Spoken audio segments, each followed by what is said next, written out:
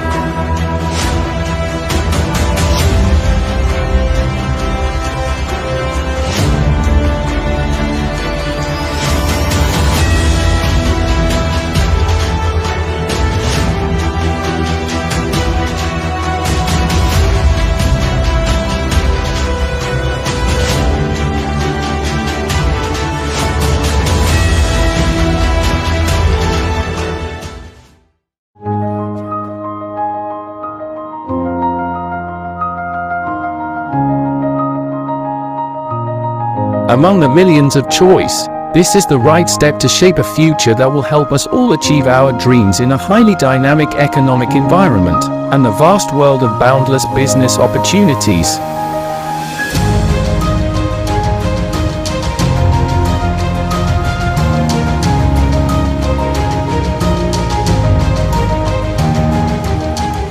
Together, we will discover a platform for our aspirations and ambitions to continuously develop, innovate, and adapt to every global change that occurs. With our extensive history, we have explored the rapidly changing world of economics and business. Guided by experienced educators and a wide network of collaboration and cooperation, we study relevant strategies to consistently find opportunities amidst all uncertainties.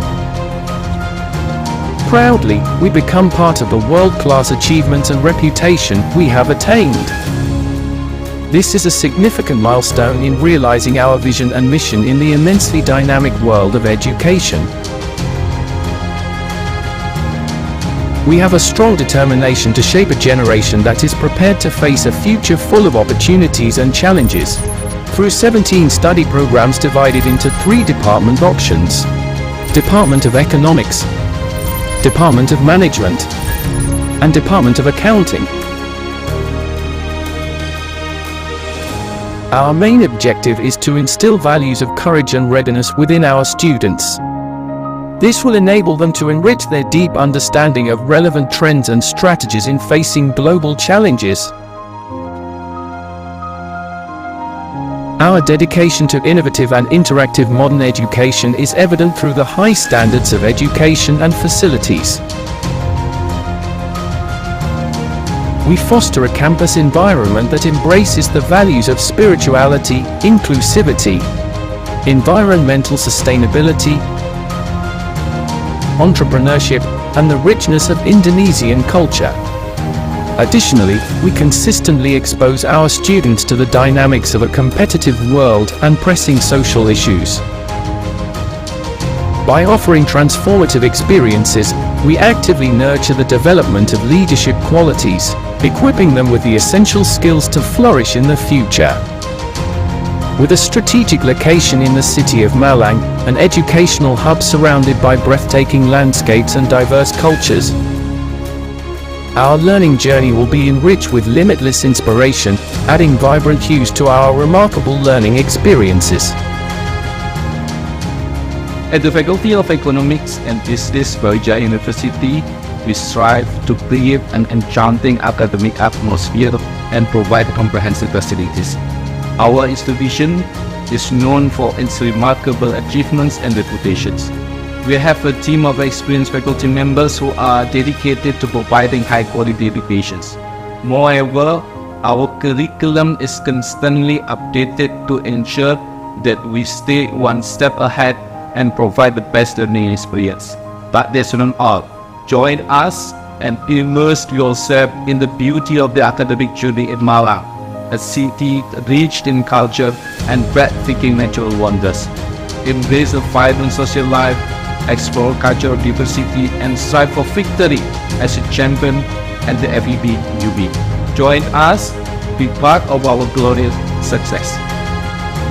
As an institution that has successfully nurtured generations of accomplished individuals in the realms of economics and business, we are steadfast in our commitment to becoming a pioneering and transformative institution in the field of economic and business education. With an esteemed international reputation and deep roots in Indonesian culture, we stand ready to make a significant impact. Join us on this remarkable future. The Faculty of Economics and Business, Brawijaya University.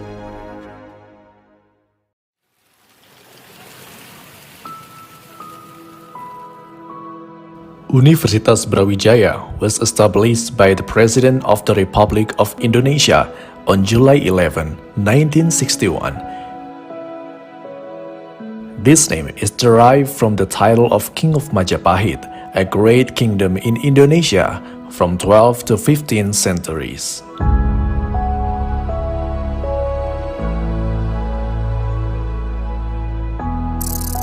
Universitas Brawijaya transformed into a state university on January 5, 1963, following a presidential decree issued earlier in the same year. There are 4 campuses that UB possesses. 2 of them are located in Malang at Veteran and Dieng, then the rest are in Kediri in Jakarta. The main campus is located in the western part of Malang City with a total area of 60 hectares. It's a very strategic location and it has a great infrastructure. The campus has pleasant climate with a good amount of trees and fresh air. Today, UB is one of the leading universities in Indonesia with more than 60,000 students in various degrees ranging from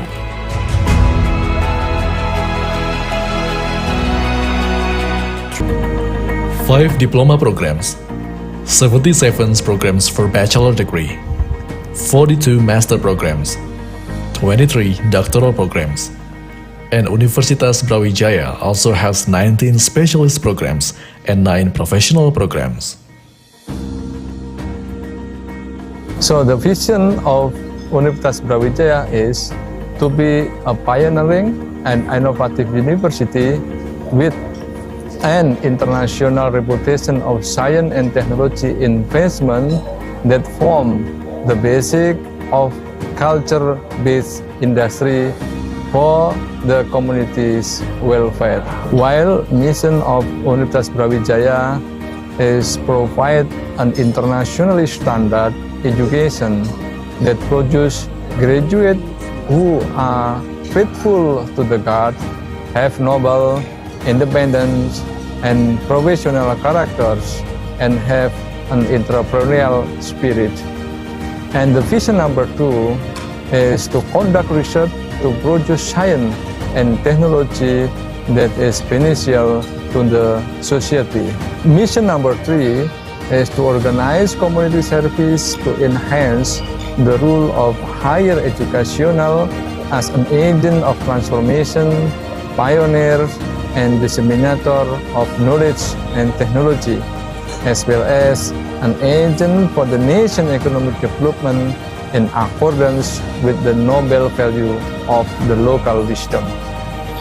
And mission number 4 is to organize higher education and manage a leading, equitable, and sustainable institution.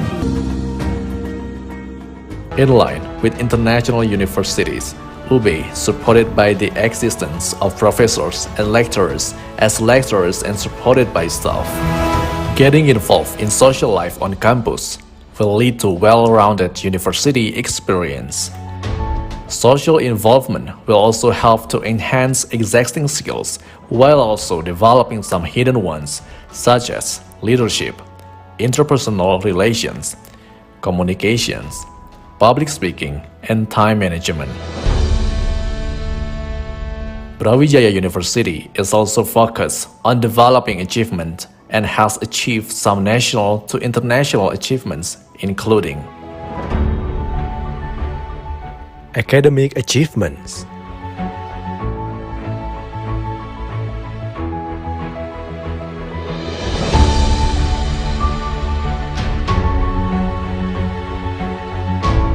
non-academic achievements,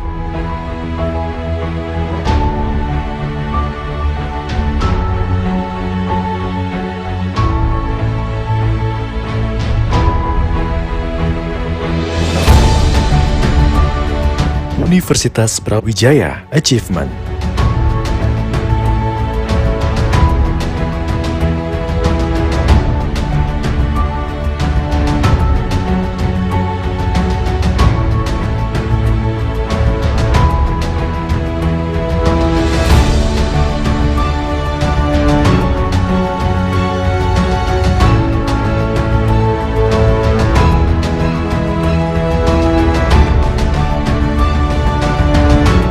The supporting facilities for study, they are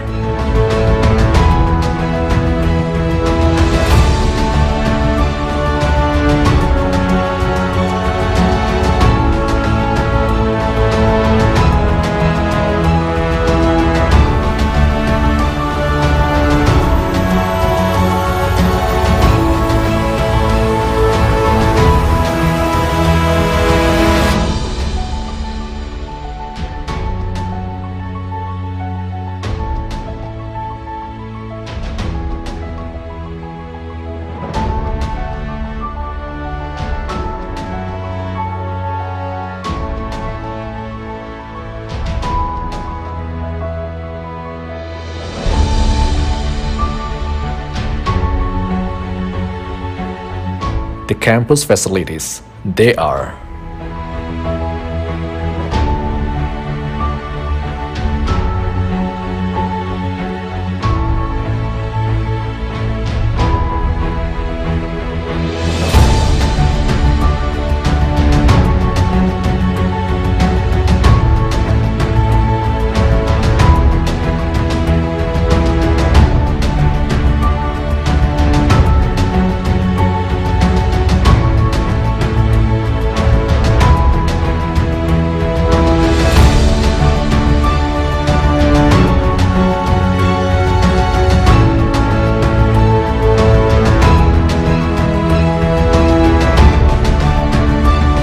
In the era of the COVID-19 pandemic, UB uses information systems to support online lecturers, including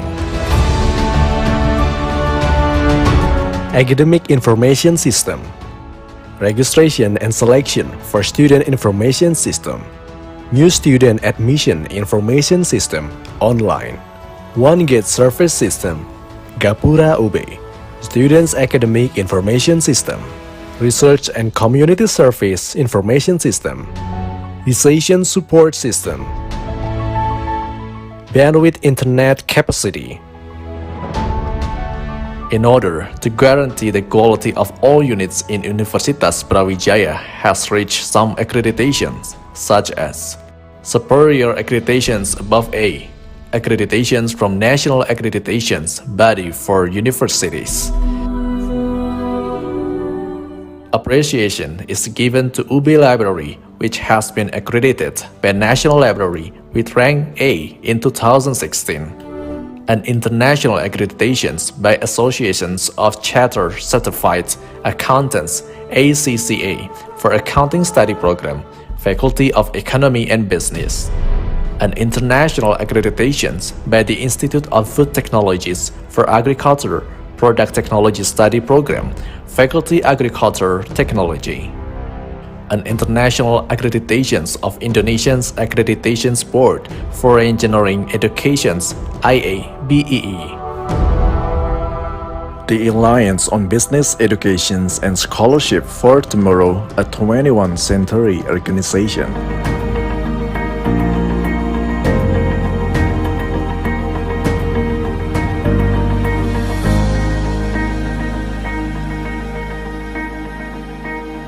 Universitas Brawijaya is an associate member of AUNKUA network under Asian University Network since 2014 as a form of international acknowledgement. To support Merdeka Belajar Kampus Merdeka or MBKM program by the Ministry of Education of Indonesia, Universitas Brawijaya take part to participate to create students who excel in various sciences and ready for professional industry. Universitas Brawijaya was actively directly involved in the management of the Semeru disaster area for learning and improving sense of humanity. Universitas Brawijaya as an inclusive excellence campus based on international educations continues to improve the quality of services. Universitas Brawijaya as a leading university with our international standards through the process of educations, research, and service to the community are going to increase the achievements and to improve the innovations. With pride and confidence, Universitas Brawijaya will continue to improve its quality both at the national and international levels.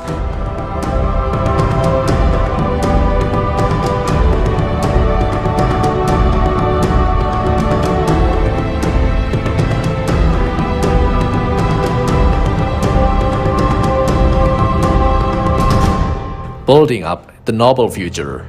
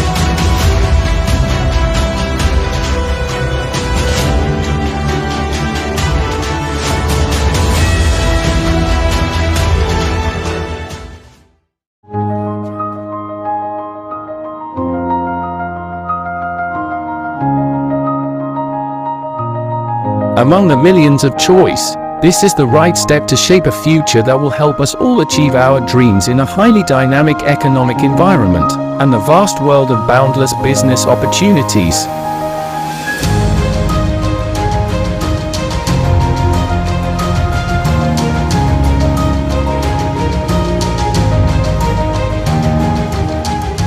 Together, we will discover a platform for our aspirations and ambitions to continuously develop, innovate, and adapt to every global change that occurs.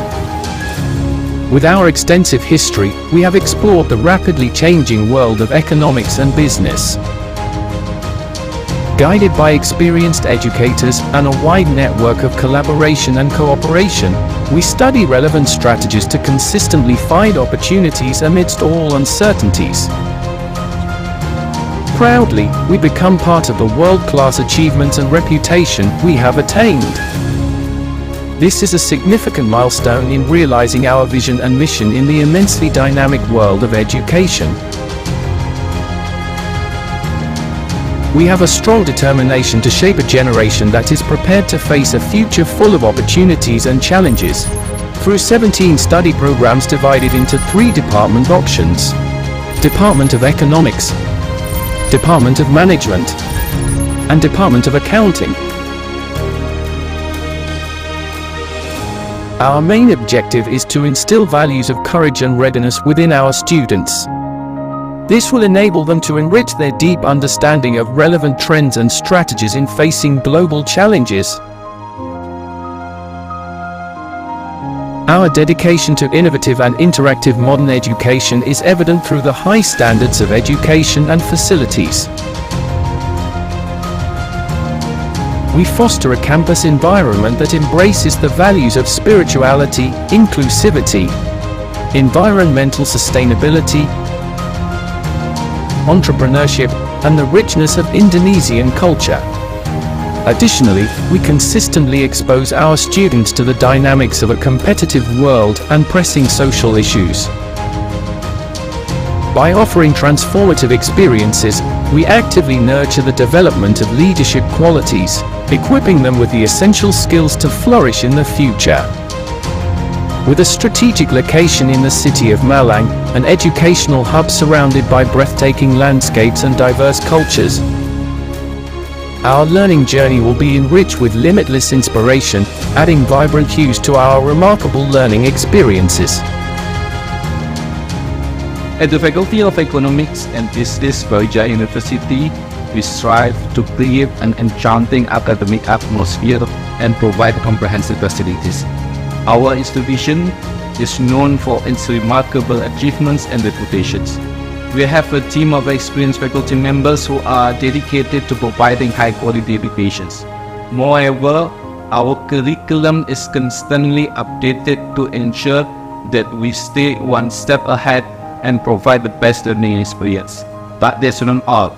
Join us and immerse yourself in the beauty of the academic journey in Malang, a city rich in culture and breathtaking natural wonders. Embrace a vibrant social life, explore cultural diversity, and strive for victory as a champion at the FEB UB. Join us, be part of our glorious success.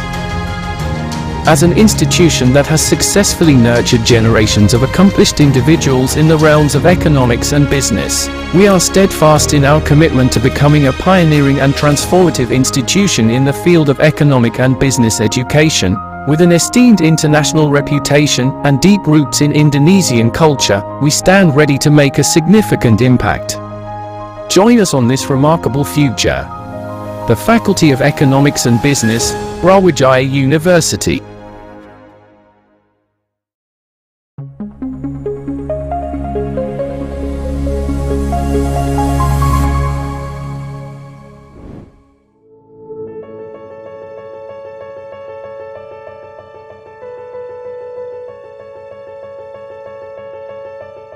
Welcome to the Department of Economics, Faculty of Economics Universitas Brawijaya. Department of Economics, Faculty of Economics Universitas Brawijaya was established in January 1963. Based on Establishment Decree No. 1 of 1963, date January 15, 1963, signed by the Minister of Higher Education and Science of the Republic. Department of Economics have vision to become an innovative higher education institution in the field of applied economics with international reputations based on Indonesian culture.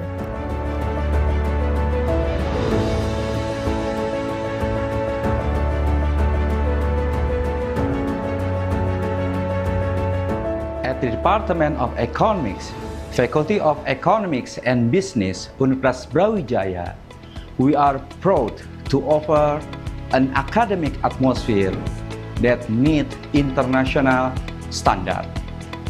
Our dedicated and experienced lecturers are committed to providing top quality education in the field of economics, Islamic economics, finance, and banking. We strive to create a pleasant and conducive academic environment supported by excellent facilities. Furthermore, our curriculum is continuously updated to align with the dynamic needs of the labor market. Moreover, our department has collaborated in research and community services with governments and overseas university partners. We are committed to becoming a reforming higher education institution in the field of applied economics. Our alumni have worked in governments and companies as well as national and multinational institutions. The Department of Economics has a high ranking in international accreditation by QS World University by Subject 2024. As a department that has a role in the national and international, the Economics Department has various accreditations.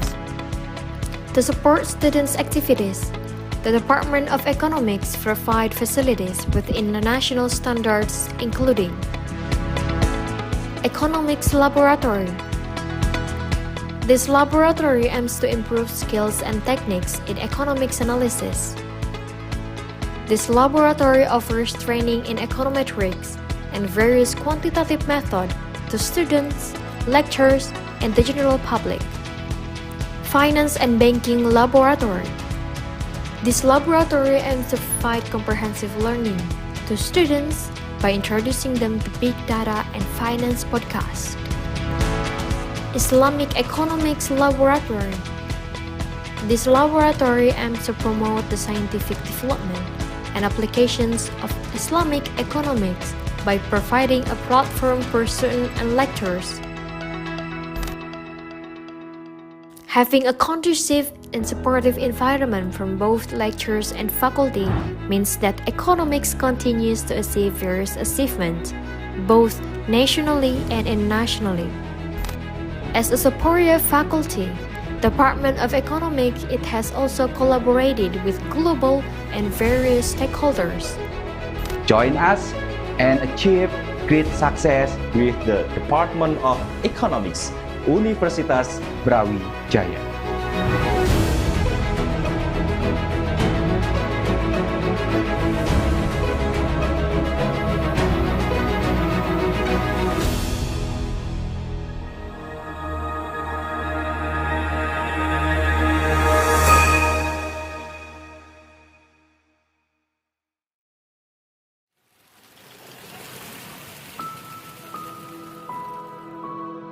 Universitas Brawijaya was established by the President of the Republic of Indonesia on July 11, 1961. This name is derived from the title of King of Majapahit, a great kingdom in Indonesia from 12th to 15th centuries.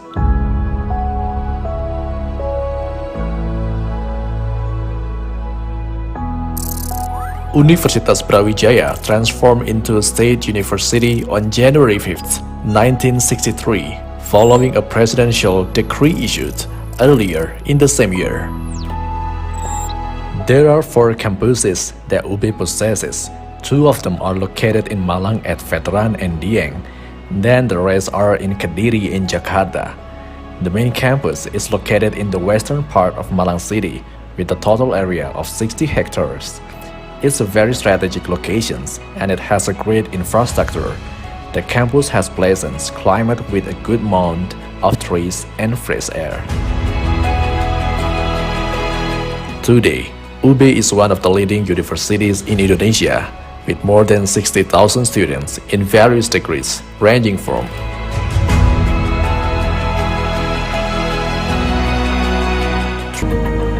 5 diploma programs, 77 programs for bachelor degree, 42 master programs, 23 doctoral programs, and Universitas Brawijaya also has 19 specialist programs and 9 professional programs.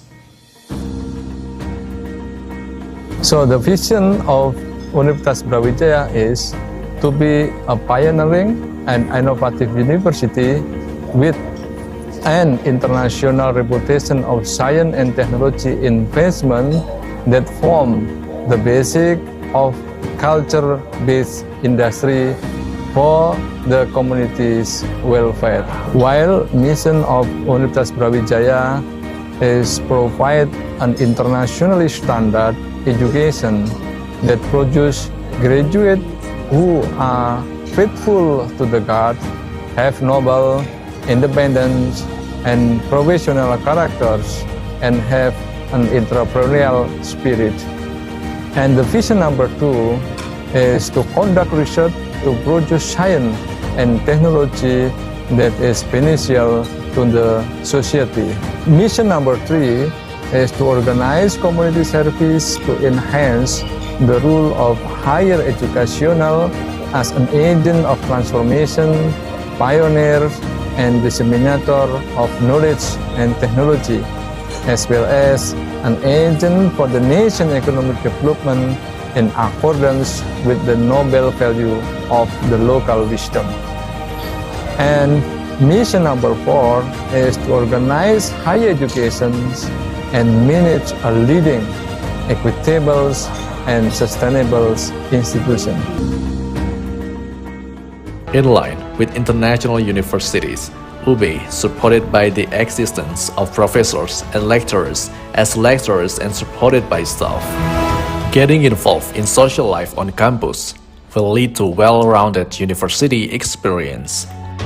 Social involvement will also help to enhance existing skills while also developing some hidden ones such as leadership, interpersonal relations, communications, public speaking, and time management. Brawijaya University is also focused on developing achievement and has achieved some national to international achievements, including academic achievements,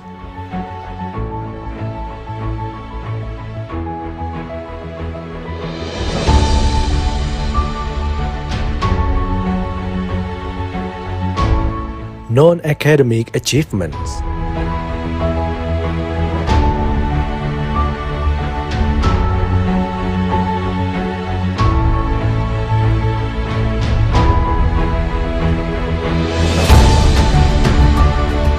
Universitas Brawijaya Achievement.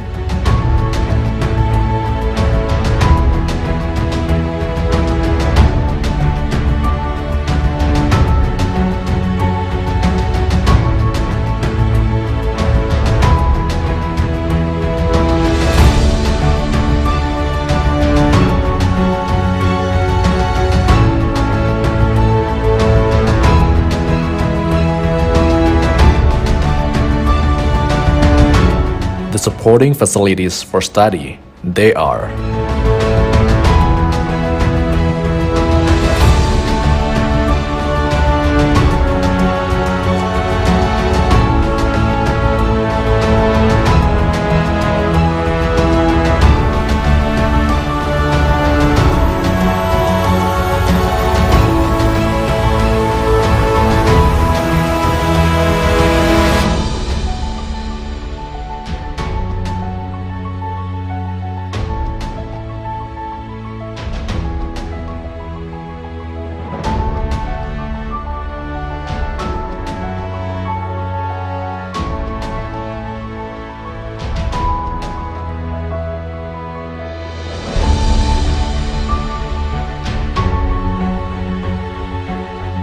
the campus facilities, they are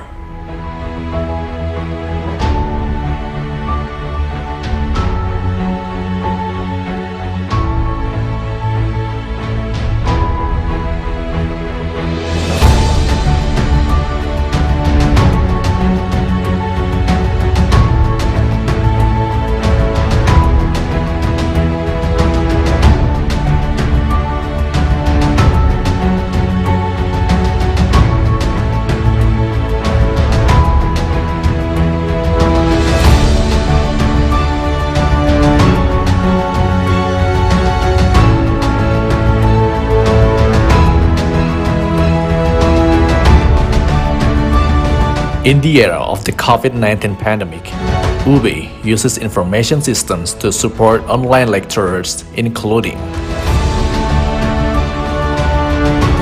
Academic Information System, Registration and Selection for Student Information System, New Student Admission Information System, Online, One Gate Service System, Gapura UB, Students Academic Information System, Research and Community Service Information System, Decision Support System,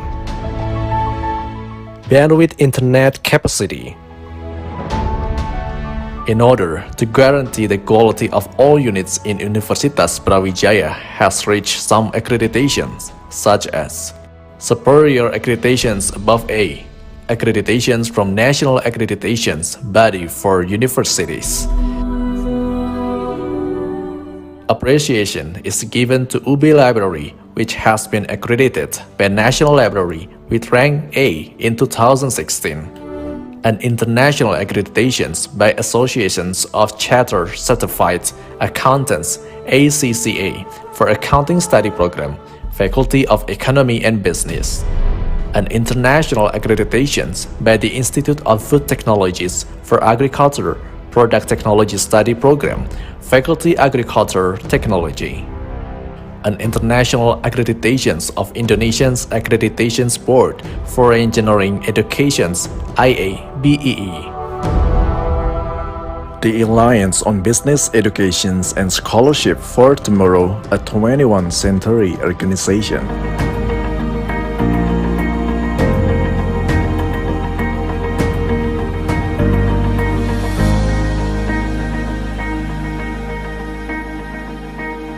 Universitas Brawijaya is an associate member of AUNKUA network under Asian University Network since 2014 as a form of international acknowledgement.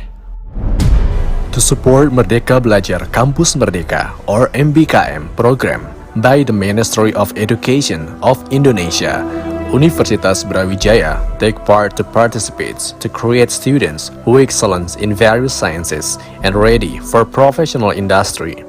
Universitas Brawijaya was actively directly involved in the management of the Semeru disaster area for learning and improving sense of humanity. Universitas Brawijaya as an inclusive excellence campus based on international educations continues to improve the quality of services. Universitas Brawijaya as a leading university with our international standards through the process of educations, research, and service to the community are going to increase the achievements and to improve the innovations. With pride and confidence, Universitas Brawijaya will continue to improve its quality both at the national and international levels.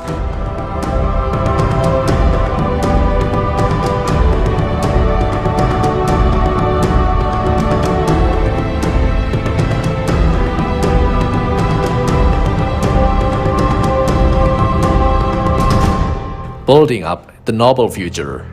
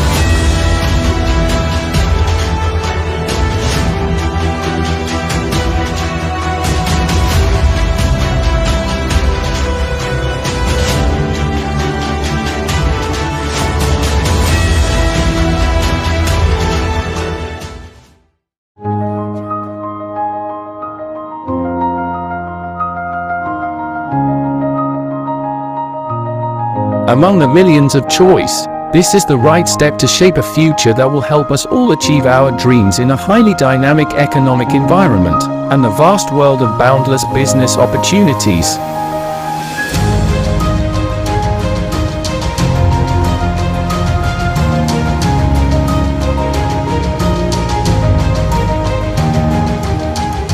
Together, we will discover a platform for our aspirations and ambitions to continuously develop, innovate, and adapt to every global change that occurs.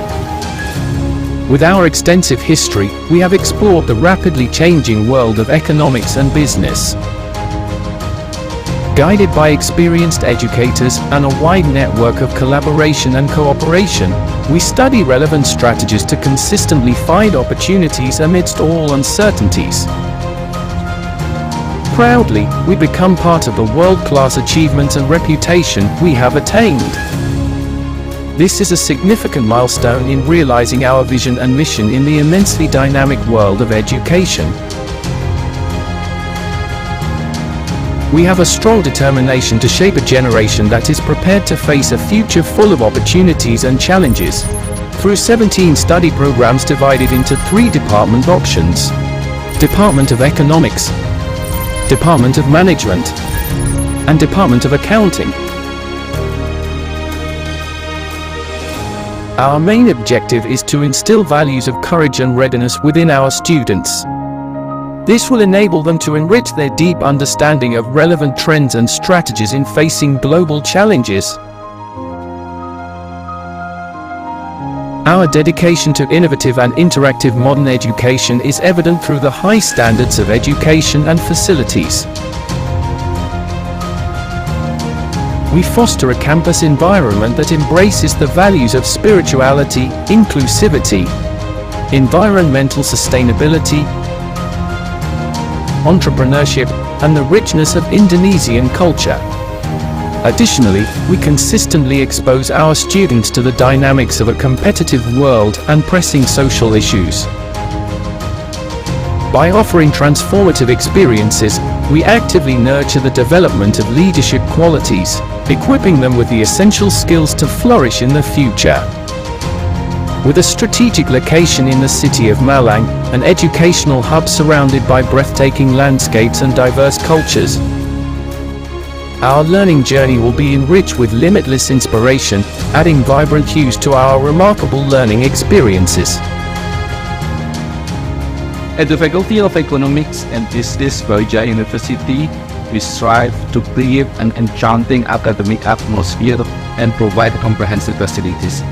Our institution is known for its remarkable achievements and reputations.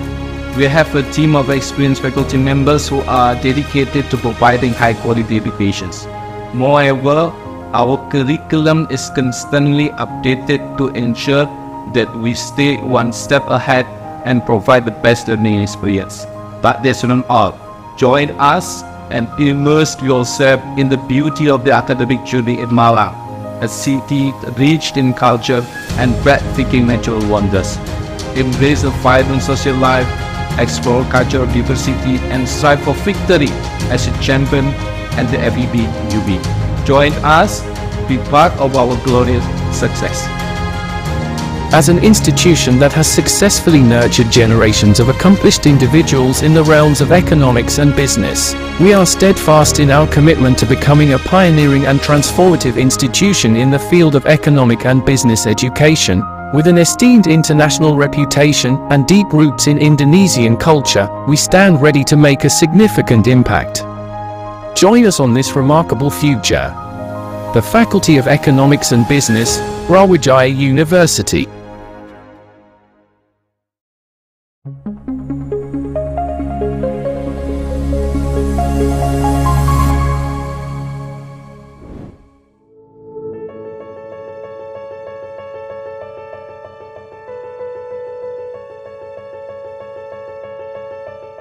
Welcome to the Department of Economics, Faculty of Economics Universitas Brawijaya. Department of Economics, Faculty of Economics Universitas Brawijaya was established in January 1963. Based on Establishment Decree No. 1 of 1963, date January 15, 1963, signed by the Minister of Higher Education and Science of the Republic. Department of Economics have vision to become an innovative higher education institution in the field of applied economics with international reputations based on Indonesian culture.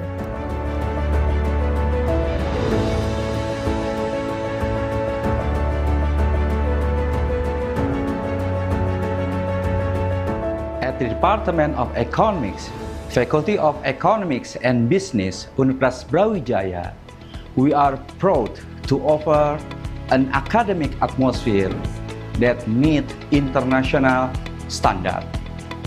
Our dedicated and experienced lecturers are committed to providing top quality education in the field of economics, Islamic economics, finance, and banking. We strive to create a pleasant and conducive academic environment supported by excellent facilities.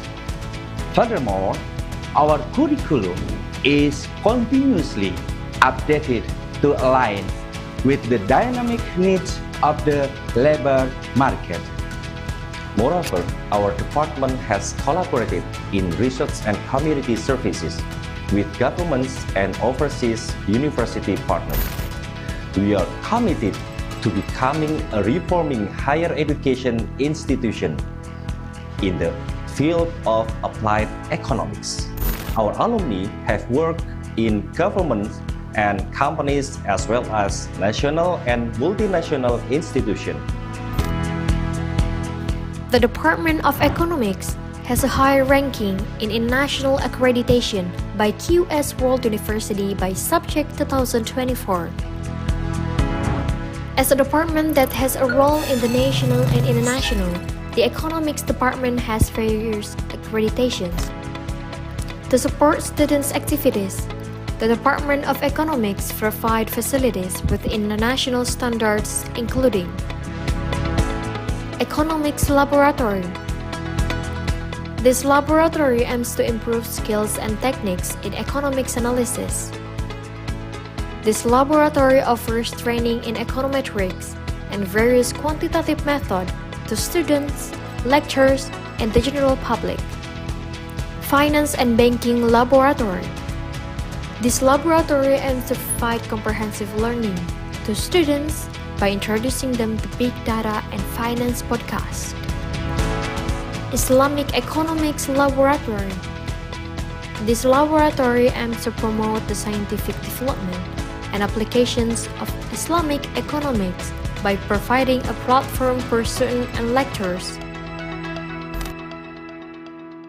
Having a conducive and supportive environment from both lecturers and faculty means that economics continues to achieve various achievements, both nationally and internationally. As a superior faculty, Department of Economics, it has also collaborated with global and various stakeholders. Join us and achieve great success with the Department of Economics, Universitas Brawijaya.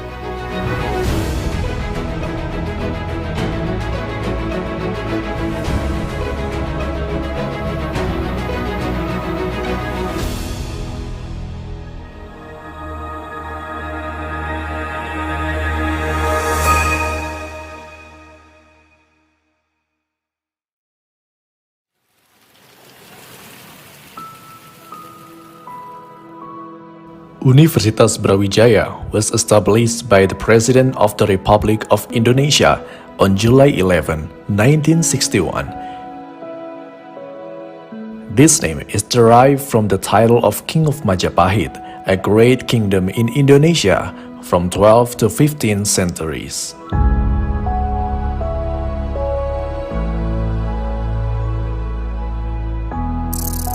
Universitas Brawijaya transformed into a state university on January 5, 1963, following a presidential decree issued earlier in the same year.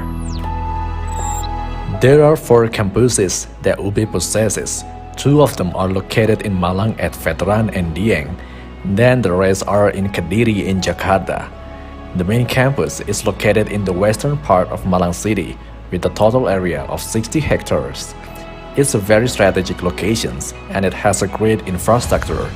The campus has pleasant climate with a good amount of trees and fresh air. Today, UB is one of the leading universities in Indonesia with more than 60,000 students in various degrees ranging from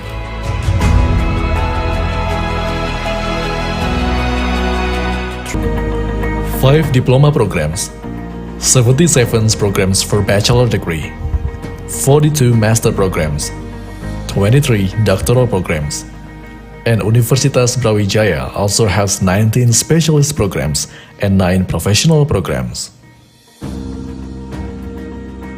So the vision of Universitas Brawijaya is to be a pioneering and innovative university with an international reputation of science and technology investment that form the basic of culture-based industry for the community's welfare. While mission of Universitas Brawijaya is provide an internationally standard education that produce graduates who are faithful to the God, have noble, independent, and professional characters, and have an entrepreneurial spirit.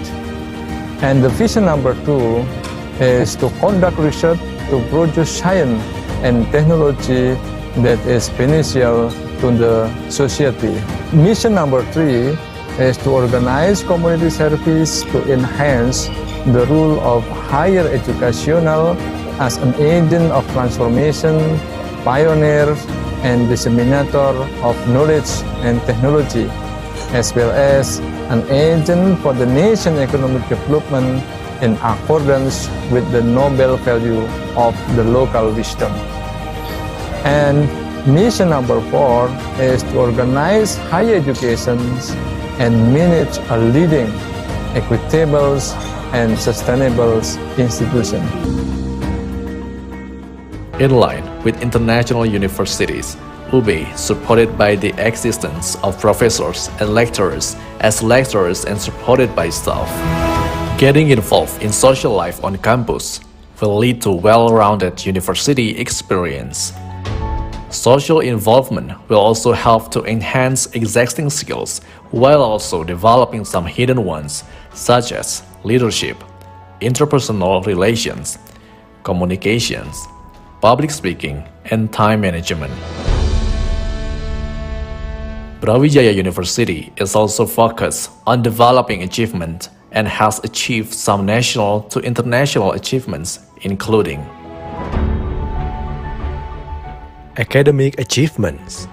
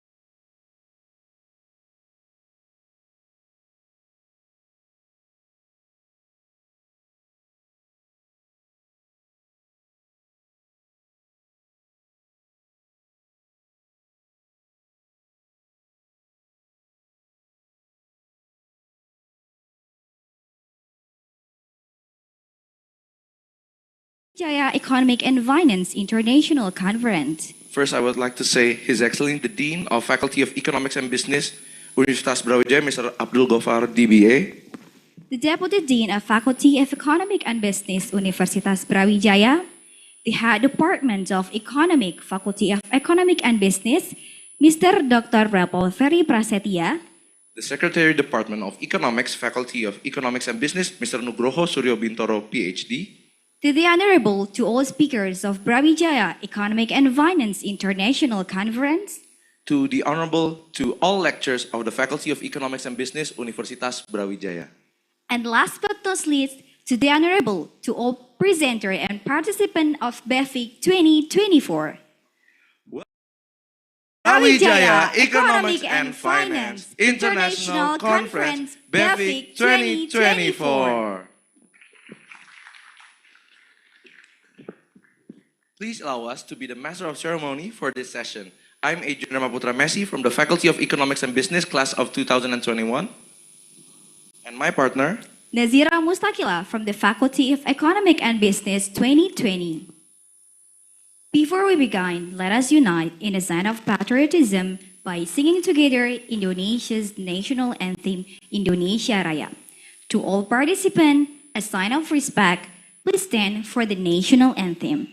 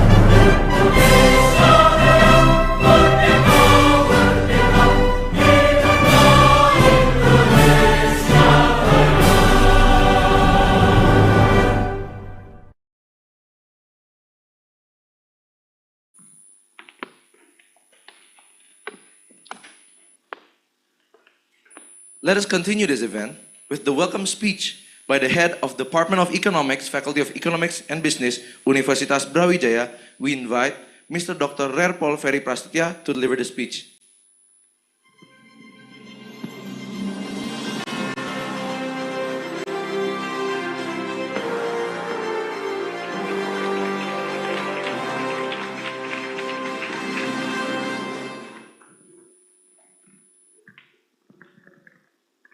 Assalamualaikum warahmatullahi wabarakatuh. Good morning, selamat pagi, salam sejahtera untuk kita semua. The Honorable, the keynote speech, Professor Muhammad Ali Berawi, Deputy for Green and Digital Transformation, Nusantara Capital of Indonesia, Our Excellency Dean of Faculty of Economy and Business, Professor Abdul Ghaffar, and Vice Dean, and also Head and Secretary at Faculty of Economy and Business, Universitas Brawijaya. And our distinguished professor, or our distinguished speaker, Professor Datu Profesor Ulung Dr. Raja Rasia from University Malaysia. Welcome, Professor. And also by online, Professor O'Neill from Monash University, Professor Akoda from Nagoya University, Professor Miranda from Wageningen University, and Professor Devanto from Universitas Brawijaya. And our co-host, Universitas Udayana, Universitas Islam Negeri Malang, and Universitas Negeri Surabaya, organizing committee or student, ladies and gentlemen.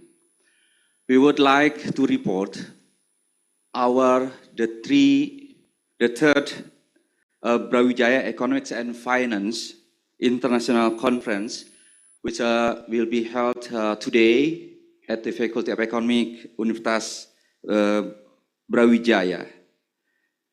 This conference is organized by our department, our Economics, Universitas Brawijaya, and this conference is attended by more than 80 participants from various university, institutions, and also the countries. The theme of the conference is the global economic transformation, unlocking the power of innovation, inclusion, and sustainability. So this conference aims to provide a platform for the researcher, academician, and also the participant, practitioner, and policy maker to share their ideas, research finding, and experience. We have also the keynote speech from the IKN, the Nusantara capital of Indonesia, as well as two panel session, with 5 distinguished speakers, as I mentioned before, from Indonesia, from Malaysia, from Australia, Netherlands, and Japan. We also have 12 online parallel sessions. The parallel session cover the topics related to economics, finance, and banking, especially related to the financial technology and the future of finance, green finance, and sustainability investment, or halal industry in the global economics governance for innovation and inclusion and sustainability. We would like to express our gratitude to the keynote speech, to the panel session speaker, and co-hosts Udayana, UNESA, and UIN Malang, for the moderator, for the dean and vice dean, and chair session, presenter, participation, and the organizing committee for their contribution and support in making the conference a success. Thank you for your attention. Assalamualaikum warahmatullahi wabarakatuh.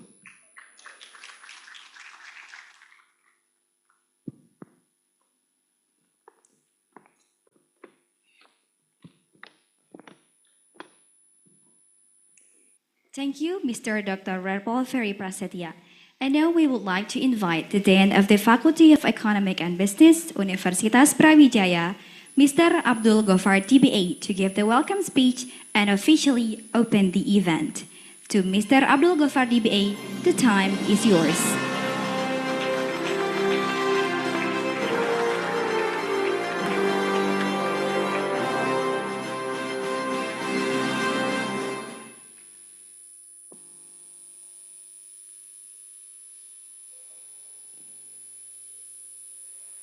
Very good morning, everyone, ladies and gentlemen. First of all, I would like to apologize because of the 10 minutes late, because there was a very severe traffic jam. So my host, Professor Raja, because today one of the candidates of the municipality elections convoy for the register to the DPRD Malang. So my house is only maybe 2.5 kilometers from the campus, but I took 45 minutes by motorcycles to get here for the campus because of the convoys. Thousands of people are on the street today. So guys, if you are stay in the Trokomas until Batu, you have to be very careful because of the convoys until maybe in 1 hour today. So I want to welcome all the speakers today, especially the distinguished Professor Ali Brawi and distinguished Professor Datuk Dr. Raja Rasia from the Malaya University. Welcome, Prof. And all the speakers today with us and my fellow faculty members and all the participants and the presenters of the third Brawijaya Economics and Finance International Conference 2024. And this year's the topic is very interesting, I think. We are today gathering under the banner of the global economic transformation, unlocking the power of innovation, inclusion, and sustainability. I know this topic is very high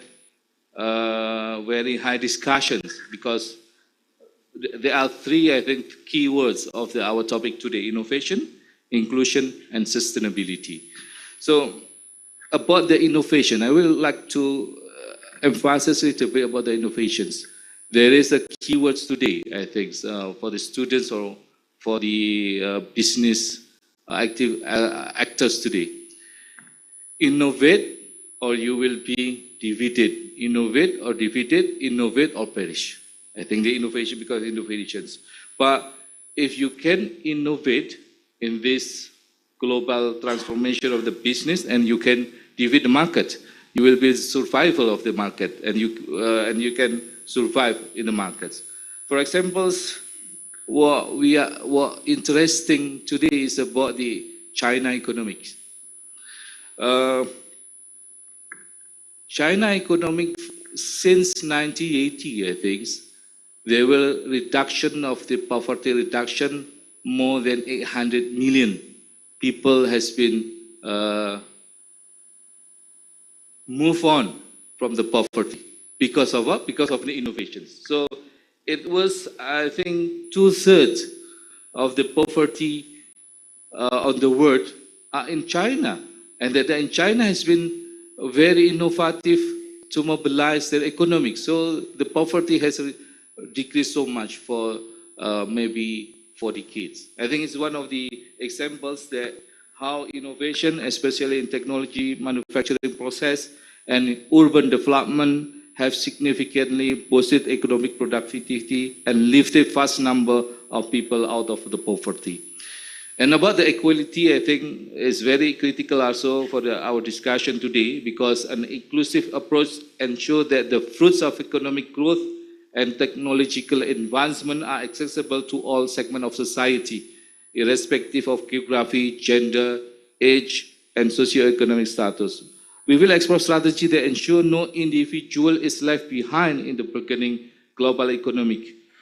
There is a research, I think, that underscores this point by concluding that sustainable and inclusive economic growth necessitates inclusive institutions. Without these institutions, growth could become an exclusive benefit for a small segment of society, leaving the majority behind. And because the majority will be left behind, then the economic will not sustainable for the few years. So more of an imperative of sustainability command of unwavering commitment. In an era marked by precarious environmental balances, it is incumbent upon us to step forward resources entrusted to our care, ensuring that our economic endeavors not merely extract short-term gains, but also foster long-term viability and ecological integrity. This point was profoundly articulated by Professor Sirpata Dasgupta in his 2021 speech, where he emphasized the importance of integrating biodiversity into economic planning. He critiques the traditional economic models that we are today learn in our study today in our campus for excluding natural capital from national wealth assessments, highlighting their inadequacy in fostering sustainable development. Das Gupta calls for an expanded economic framework that includes the degradation of natural resources move beyond GDP as the sole measure of economic success, urging global cooperation and the adoption of new economic models that value and preserve natural assets. And Indonesia is very rich with the natural assets, but our GDP, the growth is only 5%. We can compare with China, the growth maybe lasts for decades. The growth is more than 2 digits from the China because they not only depend on the natural resources, but also they make very innovative productions in their production. So we proceed with this conference. I encourage each of you to engage in profound intellectual exchange, challenge the convention of economic thought, and forge collaboration that transcend geographical and disciplinary boundaries. Together, let us strive to sculpt a world that value robust economic framework, inclusive growth, and sustainable practice. Again, thank you for your contribution today and for the third our conference for this year, and enjoy the conference. Thank you very much. I commend that this conference will begin. Bismillahirrahmanirrahim. Thank you very much. Assalamualaikum warahmatullahi wabarakatuh.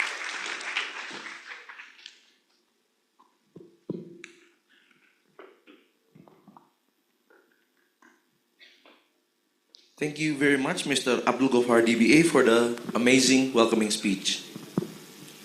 We would also like to take a moment to acknowledge our esteemed co-host for this event. We would like to say thank you so much to Faculty of Economic and Business Universitas Udayana. We would also like to say thank you. We would also like to say thank you for the Faculty of Economics and Business Universitas Negeri Surabaya. And also thank you to Faculty of Islamic Economic and Business Universitas Maulana Malik Ibrahim Malang. Ladies and gentlemen, as a gesture of our deep gratitude and appreciation, we would like to present the souvenir of appreciation to our esteemed speaker, Mr. Dato Professor Ulung Raja Rasya from University of Malaya for his willingness to attend the BEFIC Conference 2024. To Mr. Dato Professor Ulung Raja Rasya, we invite you please to come onto the stage. Here we would also like to invite Mr. Abdul Ghaffar as the Dean of Faculty of Economic and Business, and also Mr. Ferry Prasetya as the Head Department of Economic to join us on the stage to assist in presenting the souvenir of appreciation.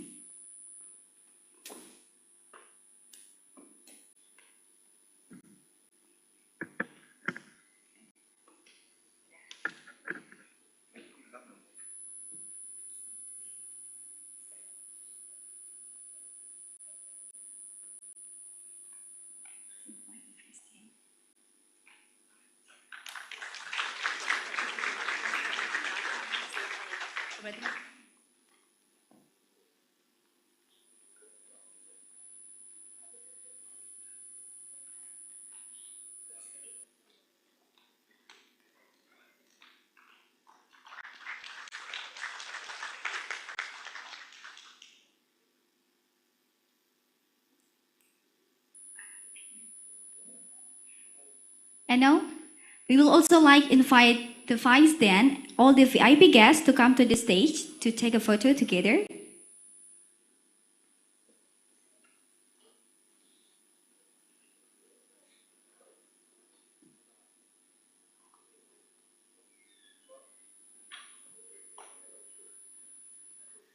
We would like to invite all our VIP guests today to take a memorable photo in a very big group. Can we come to the stage?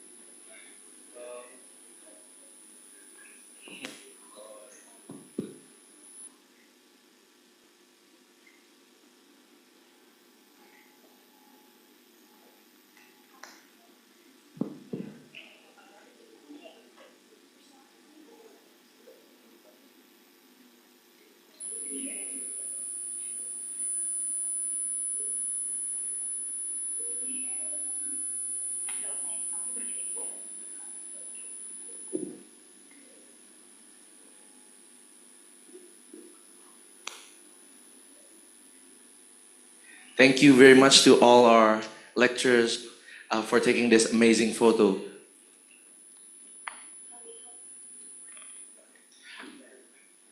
After this, we would like to invite everyone on stage to go down, and we would like to take a very big photo with all our participants. You may now go back to your seats, and we will take a very big photo with everyone in the audience.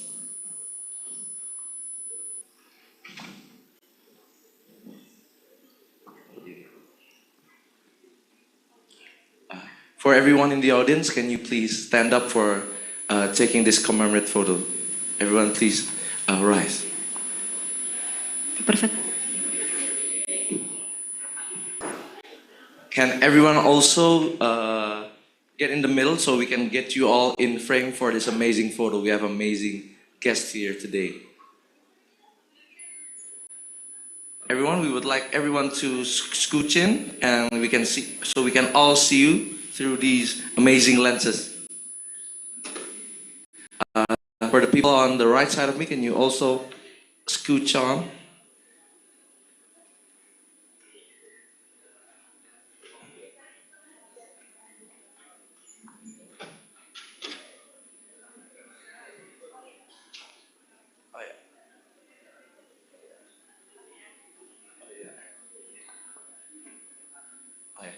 Okay, everyone, have a very big smile. 1, 2, cheese.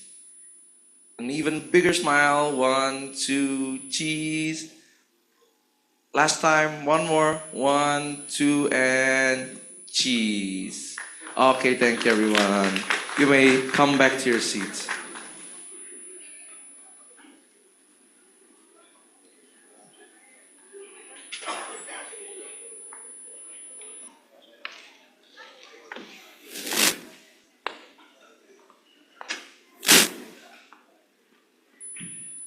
Ladies and gentlemen, now we are going to jump to the next exciting part of our event.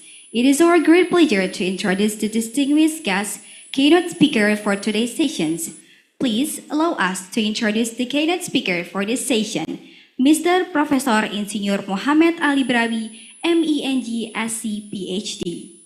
Professor Engineer Muhammad Ali Brawi, MEng SC PhD, currently serves as Deputy for Green and Digital Transformation of the Nusantara Capital Authority of Indonesia. He is also a professor at the Faculty of Engineering, University of Indonesia, and also as the Director of Asian University Network for Sustainable City and Urban Development. We are thrilled to have Professor Insinyur Muhammad Ali Brawi, MEng SC PhD, here today to share his insights with us through online. Please join us in giving a warm welcome to Professor Insinyur Muhammad Ali Brawi, MEng SC PhD. For Professor Muhammad Ali Brawi, the time is yours. Please give a round of applause.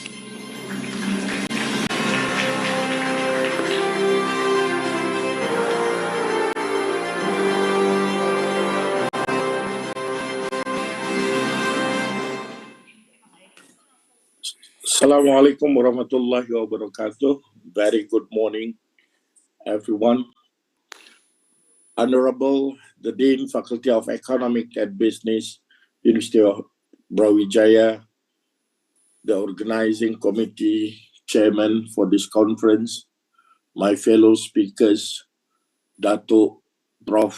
Ulung from University of Malaya, Professor O'Neill, Monash University, Prof. Okada from Nagoya University, my best friend, Professor Devanto from Universitas Brawijaya, as well as Professor Miranda from Wageningen University and Research, and also representative from University of Udayana, UNESA, University Maulana Malik Malang, ladies and gentlemen, participants for this conference. Allow me within these 30 minutes discuss on the Nusantara city planning and development as a sustainable smart capital city. So for your information, we move our capital city from Jakarta in Java to the different island of Kalimantan, particularly is in east of Kalimantan. So in the next slide, we in the program of building the Nusantara is part of Indonesia active contribution in global sustainability. For example, for the program of climate change, Nusantara Net Zero Strategy 2045 was presented in COP28 in Dubai. And for the sustainable development goals, we produced the Nusantara Baseline Voluntary Local Review that was launched at UN Escape in Bangkok.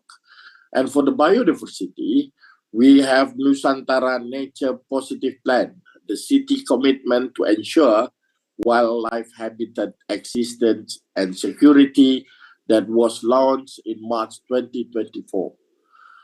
It aligns with Kuning Montreal Global Biodiversity Framework. Next, for the Nusantara Knowledge Journey, we have various international collaboration. We have been supported by 13 United Nations agencies. Among them is UN Escape, UN Habitat, UNICEF, UNOPS, and extra. And also we have signed the MOU with a colleague from Center for Livable Cities in Singapore, Stanford, Dwyer School of Sustainability, WWF, and extra. And we signed the MOUs and supported by various donors as well as technology providers, including the ADB, USAID, World Resource Institute, and extra. So in the next slide, while we are talking about this Nusantara, allow me to explain in terms of the size-wise. Nusantara is about 322,000 hectares, including the sea, but for the land, it's about 252,000 hectares. If I compare with the existing capital city of Jakarta, it's about 4 times larger than Jakarta. If I compare to Singapore, it's about 3.5 larger than Singapore. Within this 252,000 hectares, we allocated about 65% of the area is for the tropical forest through reforestation, 65%. Another 10% is dedicated for the city parks and food estate, while the rest, 25%, is dedicated for the urban built environment. So within this selected area, let's treat that 65 plus 10, 75% area is a green, sustainable, resilient, that can be treated as a carbon sink, while the other 25%, we control the project development in order to mitigate, to minimizing the carbon pollution.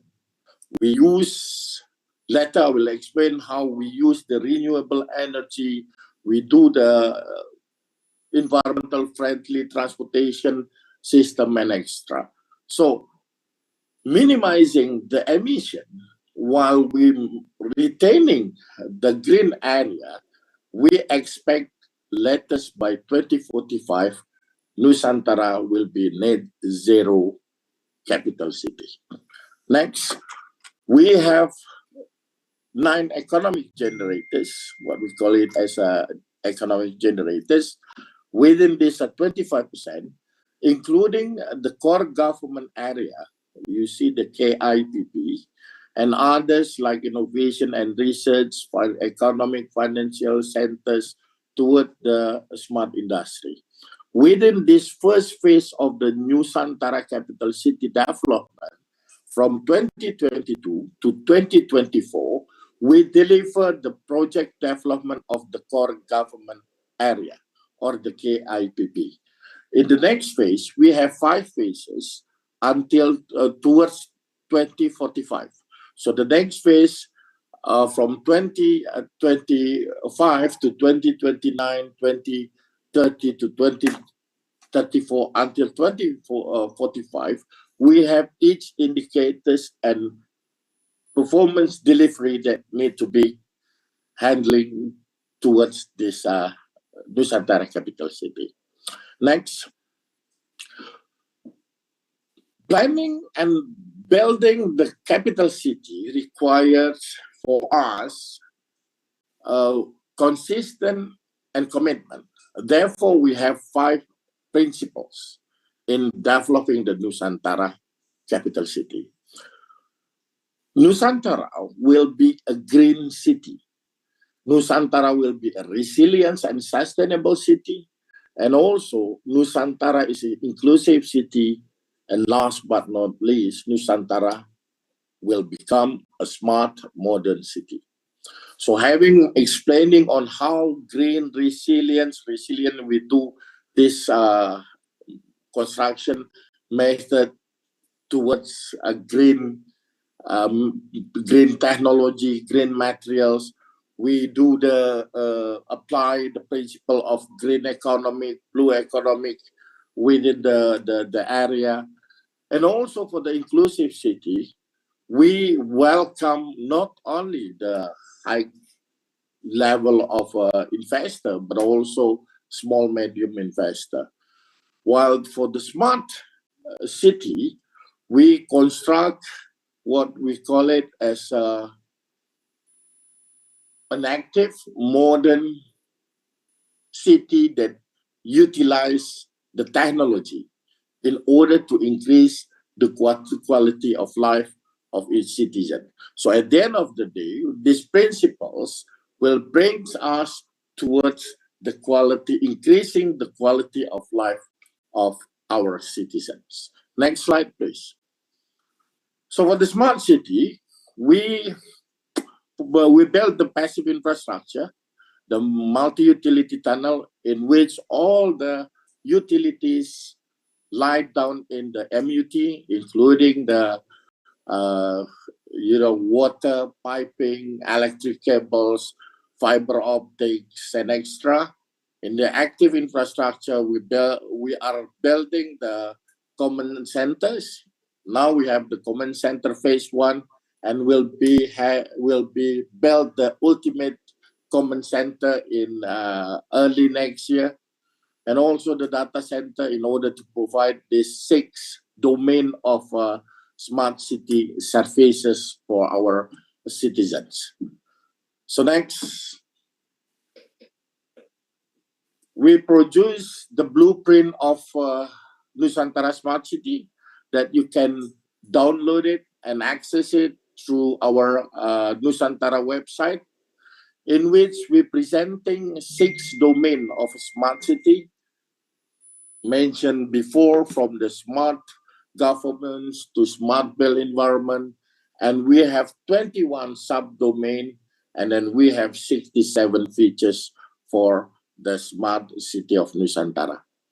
We delivered not only building the capital city, is not only about building the hardware, the basic infrastructure, buildings,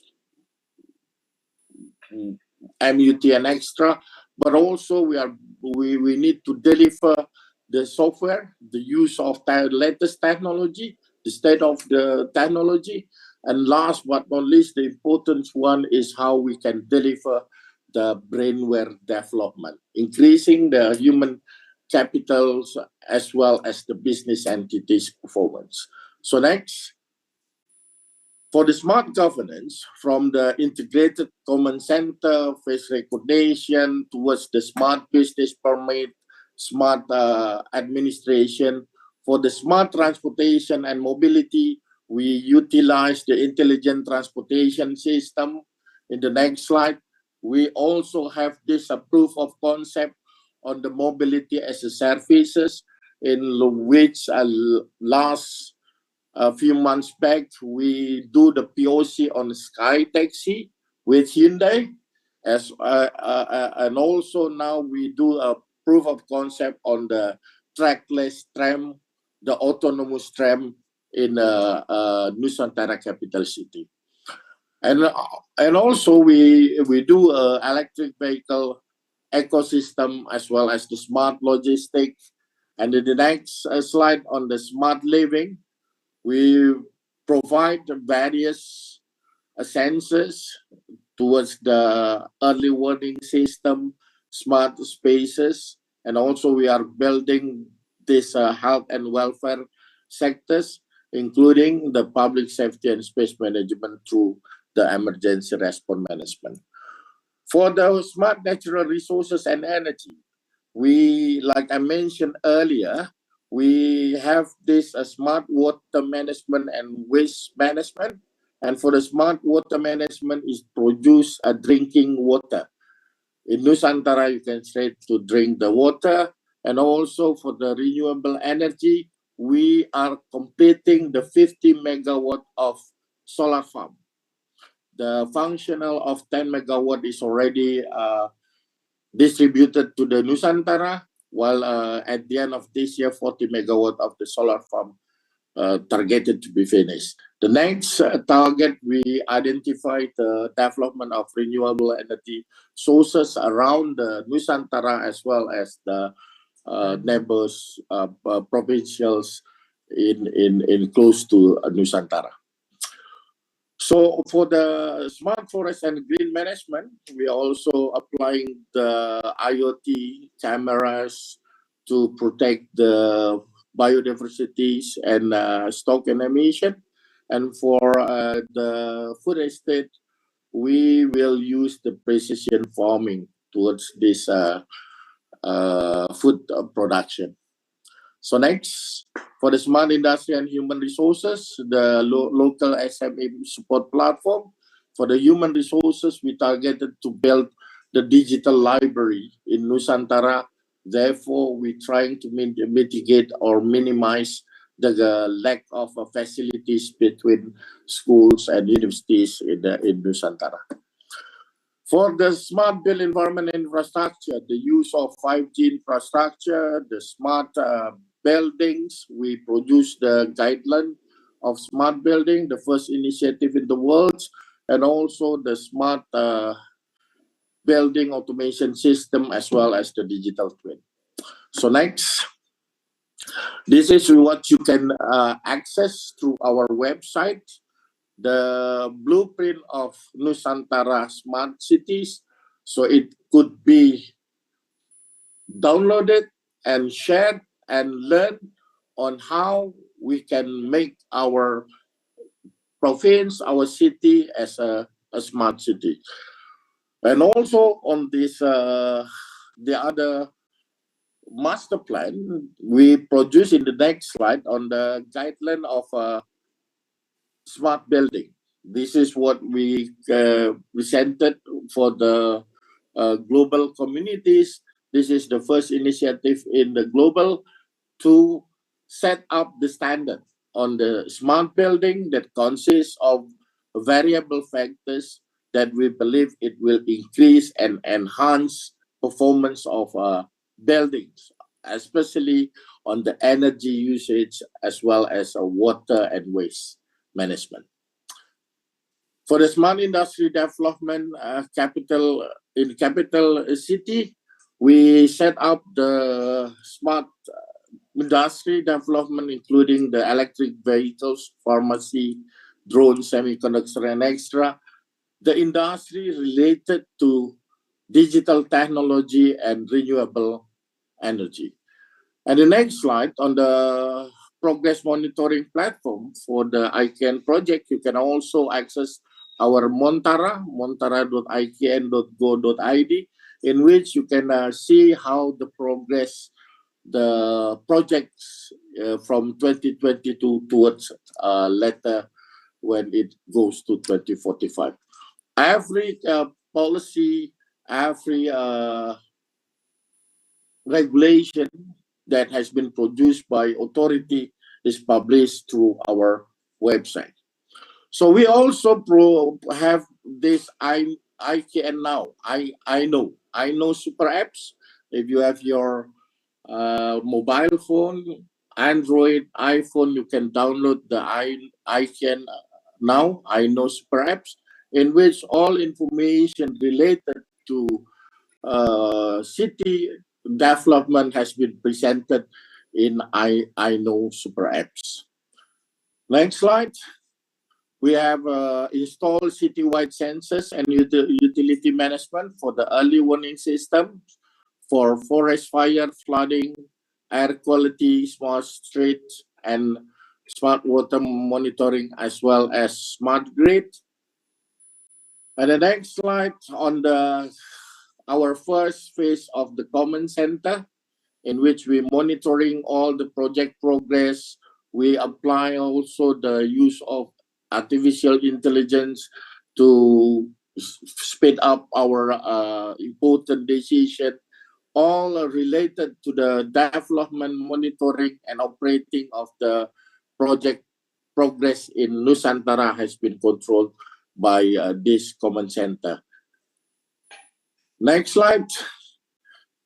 As to the public, we presented the Nusantara Technology House, in which all this technology that will be implemented, that will be constructed in the Nusantara, is shown in the Nusantara Technology House. It's open to public. You can see how the smart buildings works, what are the sky taxi and other state-of-art technology is shown in the Nusantara Techno House.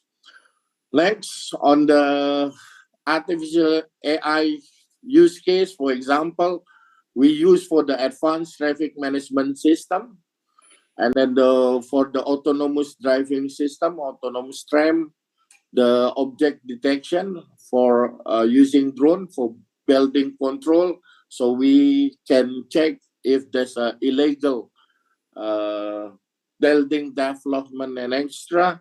And also I know you can talk to our Tarabot, the AI chatbot assistant in our apps.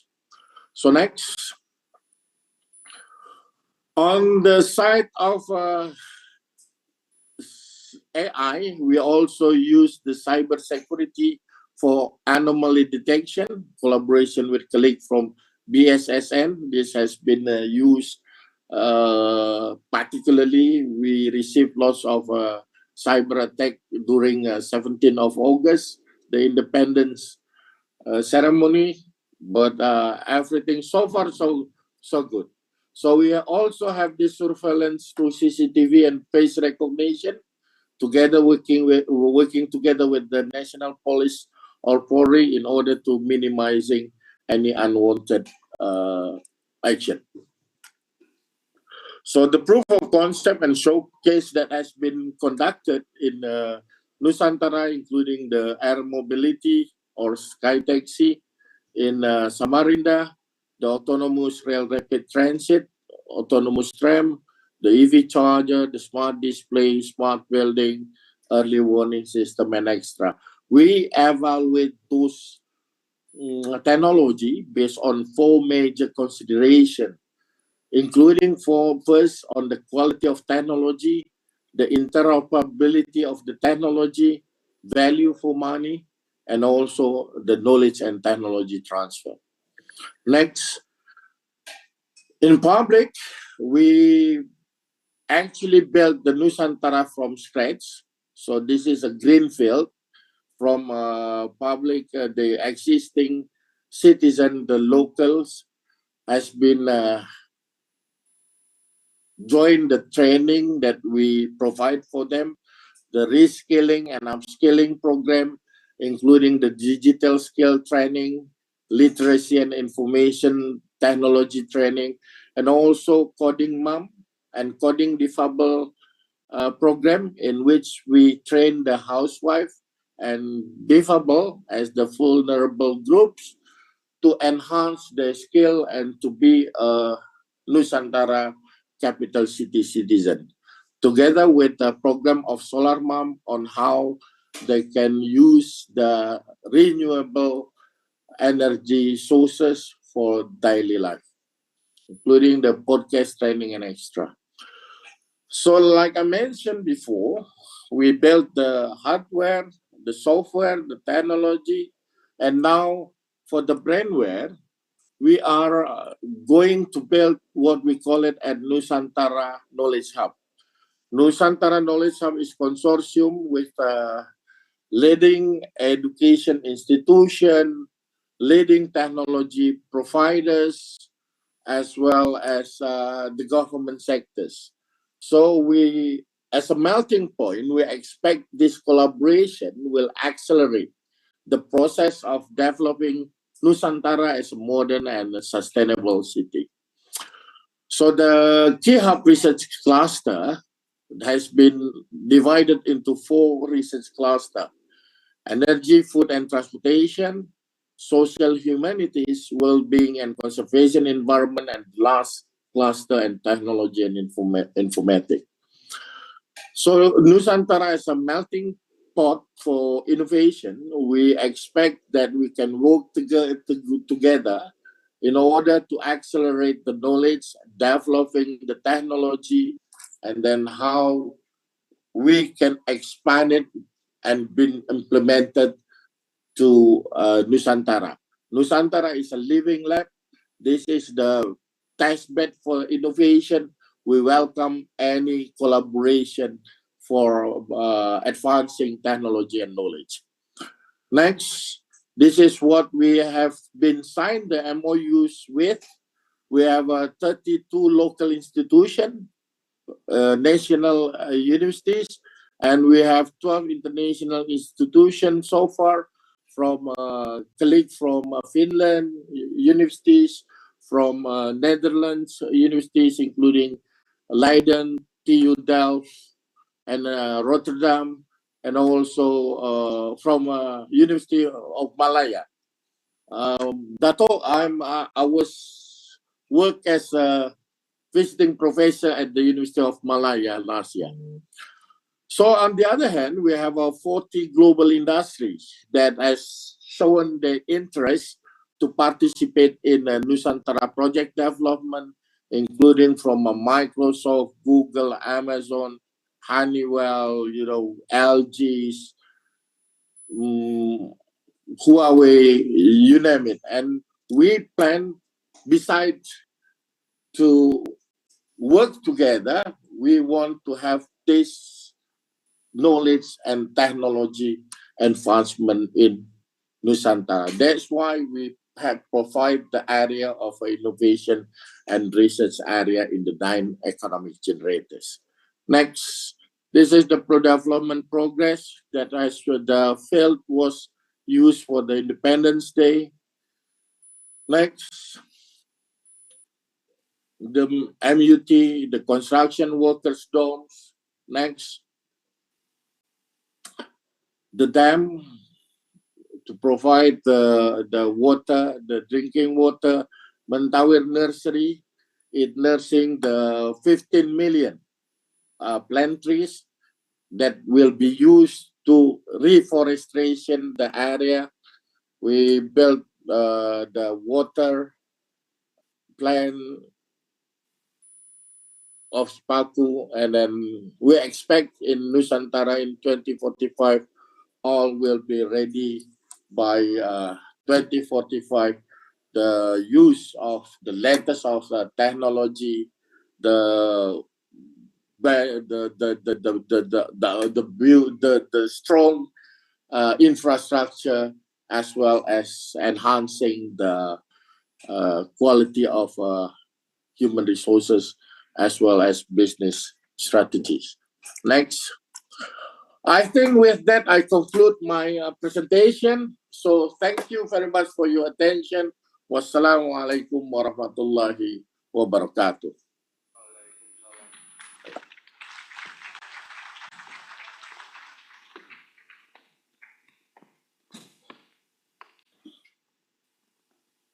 Thank you so much, Professor Insinyur Muhammad Ali Brawi, MENG, ST, PhD, for the insightful and also inspiring presentations. Your thoughts and perspectives have certainly enriched our understanding about this topic. Ladies and gentlemen, for all participants not joining the next panel session, once again to all participants, not joining the next panel session, you may leave the room to make space for over 150 people waiting outside. So people, if you're not joining the panel session for our next class, you may leave through both these doors and make room for over 150 people waiting downstairs to join us. I'm very sorry to all our guests, our VIP, our lecturers, because there's very many students enthusiastic to join, so we need to make space.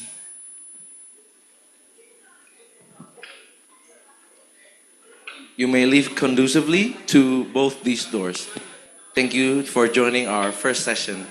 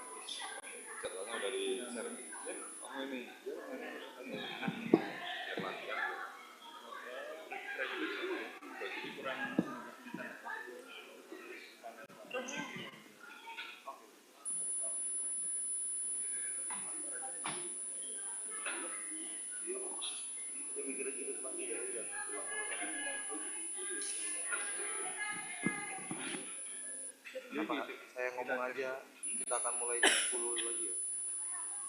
Boleh? Jam 10 ya, bilang aja.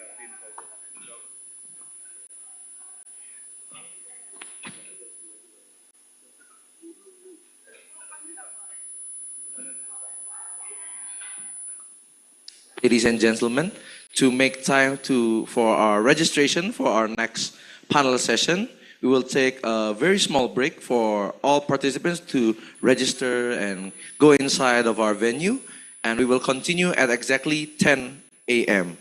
Once again, we will continue in exactly 10 a.m. in about more or less 15 minutes. Thank you for your time. Thank you for your patience, and we will see you in 15 minutes with all the participants. Thank you.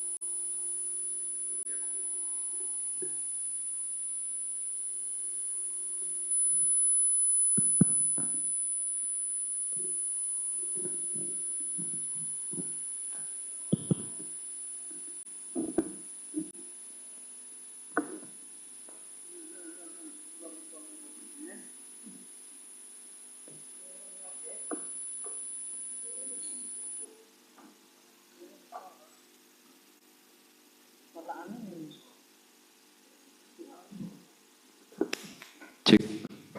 Test. Check. Check. Check. Check. Check. Test. Check.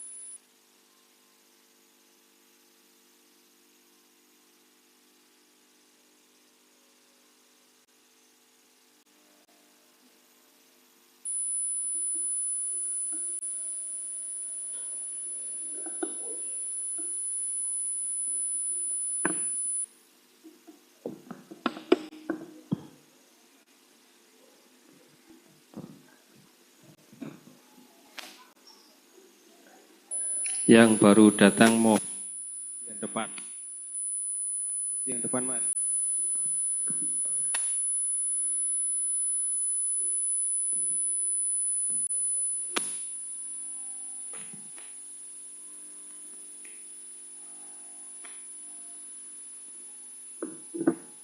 Depan, Mas. Depan sebelah kanan.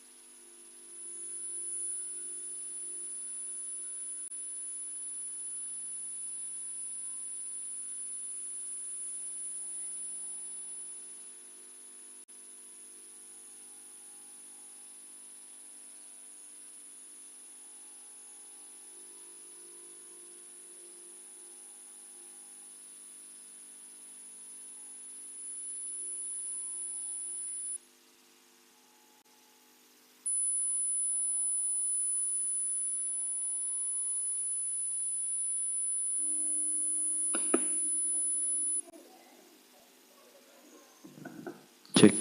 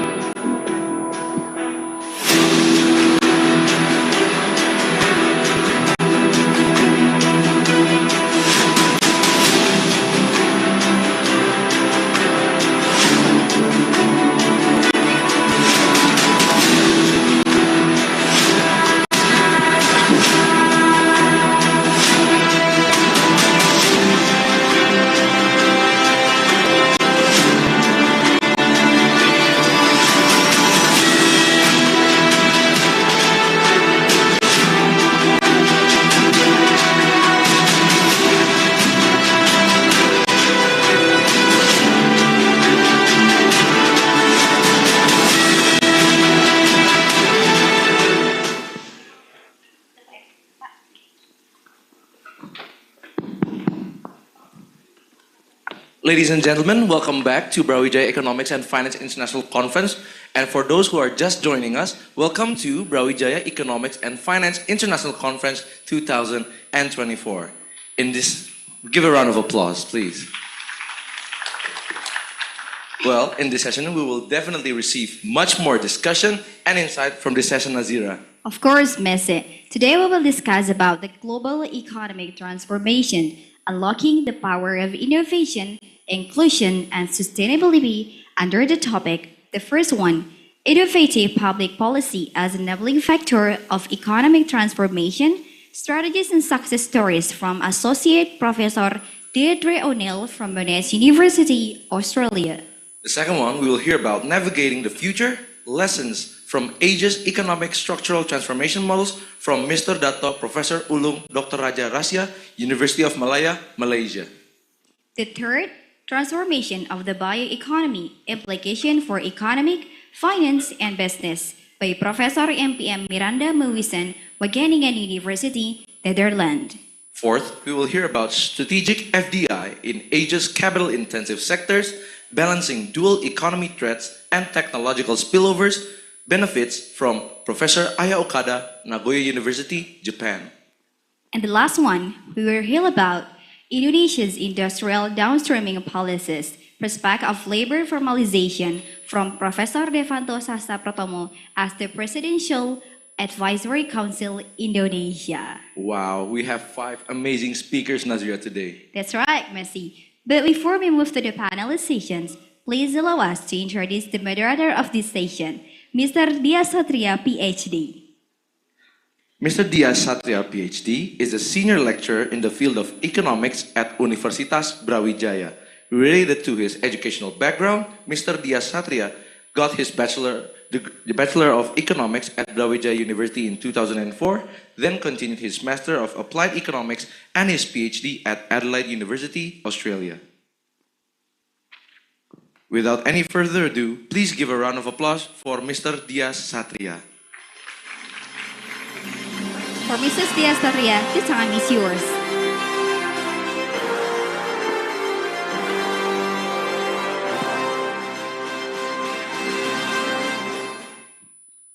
Right, Bismillahirrahmanirrahim. Assalamualaikum warahmatullahi wabarakatuh.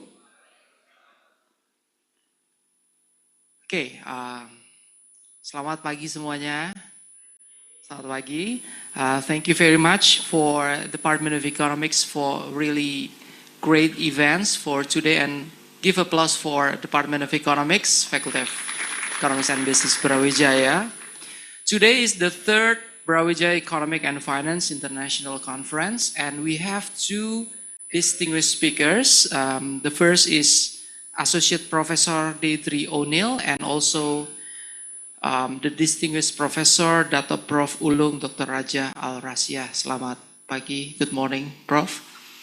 Okay, today there's two topics that really interesting, but the first we would like to hear from Dr. Deidre O'Neill.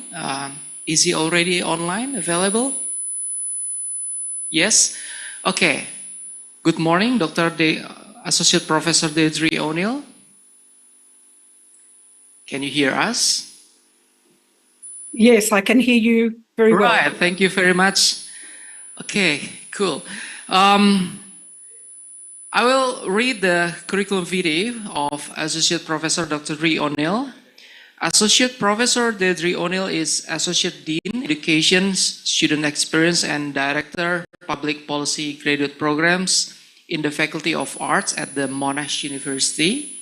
She is Course Director of the Master of Public Policy at Monash University, Australia, and Course Director of the Master of Public Policy and Management at Monash, Indonesia. Can you please give applause for Associate Professor Deidre O'Neill? Thank you, Professor, for joining in our conference.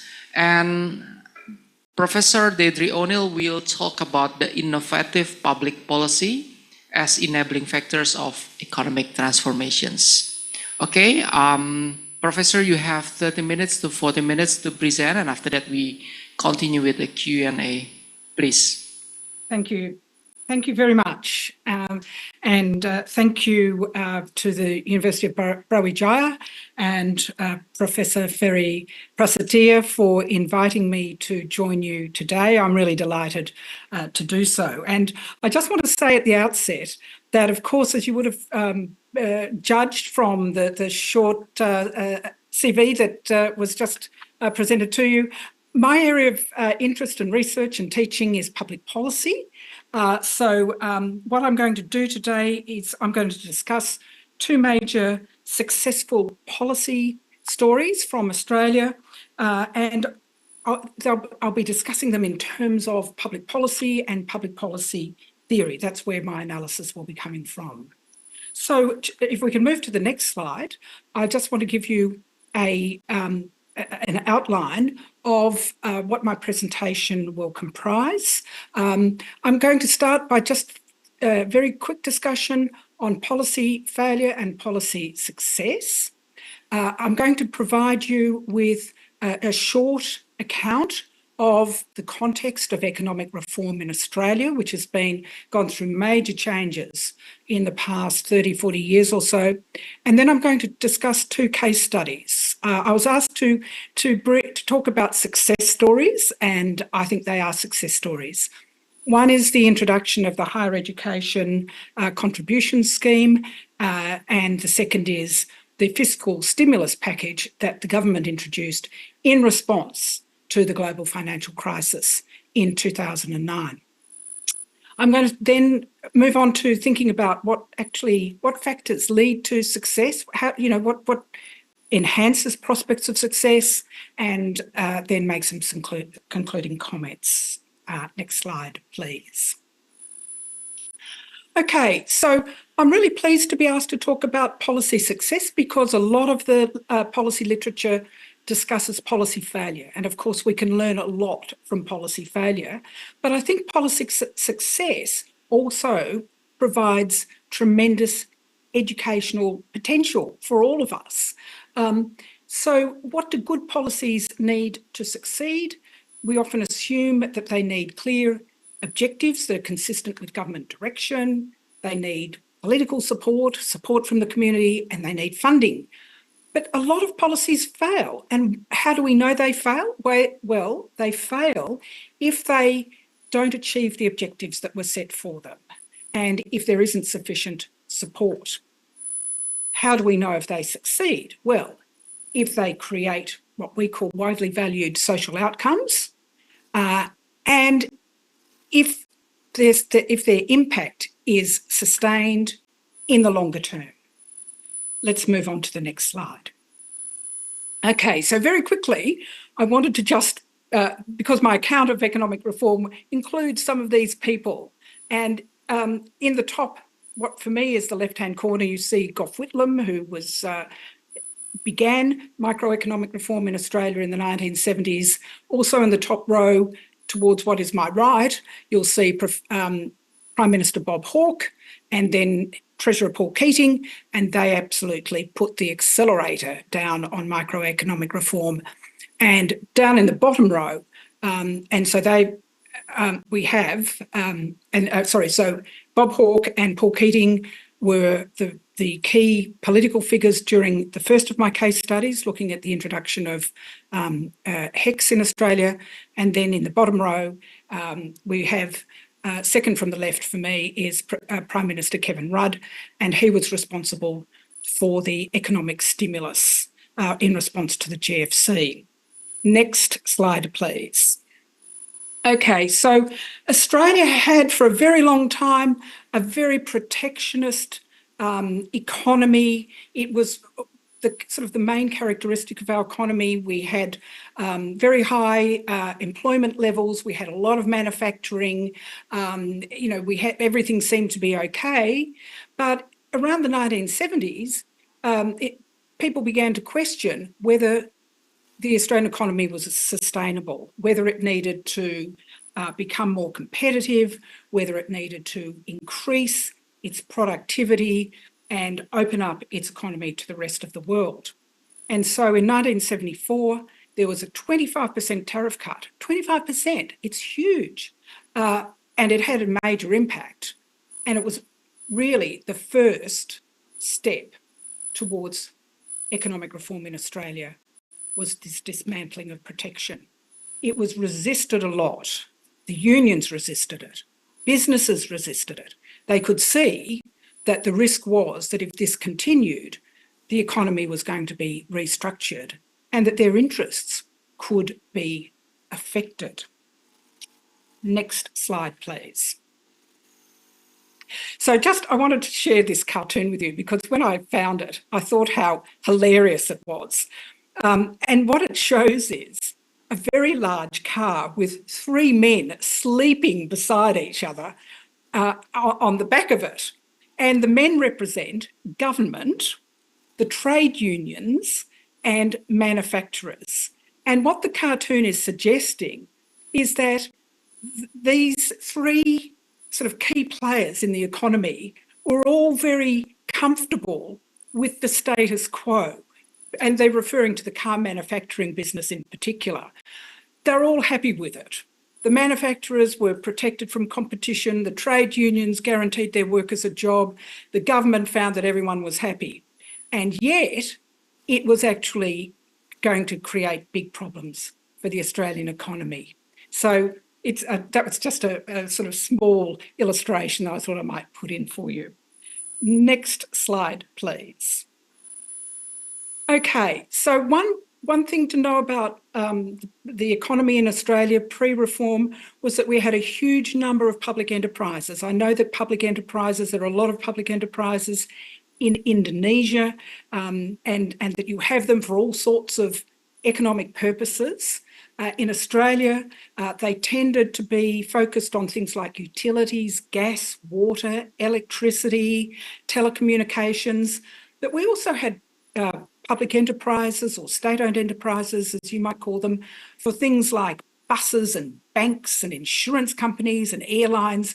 They were huge, and it accounted for a significant percentage of our GDP. Why did we have them? Well, market failure accounted for a lot of it. Also a view that perhaps a government competitor for private enterprise might make them more honest or more competitive. And so sort of also a belief in government, but there were drawbacks as well. Government management often meant that management was very much focused on political leadership and was somewhat hamstrung. And so over time, some of these public enterprises seem to not offer the great solution that was originally expected. And as momentum for reform gathered, privatisation started to occur, and airlines were sold off, banks were sold off, and so on. And there was a sense that government monopolies should have competition or even not exist, and that public monopolies had crowded out the private sector. So public enterprises were very much a characteristic of that pre-reform economy. Next slide, please. So reform in Australia took the shape of microeconomic reform, and it was in response to this sense that our economy was not competitive and our economy was not as productive as it should be, and that the consequence of this would be a decline in living standards. Many of you would probably know the very well-known economist Paul Krugman, who wrote, "Productivity isn't everything, but in the long run, it is almost everything," that governments could not ignore the imperative of productivity and enhancing productivity. So in Australia from 1982 onwards, governments embraced microeconomic reform, and they wanted to reduce the size of the public sector. They brought in concepts like user pays. They deregulated the economy to allow greater competition and to allow perhaps more banks to operate and new entrants into the airline industry and so on. They introduced competitive tendering and contracting for government services, which was, hadn't really been used very much at all in the past. And they adopted a national competition policy, which was aimed at enforcing competitive neutrality between the public and private sectors and corporatising government agencies and privatising, as I've mentioned, many public enterprises. So microeconomic reform, 1982 onwards, really moved on at a great pace. Next slide, please. So just wanted to emphasise that where did a lot of this, where did the impetus come from for a lot of this reform? Well, you'd probably recognise two of the photos there. Margaret Thatcher in the United Kingdom, who was really dramatically changed the structure of the economy in the UK and the role of government in the economy there. Ronald Reagan, President of the United States, who basically believed that the government that sort of governs least governs best. In other words, he was in favour of a very small role for government, and the government should leave markets alone as much as possible.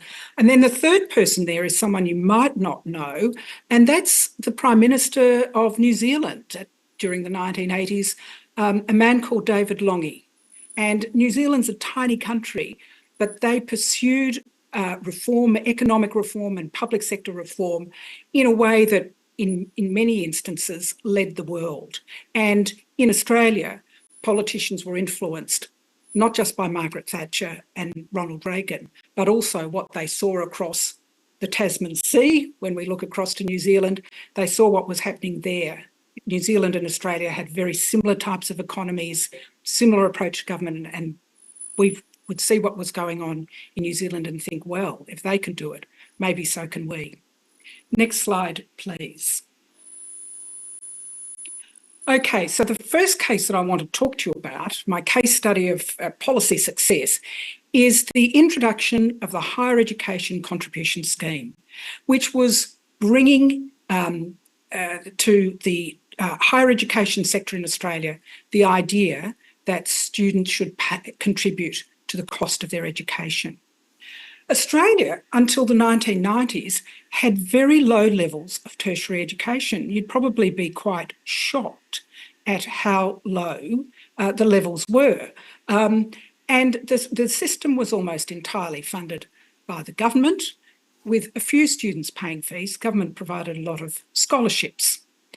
In 1973, a new Labor government was elected and it abolished university fees. It decided that by abolishing those fees, everyone could come to university if they wanted to. By the mid-1980s, and that government was a Labor government, by the mid-1980s, there's another Labor government in Australia, and it's very aware that the tertiary education sector has to expand and has to expand quickly, that we just didn't have enough people with tertiary education. And we needed to have those people because all the jobs in the factories and in manufacturing were slowly disappearing as tariffs were reduced. So Australia had to think about what it was going to do and the sorts of jobs that would be needed. And a lot of people, economists, including and the OECD as well, were saying that Australia needed to increase the number of tertiary institutions, increase the number of students. But the government didn't want to fund this expansion necessarily. It didn't want to, just because it could see that this would come at a huge cost. And it thought that the people who actually benefited from a university education should contribute to the cost, that they were, by having a university education, they were going to get a job that was going to pay more, they were going to be better off, and they should then be contributing to that. And this case study is going to explain how that idea was then put into practice. Next slide, please. Okay, so one of the key players in this development of the HECS policy was the Minister, John Dawkins. You often find in public policy that you'll have someone who's in a very significant position with very strong ideas, strong personality, and lots of capability, and they'll be able to bring about tremendous change. And this minister was one such person. He immediately came into the job, made it clear, in effect, what was going to happen. The education system wasn't going to be exclusively funded by taxpayers. And he put out a discussion paper, he put out a green paper. He wasn't making it a secret. He set out that it was essential that student numbers increase, and he set out by how much this should happen. And he then said, I'm going to appoint a committee that's going to consider where the money for this expansion is going to come from, and this, where it comes from, will involve the direct beneficiaries of higher education. So the minister appointed his committee, and the members of the committee were really, really critical. The chair was a former Premier of New South Wales, very, very highly regarded politician called Neville Wran. He put in a very highly regarded Professor of Economics, Bob Gregory, and another very highly regarded person, Meredith Edwards, who was a senior bureaucrat who had a lot of experience in bringing about policy reform. And the committee was supported by some really excellent people. So what did the committee do? Well, the committee said, okay, so we have to find money. We have to find out where this money's coming from. And they considered all the options. There could be vouchers, there could be fees with or without exemptions. Students could get loans, maybe from the government, maybe from private providers. There could be a graduate tax. People who graduate pay a tax for the rest of their lives. And they also considered the idea of what's called an income contingent debt arrangement or an income contingent loan. And when they considered all these options, they did so in terms of, okay, if we adopt this, and this is a very sort of standard public policy practice, if we adopt this, what will be the impact on student demand? Will it increase it? Will it lessen it? Will it, whatever? Will it affect who can access tertiary education and also how they would access it? So they were looking at it through these three important lenses, and having considered the various options, having judged them against those three criteria, they decided that an income contingent loan was the option that they wanted to promote. So how did they say this was going to work? Next slide, please. So what the committee recommended was that the students who they saw as the beneficiaries of the education and coming from often well-off families should pay about 20% of the cost of, overall cost of higher education provision. They also recommended that the fees should be set at 3 different levels because, as we all know, different university courses have different sorts of costs associated with them. I mean, I teach public policy, students come into a classroom, it's pretty straightforward. Some courses, for example, though, require very expensive equipment. Other courses might require going out on field trips and things like that. So having those 3 different levels was to reflect the different costs. Importantly, payment would start only when income exceeded average national earnings. So students would only start repaying this loan once they hit or were above national average earnings. The payment would be set at 2% of income.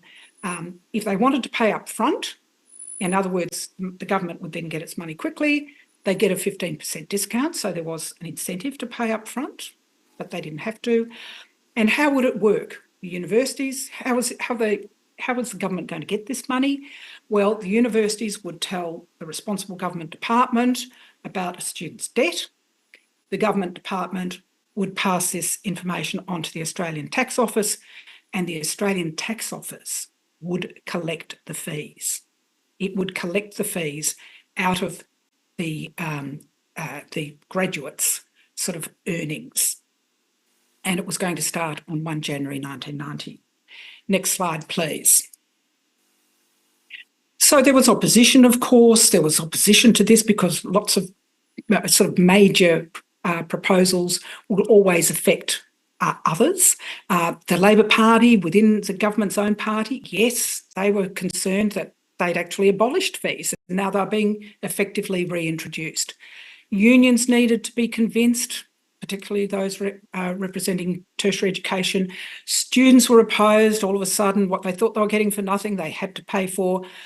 The Australian Tax Office didn't like the idea of it being a debt collector, but then someone reminded them that they're already collecting funds, non-tax funds, from non-custodial parents for the child support scheme. So they're already doing it in a way, and that was actually used to convince them to take on the role. And then within the parliament, there were different sort of minority parties that had doubts, and the government negotiated with them. Next slide, please. So what happened with HECS? Very quickly, this is a very quick overview. What we saw was that the proportion of Australians with a degree increased enormously, who were in the workforce increased from 8% in 1988 to 31% in 2018. Government's funding of the university sector as a proportion of university income declined, which is what it wanted to achieve, while at the same time expanding the system. There've been changes along the way in terms of fees and all the rest of it. But it needs to be pointed out that this system has endured for over 30 years. It hasn't necessarily achieved everything it wanted to achieve in terms of socioeconomic mix, but that's a work in progress. But how do we know it's successful? In some ways, we do because it's been adopted by so many other countries. UK, New Zealand and Hungary have adopted pretty much the same as the Australian system, partially adopted by a whole range of other countries, including the US, Thailand, South Korea, Brazil, the Netherlands, Japan, Canada and Colombia. So I think a policy's been a success when it's exported so widely. Next slide, please. Okay, the next case study that I want to quickly discuss with you is how the Australian government responded to the global financial crisis, and it responded with a very significant fiscal stimulus package. When the US financial system went into meltdown in 2008, Australia had experienced nearly 30 years of economic reform, inspired by neoliberalism, inspired by Margaret Thatcher, inspired by Ronald Reagan. When the GFC gained momentum, it was thought that Australia would be significantly affected. Why wouldn't we be? Every other country seemed to be. But Australia was one of the few OECD countries that avoided recession. Australia had experienced a recession in the early 1990s. The Treasury was very anxious that this would happen again and wanted to be better prepared. So it actually started wargaming different scenarios. What would they do if such and such happened? If there was if there was mass unemployment, whatever. But the one thing that they didn't anticipate was a global financial crisis. So they thought they were prepared, but this was the one thing that they didn't actually think was going to happen, and it did. Next slide, please. So in early 2008, the Prime Minister of Australia, Kevin Rudd, was on a flight up to somewhere in Queensland, and he asked the Treasury Secretary, Ken Henry, what might go wrong? What could possibly go wrong? Well, lots of things, with what they saw as an impending financial crisis. And they talked about the different options, and it was considered that Australia's fiscal balance sheet was pretty strong, and it was in a position to respond to this with economic stimulus. At the time, the four key regulatory agencies in Australia, the Australian Prudential Regulation Agency, the Australian Securities Institute, the Reserve Bank of Australia and the Treasury, remarkably, were all working rather cooperatively together, and they had sort of worked out strategies and they communicated well. So things were actually very well organised at that level, and the government decided initially that it would just make it clear that no bank, no financial institution in Australia was going to be allowed to fail. They let that happen in the US, and they weren't going to let it happen in Australia.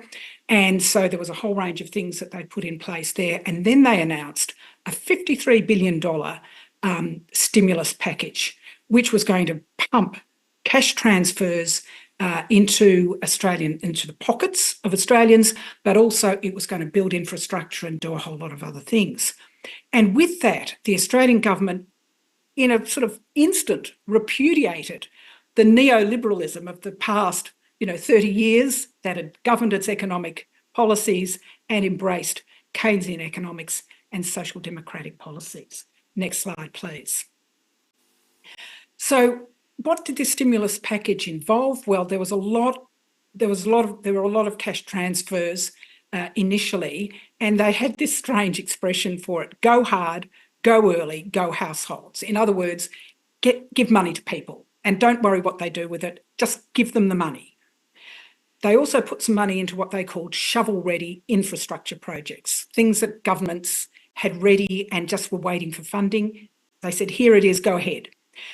Then they had a really big program they called the Nation Building and Jobs Plan, which was going to create about 90,000 jobs and pursue a whole range of other areas. Think about the practicality of implementing it. Next slide, please.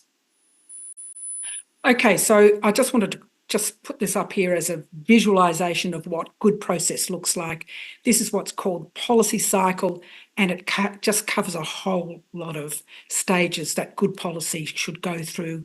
You identify the issue, you analyse it, you think about how to respond, you consult, you coordinate, you take a decision, you implement, you evaluate, you start again. Okay, next slide.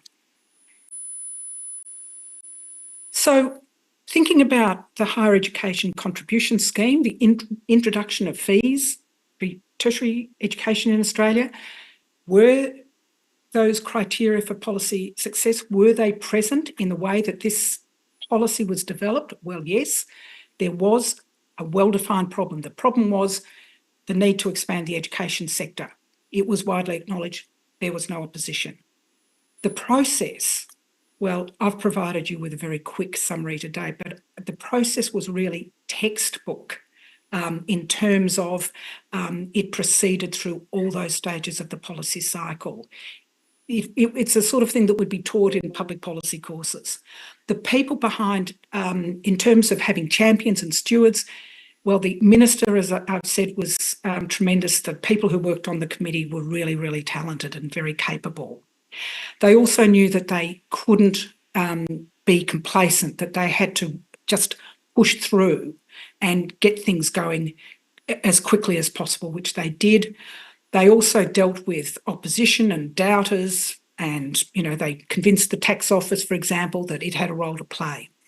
And in terms of that final element of implementation, the implementation of strategy for HECS, I think, is absolutely a key factor in why it is a success, why it's lasted so long, and why it's been adopted by so many other countries. The fact that the fees are collected by the tax office, that people aren't being asked to send a cheque in to the government, it's before they can even get their money, the government's already got it. Next slide, please. So were those same criteria present in the policy to respond to the GFC, the economic stimulus package? Well, mostly yes, I'd say. The problem was well defined. The Australian economy had to be protected from the global financial crisis. We had to prevent our banks going under. We're a small economy, a small country. That would have been catastrophic. In terms of process, well, it was actually very compressed. It was very accelerated. The steps were largely taken, but the time frame was really, really, as I say, really compressed. There was a champion, the Prime Minister, the most important politician, was there, and he was really pushing it. And the Treasury was there to basically look after the rest of it, and they were totally on board and they worked very effectively together. They struck while the iron was hot. They just really pushed ahead. They knew that there would be mistakes, and there were, but they felt that that couldn't stop them from proceeding as they felt they had to. And the governments made sure that the state governments were also involved, the economic regulators were involved, everyone was buying into it. And that final element of implementation, the higher education, the home insulation program is an example of this, where they were putting insulation in the ceilings of 3 million homes. That was not well managed. That was abruptly brought to a stop after there were a number of deaths associated with the installation of the insulation, and it actually cost the government dearly in political terms. So, there is that great risk if implementation is not properly thought through and properly managed, that that things will not work out and that there will be a cost, and there was in this case. But in other respects, overall, as I've said, all the factors were pretty much there. The next slide, please. So that brings me to the end of my presentation. And I just want to sort of just bring us back to this idea of, the success stories that I was asked to bring to you today. So I'm coming back to that definition of policy success from my friends Lutjens, Mintram and Tahart, demonstrating creating widely valued social outcomes, having sustained performance over a considerable period, even in the face of changing circumstances. Well, I think on using those two criteria, I would argue that the Higher Education Contribution Scheme in Australia, adopted by the Hawke government in 1989, the fiscal economic stimulus package implemented by the Rudd government in 2008, 2009, I think they were both in very different ways, completely contrasting ways in many respects, but they were successful public policies. As I say, we often emphasise the negative when we think about public policy, the failures. There's so many of them. But we should also, I think, focus on success, because it's from looking at success that we can learn a lot and increase the chances of policy success in the future. Thank you very much for listening to me today. Thank you very much, Professor O'Neill. We give an applause to Professor O'Neill. You give us a really clear explanation how to navigate the policy and how to make an impact for economic transformations. Thank you very much, Professor O'Neill, because the time is 3 minutes left. I think I ask the audience for one question, please. Right. I think the person's using the black this. Can you please stand up?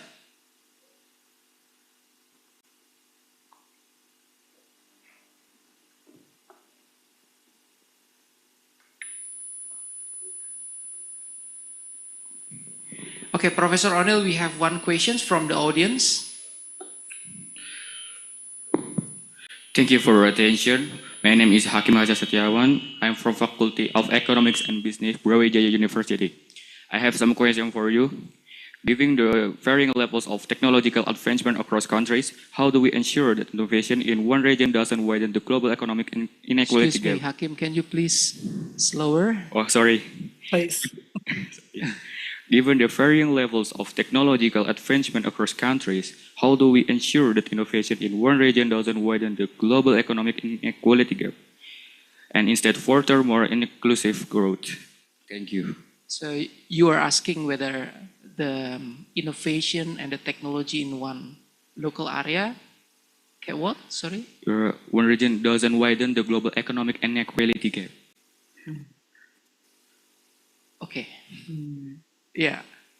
I'm still, can you please, can you understand, Professor O'Neill? Well, I think so, and thank you very much for the question. But I'm not sure that I'm going to be able to answer it entirely. But I think what you're saying is that, I mean, there's obviously global inequality, and and you're linking that, I think, to technological differences. Mm-hmm. I think where public policy is concerned, that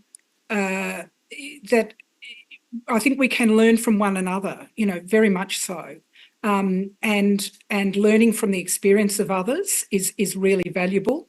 In some cases, this may be might have costs associated, but in others it doesn't. And I think that I just think that there is great capacity to learn from one another. Can I just say one thing about the HECS, the Higher Education Contribution Scheme? Because it was the first time in the world that it had been adopted, Australia had nothing to look to. It couldn't say they've tried it over there and it worked well, or, they had nothing. They just had to sort of think about it and believe from their economic training that it would work. And so they did it, right?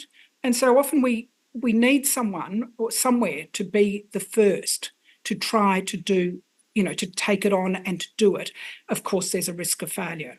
But they did that and it succeeded, and it's been adopted in other countries as well, which is, as I say, it's an indicator of success. Okay, thank you very much, Professor O'Neill. We finished for the time and continue for the next, or? Okay, we still have one question from the audience. Okay, I think the ladies at the back with the pink shirt, please. Please stand up. My name is Shiva. I come from Faculty Economic and Business. I want to ask to you, Prof, how can governments balance the need for economic transformation with the challenges of maintaining social equality and environmental sustainability through innovative public policy? Thank you. Okay, thank you for your question. This is just this is an ongoing issue for governments in terms of addressing, a wide variety of needs when they are developing public policy. You talk about sustainability, you talk about the economy and so on. And I guess increasingly governments are aware that they have to listen to communities and involve communities in policy processes. So, for example, in Australia, in a number of areas, governments will consult very widely. Now, it's not just putting something out there and saying respond. It's actually at the very sort of moment of the policy process beginning, engaging and involving communities in processes of what's called co-design and co-production. So meaningfully involving communities and stakeholders. And I think that is critical. Now, you can't do that in every public policy area. I don't think you'd do it in defence, for example, and you mightn't even have done it in the case of that economic stimulus package that I just talked about. I mean, governments sometimes they've got to act really decisively. It's an emergency, action is needed immediately, and so on. But a lot of public policy doesn't fit into that category, and there is scope for governments to work with and to bring people with them to, as I say, co-design public policy and then effectively to assist with its implementation. And I think that with that approach, I think there are perhaps greater chances of success in meeting those needs. Okay, thank you very much for Professor O'Neill. We give an applause to Professor O'Neill. Thank you very much for your explanations. Really give us a very clear explanation and give two cases. The first for the HECS, the Higher Education Credit Scheme, and the second case is in the how to cope the problems of the global financial crisis and how the policy have to cope with those kind of problems. And I also recall what Professor O'Neill mentioned before. We need three things to make a policy work to success. The first is clear objective. The second is the political support and commitment, and the last is funding. Okay, thank you very much, Professor O'Neill, and to audience that having questions, and we continue to the next speakers. Thank you very much. Thank you, and thank you for having me today. Thanks a lot. Right. So for the next speakers, we have Dato Professor Ulung Dr. Raja Al-Rasyah. Can you please come to the stage, Professor?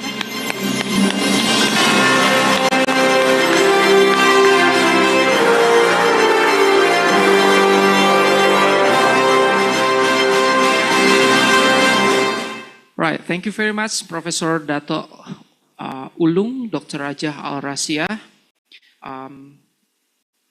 He will speak about navigating the future, the lessons from Asia Economic Structural Transformation Model. I'll try to read the curriculum vitae, which is very long, yeah? So we just read for the first paragraph. Raja Rasya is Distinguished Professor of Economics in the Asia Europe Institute, University of Malaysia. And he obtained his doctorate in economics from Cambridge in 1992. Are you already born in 1992? Oh yeah, okay. So, and also Raja Wali Fellow at Harvard University in 2014.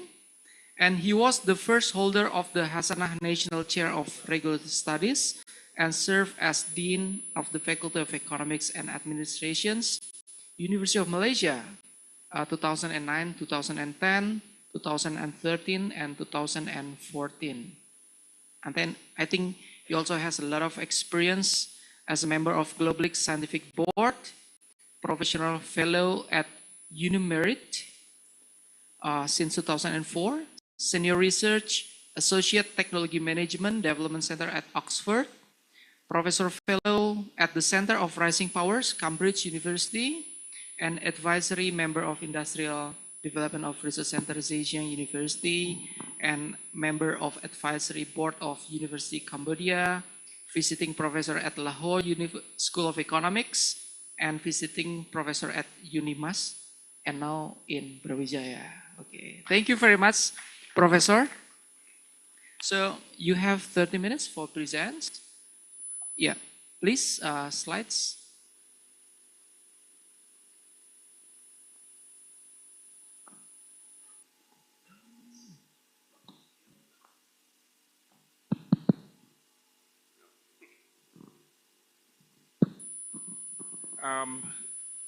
Assalamualaikum, selamat pagi. I wish to first, given that I was asked to speak in English, biarpun saya senang sekali dalam bahasa Indonesia, but it's okay. I think since the slides are prepared in English, I'm sorry for the CV because the communication was between Irfan and my PA.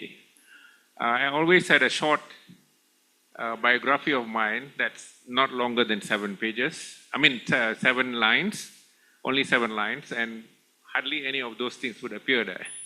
But that's okay, my apology, because I am extremely busy. I'm also, apart from being last year in the Prime Minister's Advisory Board, I'm now still a permanent advisory member of the Kementerian Pendidikan Tinggi, the Higher Education Ministry, apart from doing a number of things for international organizations, which is why my PA handles a lot of things, but that's just to apologize. I wish to start first by of course, acknowledging the wonderful lecture that Professor Brawijaya gave this morning, and I also would like to acknowledge Professor Abdul Ghafur, who's not here now, the Dean, and then of course the department head, Professor Ferry Prasadya, for welcoming me here. And of course, I'm not sure if Irfan is here. He considers himself a small boy, but my communication has always been with him, so I appreciate that. And let me begin by mentioning that I will speak about half of what I prepared, because I was thinking of zooming in since I was in the advisory board of the new Industrial Master Plan 4, although some aspects of it I'm not in agreement. But still, I thought of giving that, but the time doesn't allow. So I will just, can we go to the, and it's specifically on this industrial upgrading is central to me. Of course, our professor earlier from Monash University mentioned about Paul Krugman's statement that productivity is not everything, but in the end, in the long run, that's a 1992 work. I'm not sure if Paul Krugman takes the same line now, but here I'm dealing with industrial upgrading. What it actually means is that we need to see, as countries develop, we need to see value added as a share of gross output rising. Only then you can see wages rising, because value added is constituted by profits and wages. And of course, unless profits rise faster than wages, which will create inequality, but so long as wages are keeping pace, which is what happened in Taiwan, Korea, and China, then the standards of living of people will also rise. If they don't rise, then you will have a situation of countries getting trapped. You call it the middle income trap. Unfortunately, we had a situation where the World Bank came out with a book, which I certainly don't believe at all about, which is the East Asian Miracle, 1993, which they actually make the point the high-performing economies of Southeast Asia are better examples than Japan, Korea, Taiwan. They actually make that point now. In fact, that is also predicated on people who believe in technical efficiency as pioneered by first Robert Solow and subsequently the guy who shared the Nobel Prize because he endogenized technology, seemingly, Paul Romer. He shared the Nobel Prize with William Nodau in 2018. But if you use that as the basis, you will know very much that Korea, Taiwan, Singapore, and Hong Kong are remaining strong, powerful economies. But if we follow him, they would have surely, because they were growing by factor inputs. What Krugman in 1992, 93, 94, that was his position. He has changed now. Is that these countries were growing like Russia, very Stalinist, and they're all about perspiration and no inspiration. But today, 2023, last year, Taiwan and Korea's per capita income has overtaken that of Japan. Singapore has the highest per capita 2023, 82,000, followed by Korea and Taiwan, around 37 to 38,000. Japan remains with 36,000. That's the per capita income that you have, the situation, which means to say the statement by Alwyn Young in two important journals, Quarterly Journal of Economics and the European Economic Review, where he actually condemns these countries as having followed the wrong path. The estimation they did was from 1970 to 1985. Now let's now go to this lecture. Now, because industry has been the catalyst, can we remain with the first slide, please? This is second, yeah. Because industry has been the catalyst for transforming developing economies to developed status, unless you're looking at small economies, like Singapore, services has always been more important, but industry has been also critical. And likewise, if you're dealing with economies that do not have much industry, they don't become the dominant part of industry, then yes, you can say that. But otherwise, industry has been central to the development of the US. Before that was Britain, Germany, Japan, and you can name many of these countries. I mentioned that Britain, United States, Germany, Japan, Taiwan, Korea, Singapore, and China. This morning we heard from Professor Abdul Ghaffur, very interesting. He said, actually it's from 1978, and then Deng Xiaoping was very much in control of China. He actually started to reform. Economic reforms were introduced in China in 1978. Between 78 and 2023, China lifted 800 million people out of poverty. That's glorified as an achievement. And we can also deal with that later. So it's good to have China there. And China's per capita income in 2023 overtook that of Malaysia. China's was 12,000 something US, Malaysia was 11,900 US. You can see how fast China with 1.4 billion people has grown that fast. Now there are some references there that you can look at: Alexander Gerschenkrom, Moses Abramovich, Hajun Chang, kicking away the ladder, Reinhard Rasyab. Let me mention to juxtapose this against what my honorable colleague from Monash mentioned. Let's look at it this way. Even those countries that promoted neoliberalism, we heard about Ronald Reagan, we heard about Margaret Thatcher and David Lange from New Zealand. The reality now is, since Donald Trump became president the first time, he's looking to become president again, and the EU have already completely introduced industrial policy now. In the case of EU, the EU CHIPS Act of 2022. In the case of the US, the Science and Chips Act 2022, which both Biden and Kamala Harris announced, which means to say they are not only supporting R&D in the military, which is what US used to do, they're openly subsidizing even assembly because they're trying to bring back, say, importing chips from China, they're trying to bring back within their borders. So it's a prescription that has come back.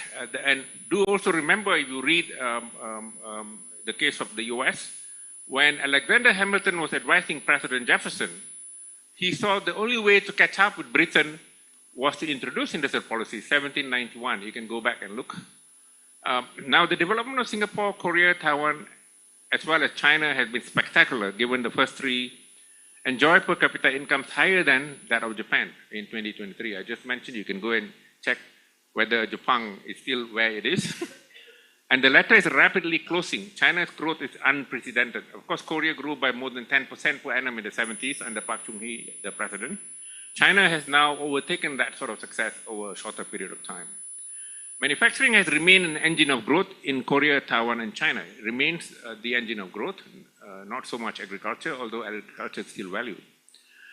This lecture focuses on one, the spectacular expansion of manufacturing in all the four Asian countries noted above, including China, and two, the industrial policies that drove the rapid growth and structural change. In doing so, The presentation distinguishes between passive and active industrial policies. To locate the earlier this thing, I have a figure to show. The first predicated on what the neoliberal economics often promoted, while the second explains how the 4 Asian countries above managed successful upgrading. Next slide, please.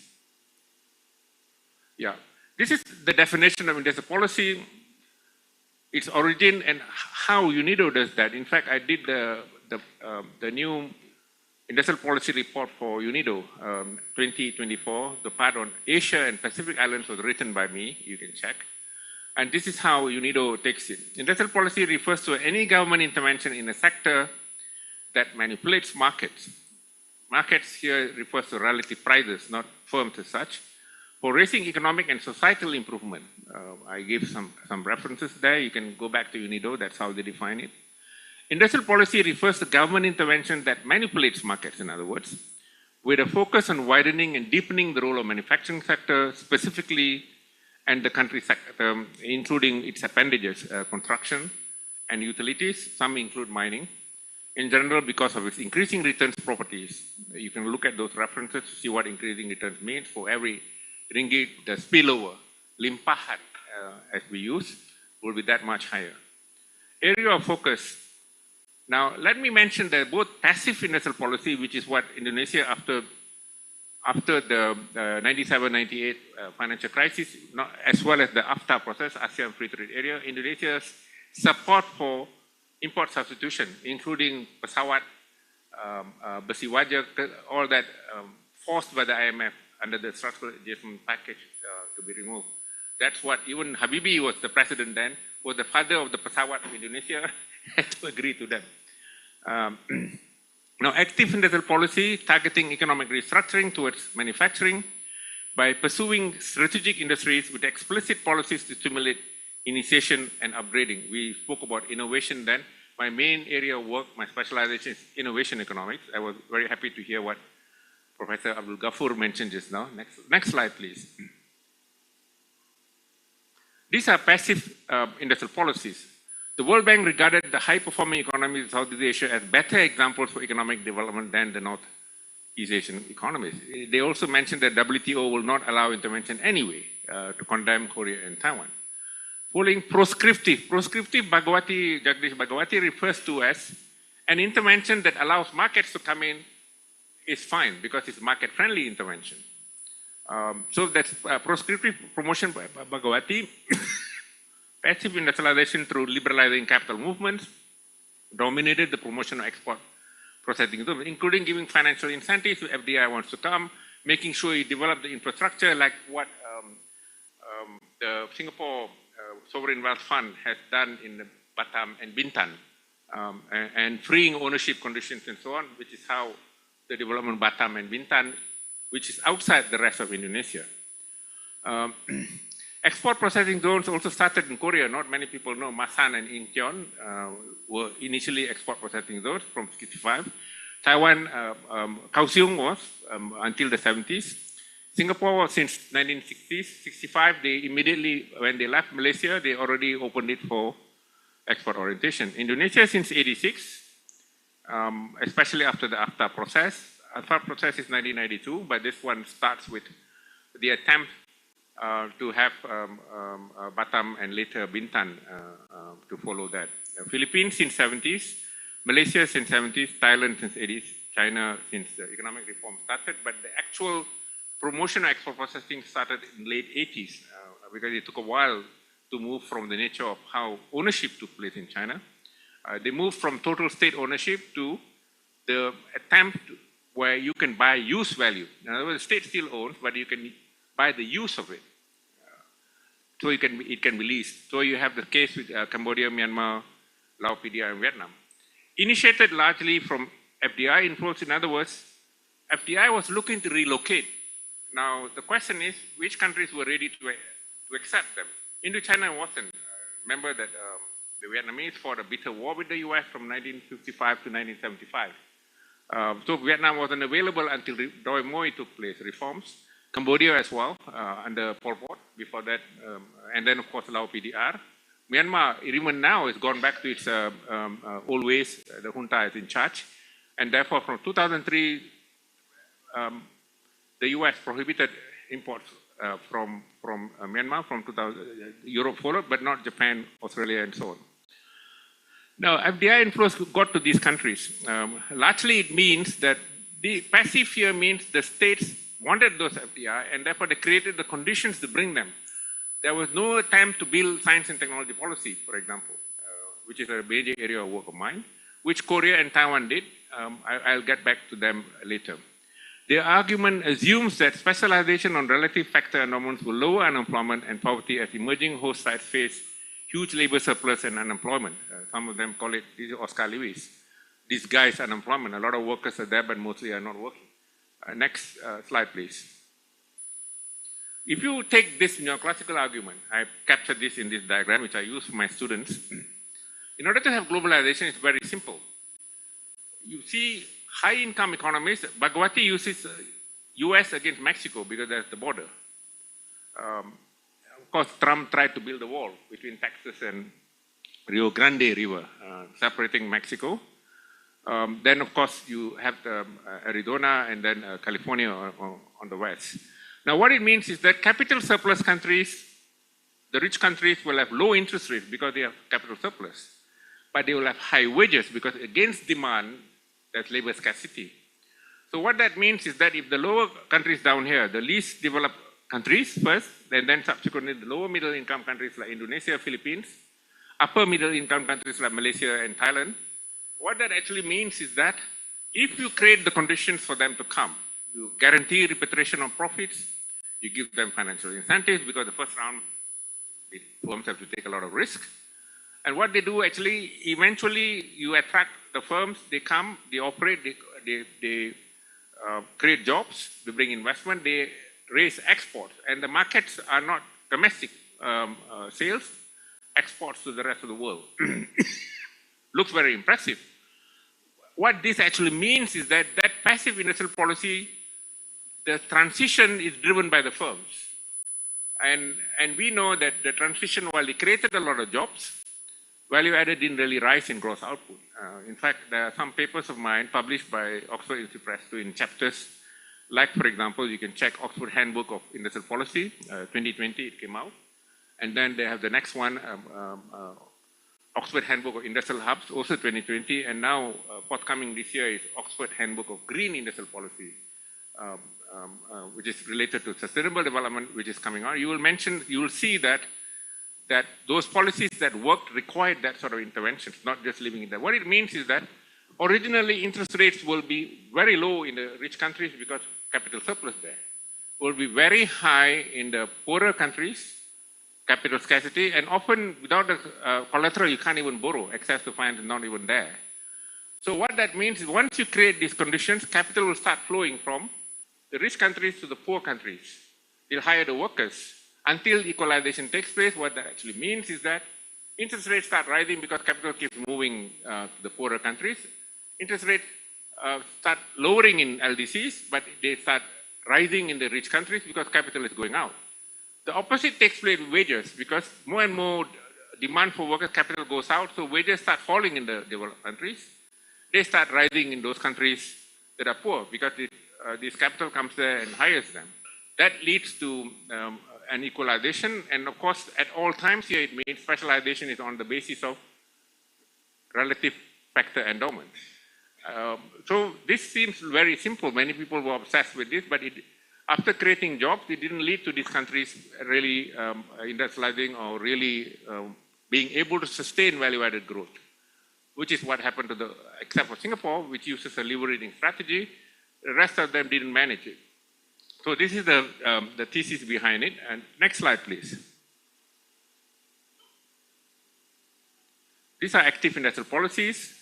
Refer to governments assuming the initiative to promote industrialization with a focus on targeting the industries, identifying strategies, and including selecting, monitoring, and appraising industrial performance. You can't just give incentives. You can't just give grants and leave it there. This is what Amartya Sen, 1998 Nobel laureate, he made the point in his article, Carrots and Sticks. You can give them carrots, but you must have the sticks which refers to discipline, which is what Korea, Taiwan did, which is what Singapore did too. So more than a focus on infrastructure, this is the claim of Danny Roderick. The government actively supports upgrading under active industrial policies through deliberate action. If you read these books, Asia's Next Giant by Alice Hampton, she's died already. Robert Wade is still around, governing the market. Chang Hajun is kicking away the ladder, right? How the rich countries became rich and why the poor countries stay poor. I know all of them, although Hampton has died. Active industrial policies seek to create desired endowments for the country rather than being driven by existing relative endowments. Next slide, please. Industrial policies in East Asia. Passive industrial policy took off in Korea, Taiwan, and China from 1965 and 1980s in China. That was really passive. In Kaohsiung, the first export processing zone in Asia, the first in the world is Shannon International Airport in Dublin. They just invited them, RCA is one of them, but the active one, they did not rely on these things. Korea Ban, this is how active industrial policy began, was launched in the late 60s in Korea, 69 really, but they prohibited foreign capital from strategic industries. Taiwan didn't do that, but in 74, they created the Industrial Technical Research Institute. All incentives and grants went to national firms. Korea banned for 1969, while government funding of industrial capital went to Taiwan from 73 for the launching of E3, but the rail opening was in 1974. Samsung, Hyundai, Lucky Gold Star, POSCO. POSCO is not a chaebol, state-owned, and Daewoo were among the large national firms that got promoted. Let me mention that in 1975, Park Chung-hee then, he came as a president through a coup. He is a dictator. He provided subsidized credit at 3% to all those preferred companies when the market rate was about 20%. But if you got the privileged interest rate from him, you must raise exports as a share output every year. The quotas were set. If you didn't manage, immediately remove from the stream of subsidized loan. Second, if you took the money and lent in the black market, his relatives too, he sent to jail. That's what Park Chung-hee did. It's in Ali Sampson's book. You can read Ali Sampson's book. Also Lin Soo Kim if you want others. And of course, in the case of Taiwan, they introduced the Industrial Technical Research Institutes. For electronics, for example, was ERSO, Electronic Research and Service Organization, 1974. The leaders were two PhDs in semiconductor from Princeton, targeted at developing national firms. China emerged as a strong industrial power in automobiles, textiles, and electronics since the year 2010. Much of the aggressive national promotion started in 1995, to the point where by 2010, China is a major player on electric vehicles. Today, BYD has overtaken Tesla as the supreme car for electric vehicles, and they also have arguably the best lithium battery, which constitutes 40% of the price of a lithium electric car. Singapore, Malaysia, Philippines, Thailand, and Indonesia focus on passive industrial policies from these years, but Singapore from 79, it recognized there must be a change, but he didn't drop FDI. It provided incentives and grants, but ensured that they wanted to see upgrading, and it followed that. Now, the stick that they were using, unless you have it, you were not there. For example, disk drive firms, they stopped giving incentives. Now, semiconductors, they've stopped. Chip design, they maintain because they see it as strategically frontier, raising value add. So the moment they stop, they go to the rest of the other countries, like Thailand. Example with Seagate. Seagate left. Now, these countries do not have any world-class manufacturing firms. Singapore has after 1979. In shipbuilding, they have. In petrochemicals, downstream, they have. Also owned by foreign firms. So that I mentioned here, Singapore took on active industrial policy in 79 as it adopted the FDI leveraging strategy. Next slide, please. Now, these are the trajectories that you can go through. Korea, Taiwan, and China, dramatic expansion in manufacturing among national firms with industrial upgrading to frontier technology. Now, which are the firms? In logic chips, orchestrated by Maurice Chang. I interviewed him in 2002 in Taipei, chairman of TSMC. It's the world #1 firm on logic chips now. It's got the Nano 2 chip already out there, although the one that makes most money from logic chips is a 10 nano chip, because you know product cycles go up and come down. Now, they are doing very well that the launching is here, but the older chip still earns more money because its use is more widespread. In microprocessors, Intel maintains its leadership, but only because of the nature of the 1989 Washington Treaty that defines the use as the basis of intellectual property right, and therefore even its own firm like AMD with Athlon chips was not allowed to compete with them, and therefore they maintain, I don't know for how long now, that they've infringed, violated a number of rules themselves. It may be that other firms will now no longer obligated to follow that. And that could mean many things. In memory, Samsung is the world #1 in memories. Samsung's catch-up, of course, included acquiring firms, same with TSMC. It shared with Philips Semiconductor first, 87. Gradually, it took control completely. Today is the world #1 contract manufacturer, world #1, and produces about 80% export in high value-added chips. Until the year 2000, it didn't get involved in designing. Maurice Chang said, you get involved in designing, American firms probably won't allow a lot of things. So what Maurice Chang told me. Also Wu Taiwan, who at that time when I interviewed him, he was the Semiconductor Association president, but he's from IBM, Wu Taiwan.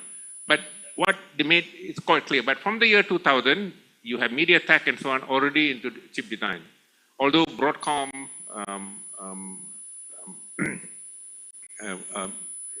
and other firms in the US still dominate, but MediaTek is already #4 now in the world for designing. Successful upgrading pushed Korea, Taiwan, and China to rapid economic growth. This, if you want to look at this, I have a book coming out with Oxford University Press. I told Professor Ferry, it's being published. Industrial upgrading in textiles and clothing industries, Pakistan and late industrialization. I chose a country which is poor and say they have the capacity to upgrade. And you can look at it.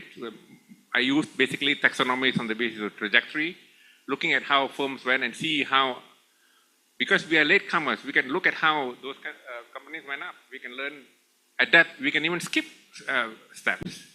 Lack of upgrading to technology. Let me know on time, please. 3 minutes. Okay. Lack of upgrading to the technology frontier has left Malaysia, Thailand. Yeah, and next, we go fast. The next slide. Yeah, this is the share, but it doesn't look that much different except for the fall you can see in Philippines. You can see in all these countries, the share falling. But in the case of China, Korea, and Taiwan, while the share of manufacturing in GDP has fallen, but value added in gross output has been rising. In the case of Korea and Taiwan, it's over 40%. Malaysia is 23%, it's fallen. China too is rising. It's already reaching 30. That figure comes from UNIDO. I go to the next slide, please, since we only have 3 minutes. Next slide, please. Yeah, this is manufacturing value-added growth. You can't possibly see this unless I explain. Let's go to the next one. This is what manufacturing has done to raise productivity, and with that, GDP per capita. Korea's GDP per capita was lower than Malaysia's until 1979.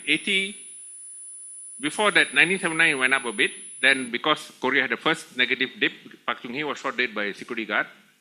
And Korea fell a bit, then rose again. Its per capita is more than 3 times that of Malaysia now, with over 50 million people. Malaysia is 33.8 million people. Taiwan, I couldn't show. World Bank doesn't have the data. I can get access, but I was preparing this quickly, but I didn't. And look at the rest of the countries in Southeast Asia, how the gap. And look at China, how dramatically it is moved. It's already overtaken Malaysia, the blue line, and it's only likely to go up. We heard about CCTV from Prof. Brawijaya. I was in Shenzhen. They already have more than 200,000 CCTVs in the space. Monitoring all the things he was telling is already there. Because Huawei, I advised on some things. They took me there themselves. Next one, please. Industrialization and economic development. Probably I finished with this so that we'll have question and answer. Exponents of industrial policy argue that growth in the primary sectors of agriculture and mining supports the emergence of manufacturing, which then complements by creating demand and absorbing surplus labor from these sectors. The differentiation and division of labor capability of manufacturing then pushes its own growth and that of the other sectors. At Cambridge, we are really widely read. That's how we are told. The literature review must be profound. A lot of it starts with Adam Smith. Adam Smith has 6 volumes. One is comprehensive volume, and then in one he talks about the importance of industrial policy, another one markets. He's just demonstrating things. But the origin still comes from him though. Although Ibn Khaldun was supposed to have done that earlier in the Arab language, but of course I didn't have the opportunity to read it. And for you, you should read Alan Young in the Economic Journal, 1928. Increasing returns and economic progress. It really captures everything in good English. Mature deindustrialization, that means the share of industry in GDP is falling, but value added is rising faster than gross output. Share of manufacturing starts falling, but productivity share and competitiveness remains high. I talked about that, Korea, Taiwan, and Singapore. Through mature deindustrialization, the rest of the Southeast Asian countries, including Indonesia, share of manufacturing economy starts falling, but productivity remains low. In fact, if you look at the contribution of the Indonesia government on gross expenditure in R&D as a share of GDP, it's less than 0.5%, when Korea's is 4.5%, Israel's is 4.5%, Malaysia is slightly more than 1%. Now, it also shows that the driver to support this is much less here. They have to now think about it. So you can look at these examples I've given, even the Oxford books. And then innovation is a public good. I was telling Prof. Ferry, a public good is different from a public utility because a public good, once created, is non-rivalrous. You don't have to create it anymore. You don't have to because the knowledge is already there. Or the environment. You create a problem like the jerubu that we had last time going from Sumatra, Kalimantan to Malaysia. You do something to stop it, everybody benefits from it. Society benefits. But public utility is excludable and at the same time is rivalrous. That means you want to teach more, you need more schools. University, you have to build all this, health the same. So they are utilities as such. So you need to address these things. The next one, please. Next slide. Yeah, that's all I think. If questions come up, I'll deal. The next one. I explained this as the last. Knowledge synergies associated with research. This is a public good. When money is invested by firms or even government bodies, that money creates knowledge. If it is defined where you take intellectual property right, that's on the right, patents, designs, layout, and trade secrets. But a lot of knowledge just still hanging there. So that's non-pecuniary. You don't make money from that. Many people benefit from that. That's why governments should get involved because you need an environment where people can, the whole society can benefit. So those people create the products from T1 to T7 in the period below I mentioned. If you convert the money back through development, through commercialization, and through innovation, back to money, you can call it commercialization, innovation, or development. This is how it's done in Germany. I was in touch with the minister. So we need to see how the supporting environment, the embedding ecosystem, motivates or stimulates firms to engage in such activities. You can't just leave it to markets. Otherwise, everybody will be waiting to copy from them. So I just stop with that because in the interest of time, I'm ready to answer questions. Thank you.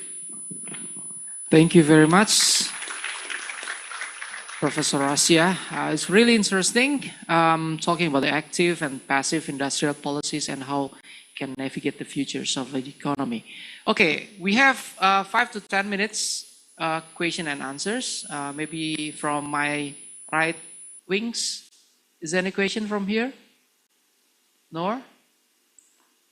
Okay. Yeah, at the back, I think, ladies with the glasses. Yeah, please stand up.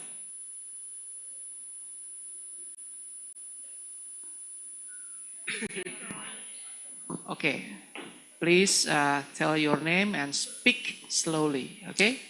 Okay. Or Hello. bahasa Indonesia will be okay. Or English. Bahasa boleh. Okay. Baik, sebelumnya perkenalkan nama saya Amira Nugrahaini. Namun sebelumnya karena pertanyaan yang saya catat dalam bahasa Inggris, mungkin saya akan bertanya dalam bahasa Inggris. Pertanyaan saya adalah, kan lack of upgrading of technology frontier has left Malaysia, Thailand, Indonesia, and Philippines stuck in the middle of an income trap. My question would be, what policy could the government give so that we can provide more enhanced research? Because from my understanding, we are way behind in technology, but we have many manufacturers in Indonesia, but sadly most of the companies are from foreign companies. So what policy would be ideal so that we can enhance and become a more developed country? Thank you. That would be my question. Thank you very much. Sorry, what is your name? Amira Nugrahaini. Amira, okay. Can you please answer the question? Thank you. That's a good question. We need to recognize that in the end, pembangunan is about the development of your nation, the people of your country. It's not about foreigners coming here, making money, creating some jobs and going back. That's the focus Taiwan, Korea, and China now have taken. And that's the focus you need to do to have concept negara bangsa that Pak Soekarno first used, negara bangsa, in his amanat in 1950, although he was in charge from 1945, Bung Karno. Now, speaking about that, you need then to have science and technology infrastructure developing. You need science and technology policies for that. That's my main area of work with Indo and others. Those countries created it. They recognized unless they develop that, it's impossible for them to upgrade. Indonesian support for it is weak. Malaysian support is strong, but why still Malaysia fell? 1991, Malaysia created multimedia super corridor, science and technology parks with incubators there. They created Malaysian Technology Development Corporation to finance firms that are technology-based but don't have much fund money. Human Development Resource Council, and corporatized the Malaysian Institute of Microelectronic Systems, all in the 90s, 1991, when Mahathir announced the way forward. But what they didn't do, they provided the carrot that no sticks. Performance wasn't part of it. So everybody just wasted the resources and nothing happened after that. Firms, because they changed incentives that, you need to do, research this and that, you can't pay high wages, you can't. So you need to upgrade in the trajectory. That's what I mean by trajectory. You need to upgrade. So you're competing at a level where firms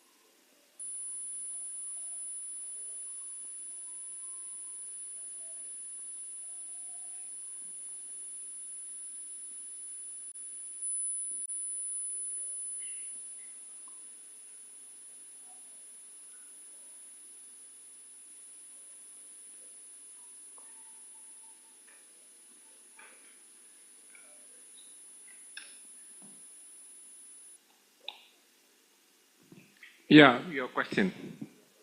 You had a question. Yeah, because Amir also asking about how to bridging the gap. We have a lot of knowledge from the university, as for example, and how we can implement that kind of the knowledge to be a R&D in the industry.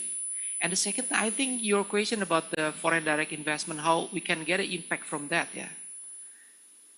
Let me, I think that the first one I more or less alluded to it, but I'll come back this way.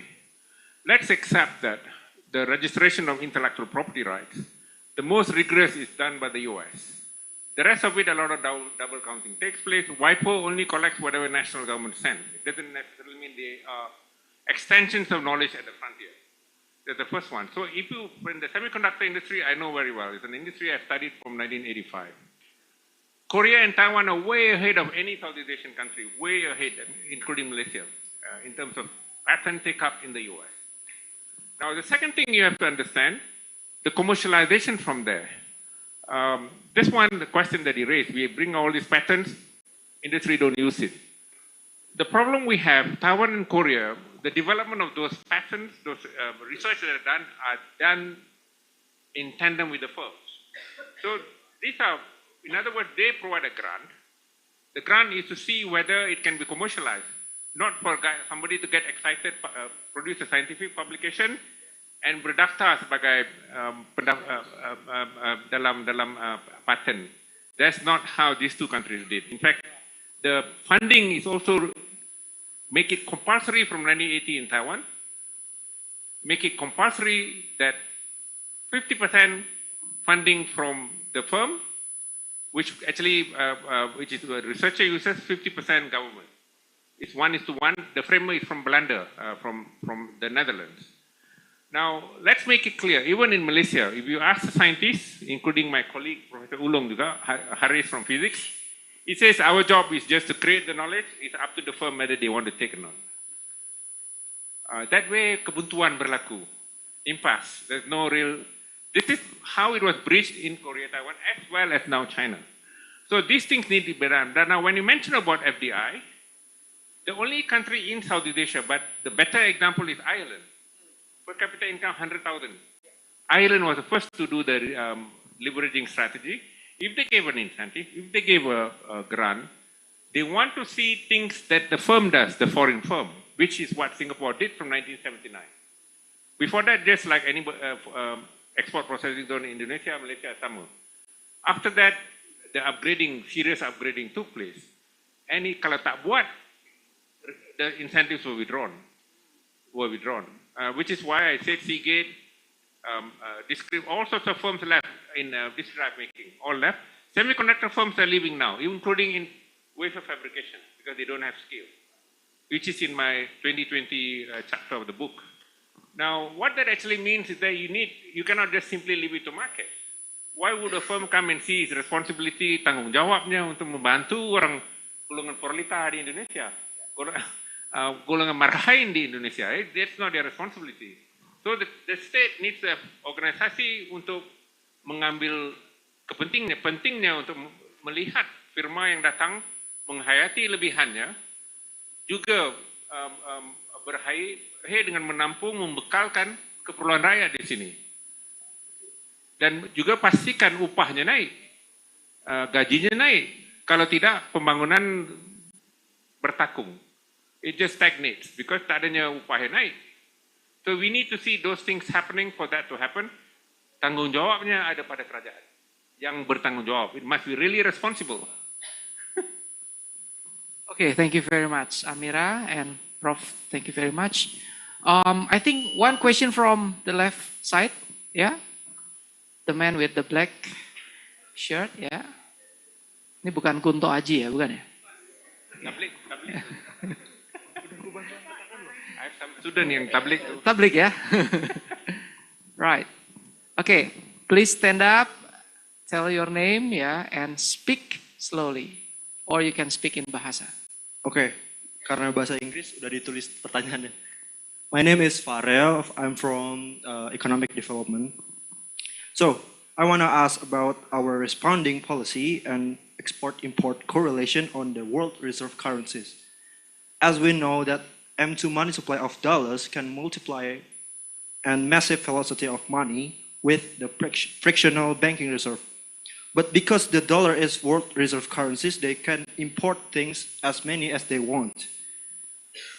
Because dollar is so strong, made the producer prefer to export to the US than selling the product to domestic, and could cause inflation in exporter country, especially in emerging market. And US inflation remain low. So how do we respond, or what policy strategy we have to decide to handle this problem? But we don't want our country is like Turkey that reject dollar but become hyperinflation country. Thank you. Okay, thank you very much, Farel. It's about US dollar standard and terima kasih Pak Farel. I think the response I have, I don't want to start with the Asian financial crisis that caused Pak Harto to fall, di mana arus pertukaran asing, mata wang rupiah jatuh menjunam. That will take long story for me to tell, although I have many publications that I could send to Prof. Ferry that can share with you. But yang saya maksudkan ni kedudukan yang berlaku, what happened recently. We start first when the US attempted to protect its own economy, raising the Fed rate by Jerome Powell. Jerome Powell replaced Ben Bernanke as the Fed chief. Now, Jerome Powell, the Treasury chief, raised interest rates in order to contain inflation. Even now, inflation hasn't dipped below 2%. The one his target is 2%.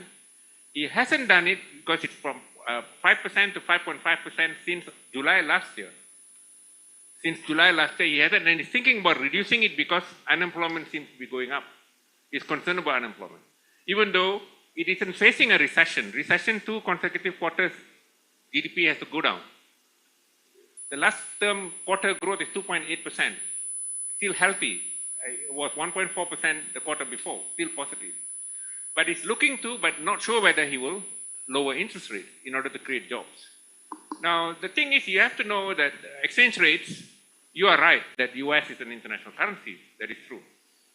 It's a reserve currency from which US has benefited extensively since, not when it was created with the Bretton Woods institutions in 1944, since the US withdrew the dollar from the gold billion exchange rate, fixed parity mechanism in 1971. Richard Nixon did it and depreciated it by 10% within 3 months. Depreciated, so the value of people holding dollar everywhere else fell. So it's commitment to pay less, and it has been doing that all the time, which is why one of the major reasons euro was created. I was a professor in Maastricht when the euro was created, where the Dutch had to move from Dutch guilder to euro. Now, in the case here, it's just like Malaysia, the prime minister, the ministers all bingung. Kerana ringgit jatuh daripada bulan Januari, jatuh terus, arusnya jatuh sampailah Julai. They had no clue why it's happening. Very sad. Dan tiba-tiba ringgit is going up now. Jadi they all now membuka dada dasar mereka yang telah membawa kepada kenaikan pertukaran asing. And still, in my mind, nothing to do with them. Antaranya, pasaran memang yakin Jerome Powell tidak akan naikkan kadar bunga, padahal pasaran percaya dia akan turunkannya. Sebab kita harus sedar bahawa kalau kadar bunga di US naik, tabungannya naik. Jadi lebih suka orang menabung, terutama daripada Jepang dan sebagainya yang letak duit di sana, pulangannya tinggi. Di Jepang ini negatif, real interest rate is relatively nominal plus inflation. Jadi it means they are benefiting from it. But now they all berhati-hati. It could be reduced. Kadar bunga di Malaysia sejak tahun lalu 3%, hasn't changed. Lebih rendah. Malah kalau orang lebih percaya, yakin pada dolar US, it's just like pada 1997 and 98, walaupun kadar bunga rupiah di Singapura was lower than di Jakarta, people prefer sebab dia yakin that Singapore won't go bankrupt. In fact, there was a lot of rupiah bertakung di Singapura. Same with the ringgit masa tu. There was 20 billion ringgit parked there with a lower interest rate than in Malaysia masa tu. So you need to see between sentiment and gerak-gerik whatever that's happening. Tambahan pula, now we have a situation di mana kebuntuan masih berlaku kerana perang Rusia-Ukraine yang membawa kepada perlaksanaan oleh negara-negara NATO dasar untuk menghentikan import segala hubungan dengan Rusia. Itu sebabnya peranan yuan telah naik sebab rubel tidak lagi diguna oleh negara-negara ini. Cuma beberapa negara kini telah mula masuk dalam BRICS, kumpulan BRICS yang bermula daripada 2009, kemudian Afrika Selatan masuk 2010. Sekarang ni ada negara lain seperti Egypt, Egypt salah satu daripadanya, dan juga beberapa Malaysia dengan Indonesia telah mohon. Saya kurang pasti mereka akan jadi ahli. Dan mereka telah mengambil pendirian. Ini berbanding dengan masa ASEAN ditubuhkan, berkecuali. Bermakna bila hubungannya baik, boleh mereka berkisar dasar untuk berkongsi dengan China. And we had Prof. Brawijaya tadi nyatakan ada juga sesama dengan Huawei. Huawei dilarang terus di Amerika Syarikat. So we have to look at suasana geopolitik seperti itu. Sebelum kita cuba jelaskan apa sebabnya rupiah naik ke. Buat masa ini dalam tempoh bulan yang lalu, mata wang yang paling tinggi naik dengan dolar US is ringgit. Ringgit yang antara yang paling banyak turun rupi daripada India. Rupi daripada India. But ini banyaknya hubungan dengan tapi bagi ringgit ada dua sebab selain daripada itu. Satu, ekspor Malaysia telah bertambah kerana disebabkan kepungan oleh Amerika Syarikat untuk menyekat import daripada China. Sebahagian besar daripada importnya melalui Malaysia sekarang ni. Dan kedua, Malaysia telah melaksanakan dasar subsidi bersasar untuk diesel. Bermakna reform sedang berlaku, reformasi sedang berlaku supaya dasar fiskal Malaysia itu kukuh. Buat masa ini lemah. Jadi ini bermakna kita tidak ada ketirisan, tidak ada kebocoran, ketirisan wang kepada what I would say penunggang percuma ataupun penikmat percuma. Like myself, I tak layak dapat subsidi itu, dan pelancong pun tak layak, dan mereka yang menyeludup melintasi sempadan. A lot of wastage. Jadi Malaysia sedang menguatkuasakan, mengetatkan dasar-dasar supaya benda macam ni tak berlaku. Okay, thank you very much, Professor Raja Rasya. We give an applause for Professor Raja. Thank you very much. Farel, I think it's really interesting questions how the monetary conditions can give an impact to our economy, also the global economy. Thank you very much, Professor Raja. I think you give us a really clear explanation about how to navigate the futures, especially bagaimana kita belajar dari lesson learned di ASEAN Economic Structural Transformations di Taiwan, Korea, China, Indonesia, dan Malaysia. There's an active and passive industrial policy. Ya, kita juga bisa melihat bagaimana pemerintah Indonesia melakukan banyak kebijakan. 2 days ago I went to Batam, ya. Bagaimana saya berimajinasi di tahun 70 dan 80-an Pak Habibie membangun Batam dan juga CN235, ya, yang luar biasa dalam industri penerbangan, meskipun penerbangan tidak dilanjutkan sampai sekarang. Tapi bagaimana strategic industrial policy ini juga berdampak panjang, sustain terhadap kehidupan masyarakat dan pembangunan ekonomi di Indonesia. Thank you very much, Professor Raja, for all the explanations, all the best wishes for you, and thank you very much. Assalamualaikum warahmatullahi wabarakatuh. Thank you so much, Mrs. Diaz Satria, for leading the second sessions of our conference today. To Mr. Diaz and also Prof. Dato Ulung, please stay on the stage because we will have further sessions after this. We would also like to say thank you for Professor Deidre O'Neill, who is with us through online Zoom from Monash University of Australia. And also thank you to Mr. Dato Prof. Ulung Raja Rasya from University of Malaya, Malaysia. It was a really interesting and insightful discussion, Messi. Of course, Nazira. And today we would like to appreciate all the participants who have been actively asking questions to our speakers. So we would like to invite Amira, Sifa, Hakim, and Farel to join our amazing speaker and moderator on stage while we will give you a little bit of souvenir from us, from the organizing committee. Right. We also would like to invite the Head Department of Economic, Mr. Ferry Prasetya. Please come to the stage to help us in assisting the souvenir. So for the names Amira, Sifa, Hakim, and Farel, you can please go up on the stage and we'll give you a little bit souvenir. Give a round of applause, please.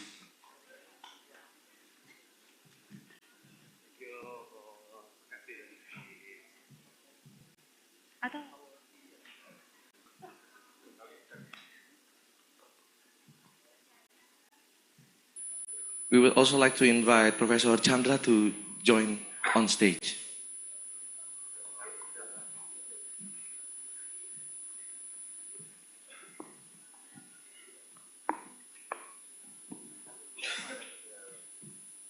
You can join on stage. Naik aja, nggak apa-apa.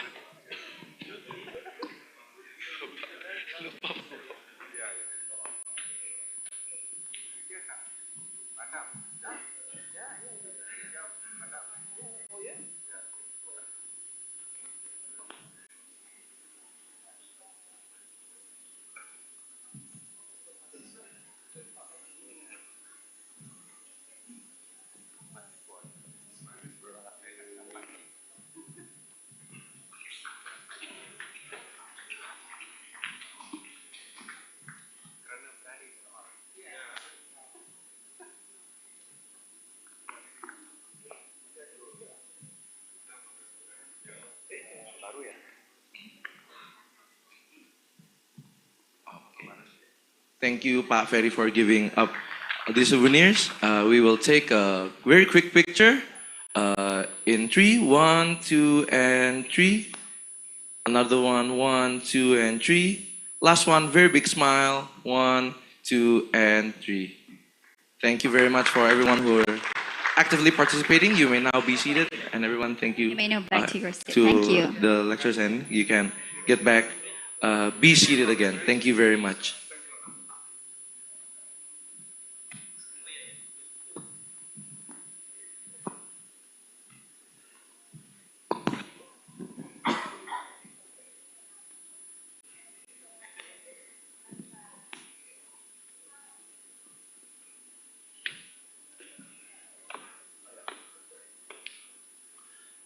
Well, up to this point, Nazira, it was really interesting and very insightful.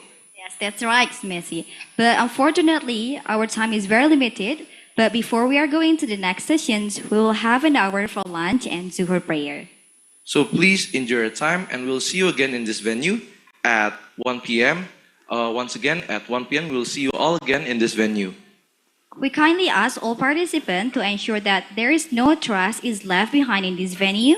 Please kindly take any waste with you as you leave the room. Your cooperation in maintaining the cleanliness of this venue is greatly appreciated. That's all for us this afternoon. I'm Adrian Ramaputra Messi and my partner, Nazira Mustakila. Thank you for your attention. Wassalamualaikum warahmatullahi wabarakatuh. Thank you so much, everyone. We'll see you at 1 p.m.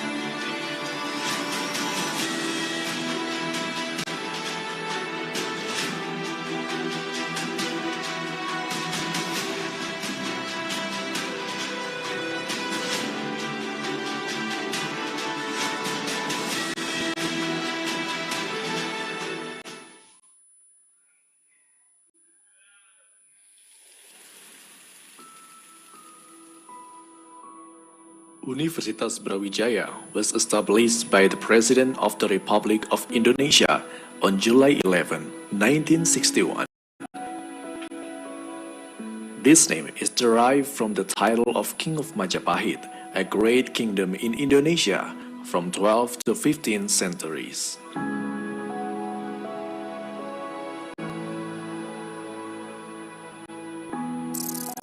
Universitas Brawijaya transformed into a state university on January 5, 1963, following a presidential decree issued earlier in the same year. There are 4 campuses that UB possesses. 2 of them are located in Malang at Veteran and Dieng, then the rest are in Kediri in Jakarta. The main campus is located in the western part of Malang City with a total area of 60 hectares. It's a very strategic location and it has a great infrastructure. The campus has pleasant climate with a good amount of trees and fresh air. Today, UB is one of the leading universities in Indonesia, with more than 60,000 students in various degrees, ranging from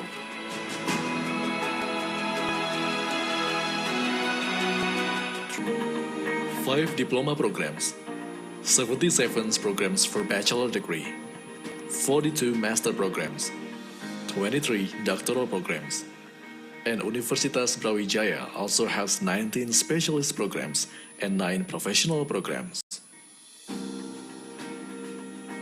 So the vision of Universitas Brawijaya is to be a pioneering and innovative university with an international reputation of science and technology investment that form the basic of culture-based industry for the community's welfare.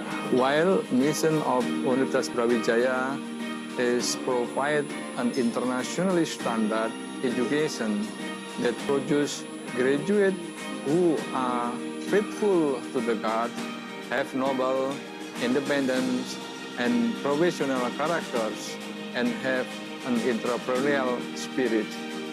And the vision number 2 is to conduct research to produce science and technology that is beneficial to the society. Mission number 3 is to organize community service to enhance the role of higher educational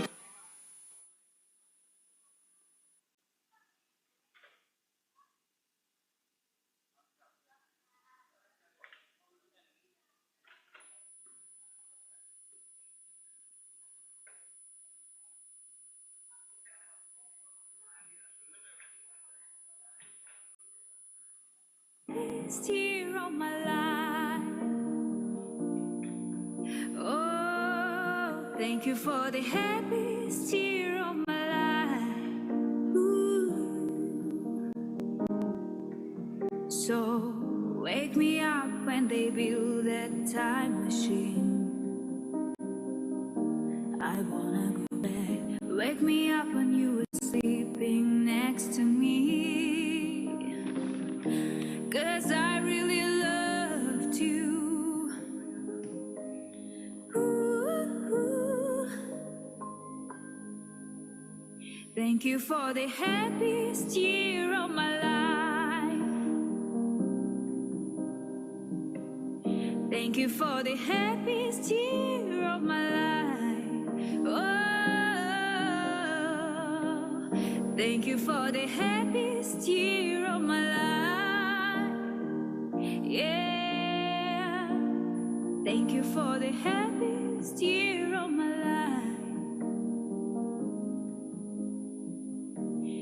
Thank you for the happiest year of my life.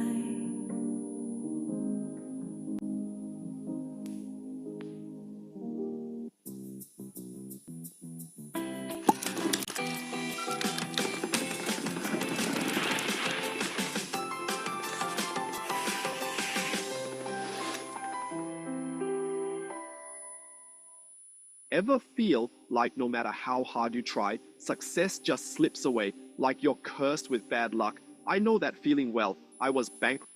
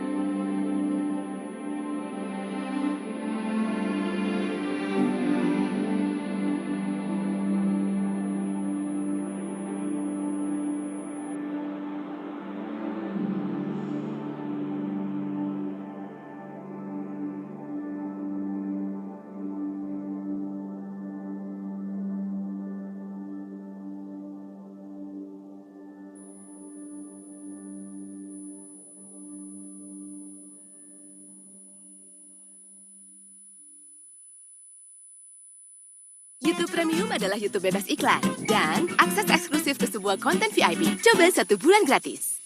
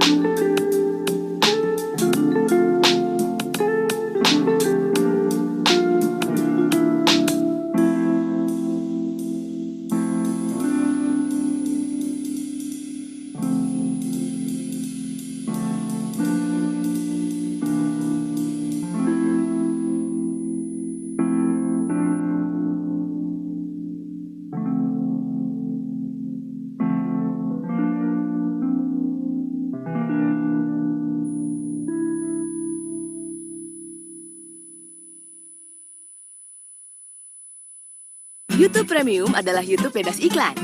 Dan download video. Kamu pun bisa menonton acara masak sambil menyantap makanan di pesawat. YouTube Premium lebih dari sekedar bebas iklan. Coba 1 bulan gratis.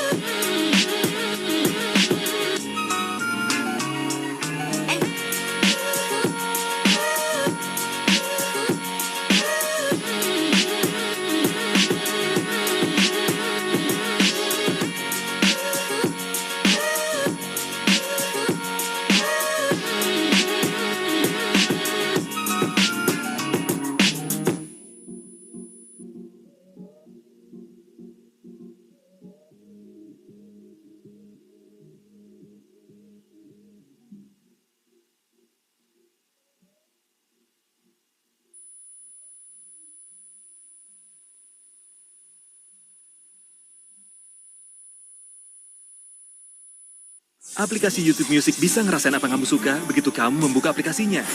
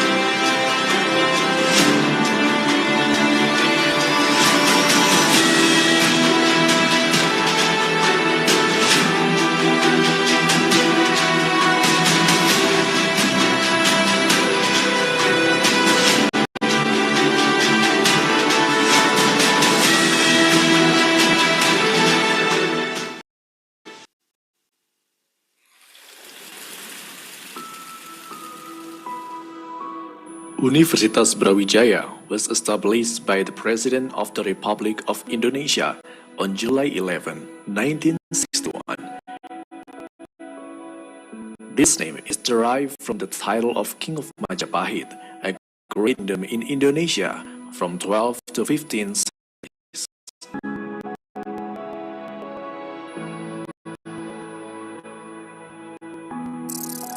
Universitas Brawijaya transformed into a state university on January 5, 1963, following a presidential decree issued earlier in the same year.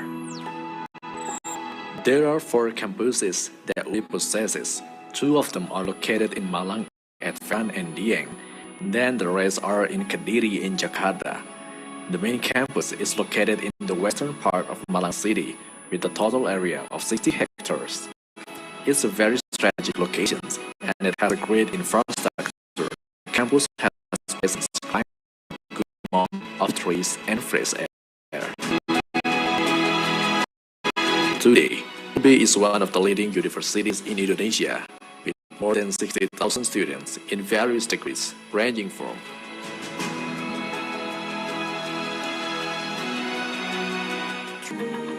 five diploma programs, 77 programs for bachelor degree, 42 master programs, 23 doctoral programs, and Universitas Brawijaya also has 19 specialist programs and 9 professional programs. So the vision of Universitas Brawijaya is to be a pioneering and innovative university with an international reputation of science and technology investment that form the basic of culture-based industry for the community's welfare. While mission of Universitas Brawijaya is provide an internationally standard education that produce graduates who are faithful to the God, have noble, independent, and professional characters, and have an entrepreneurial spirit. And the vision number 2 is to conduct research to produce science and technology that is beneficial to the society. Mission number 3 is to organize community service to enhance the role of higher educational as an agent of transformation, pioneer, and disseminator of knowledge and technology, as well as an agent for the nation's economic development in accordance with the noble value of the local wisdom. And mission number 4 is to organize higher education and manage a leading, equitable, and sustainable institution. In line with international universities, UB supported by the existence of professors and lecturers as lecturers and supported by staff. Getting involved in social life on campus will lead to well-rounded university experience. Social involvement will also help to enhance existing skills while also developing some hidden ones such as leadership, interpersonal relations, communications, public speaking, and time management. Brawijaya University is also focused on developing achievement and has achieved some national to international achievements, including academic achievements,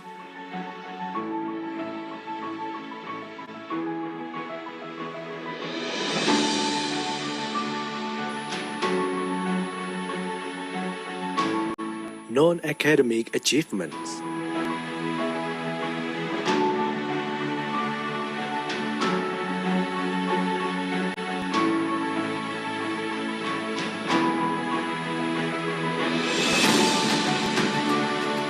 Universitas Brawijaya Achievement.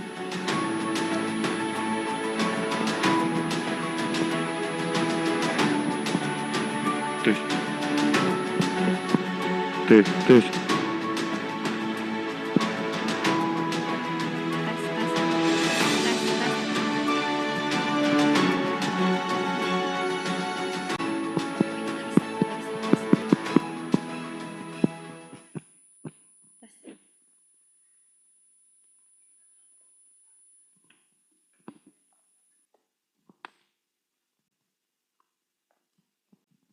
Assalamualaikum warahmatullahi wabarakatuh. Welcome back, ladies and gentlemen. We hope you had a refreshing break and a fulfilling prayer. Now we were moving to the next panel sessions of the day, where we have three distinguished panelists who will share their insight onto this topic. The first one, transformation of the bioeconomy, implication for economic, finance, and business by Mr. Professor MPM Miranda Wilmisen from Wageningen University, Netherlands. Second, we will hear about strategic FDI in Asia's capital-intensive sectors, balancing dual economy threats and technological spillovers benefits from Professor Ayo Okada from Nagoya University, Japan. And the last topic, we're going to discuss about the Indonesia's industrial downstreaming policies, prospect of labor formalization by Mr. Professor Devanto Sasa Pratomo as the Presidential Advisory Council, Indonesia. Well, we are so excited to hear the discussion from our speakers and learn more about this topic, Nazira. That's right, Messi. But before we move to the panelist session, please allow us to introduce the moderator of this session, Mr. Professor Setio Triwahyudi. Mr. Setio is a professor in the field of economics at Universitas Brawijaya.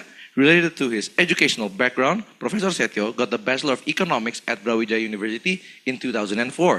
Then continued his Masters of Economics and Doctor of Philosophy at University Utara, Malaysia. Without any further ado, we would like to invite Mr. Professor Setio to lead the last panel session of our conference today. Please give a round of applause to Mr. Professor Setio.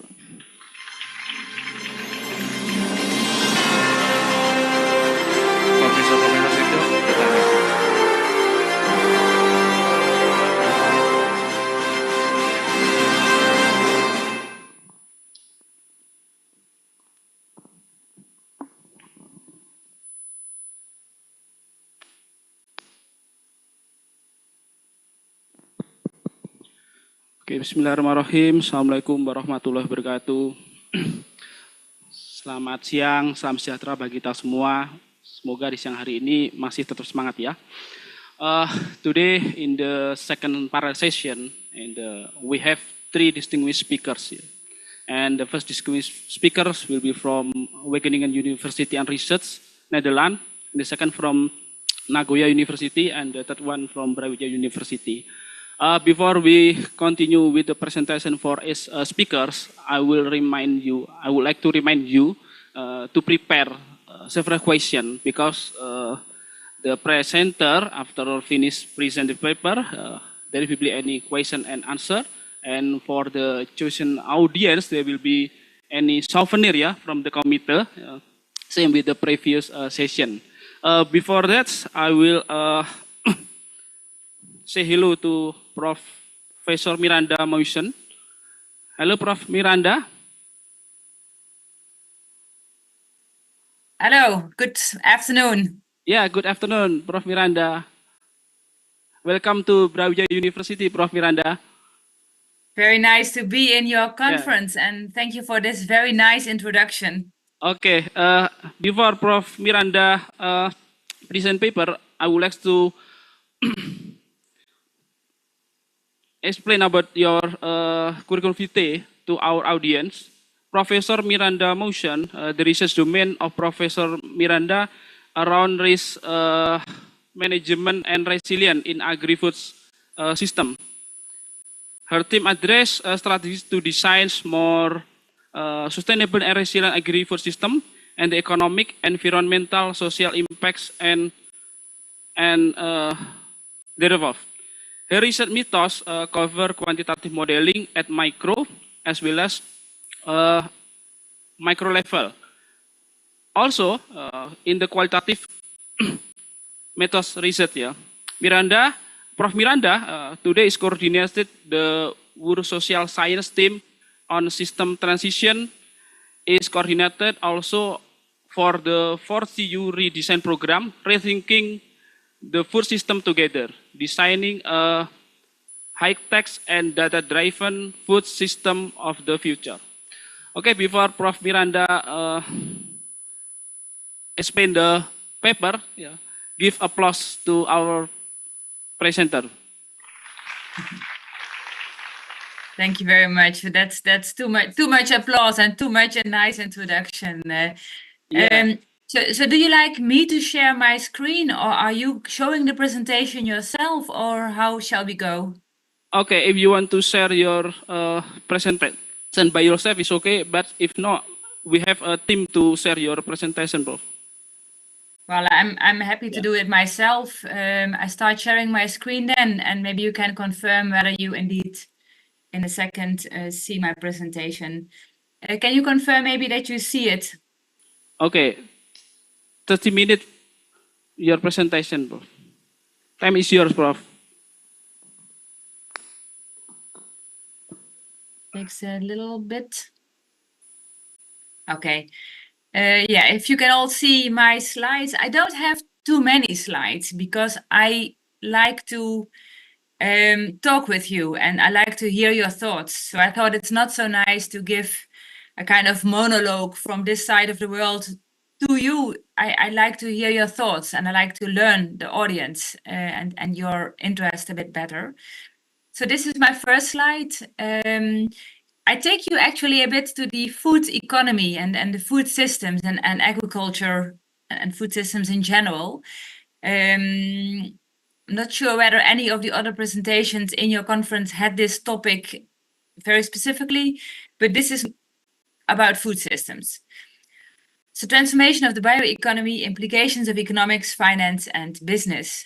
And yeah, very nice that you asked me for this presentation, even though I cannot then be live with you. Still, apparently you find that a bit valuable. On the pictures on the slide, you see that on the right-hand side, it's all nice. We need biodiversity, we need more natural-based solutions, we need maybe less intensive agriculture. But on the left-hand side, you see the link with economics and finance and business. In the end, the alternative and the transformed systems still need to be, you need to earn a living as a farmer. It needs to be affordable for consumers. So yeah, of course, money still matters a lot. I presume that I give my presentation and we then do questions. So I keep on going until unless you interrupt me, and feel free to interrupt me if things are not clear, or if I go too fast. So I thought I just saw a very nice movie from your campus. I thought I also show our campus. Maybe some of you have been in Wageningen, and then you may recognize this, but yeah, this is our campus. So good afternoon from the Wageningen campus in the Netherlands. Well, so we talk about future food systems and the need to transform our food systems. But what I have here in this slide is kind of a funny picture. It's created with, as you can see, Microsoft Copilot. It's not reality, but it shows what I want to say to you. It shows what I want to talk about. So when we talk about the transformation of food systems, we often think like on the left-hand side. It's all looking smooth and healthy and well organized and well captured, environmentally friendly, diverse. It looks wonderful. So it's an eco-efficient food system in a harmonious, makeable world. That is how we saw our economy, our food systems for quite some time. We always thought it's makeable. We can do it. We can fix it. And we can create every solution that we want, even to fix the environmental problems. So that is what you see on the left-hand side. However, more and more we see the reality as shown in the right-hand side picture. I don't know whether you like it. It shows a lot of crisis. And as it says along the slide, disruptions are becoming the norm rather than the exception. So if we still want to transform and if we still want to make the food system more sustainable, but we also have to deal with all these disruptions. So we need to look at sustainability, but also to resilience. That's my point with this picture. So to deal with all these disruptions, like trade issues, geopolitical issues, extreme droughts, extreme rainfall. And we need to also think about resilience. And resilience, it's quite challenging to deal with, as you can see a bit later in my presentation, because the solutions that we see for resilience, they are a bit different than the type of systems we currently have. So let me then take you to the second slide. So if we talk about resilience, so dealing with disruptions and dealing with crisis events, that's what the title says, the classical approaches to resilience, they're not good enough anymore. So the classical approaches are in the blue, in the blue part here. So let me first look together with you what is on the axis. So you see on the horizontal axis risks, known risks to unknown risks. And on the vertical axis, we have the impact of the strategies. What can we do? And then we have at the lower end, the specific and the short-term solutions. And at the upper end, the systemic and more the long-term solutions. And if we look to the classical approaches of risk management and resilience, it's the blue area. We all know that, introducing specific response measures. We develop nice insurance, we collect all kind of information, and we make, for instance, contracts. So these blue strategies, that is what we did in this makeable world to deal with some of the risks that occurred. However, in this new reality with all these risks and challenges and even unknown risks like new pandemics occurring, we need to think more about the green area. So that we need to think about the green area type of solutions to deal with all these challenges. And if we look at them, we see they are different than the blue ones. So the green, in the green area, we see solutions, strategies that are able, if you have them in your system, then systems are able to deal better with unknown risks, and you look more for long-term strategies. So that is where they are positioned. And these deal, for instance, with incorporating really big buffers in your system.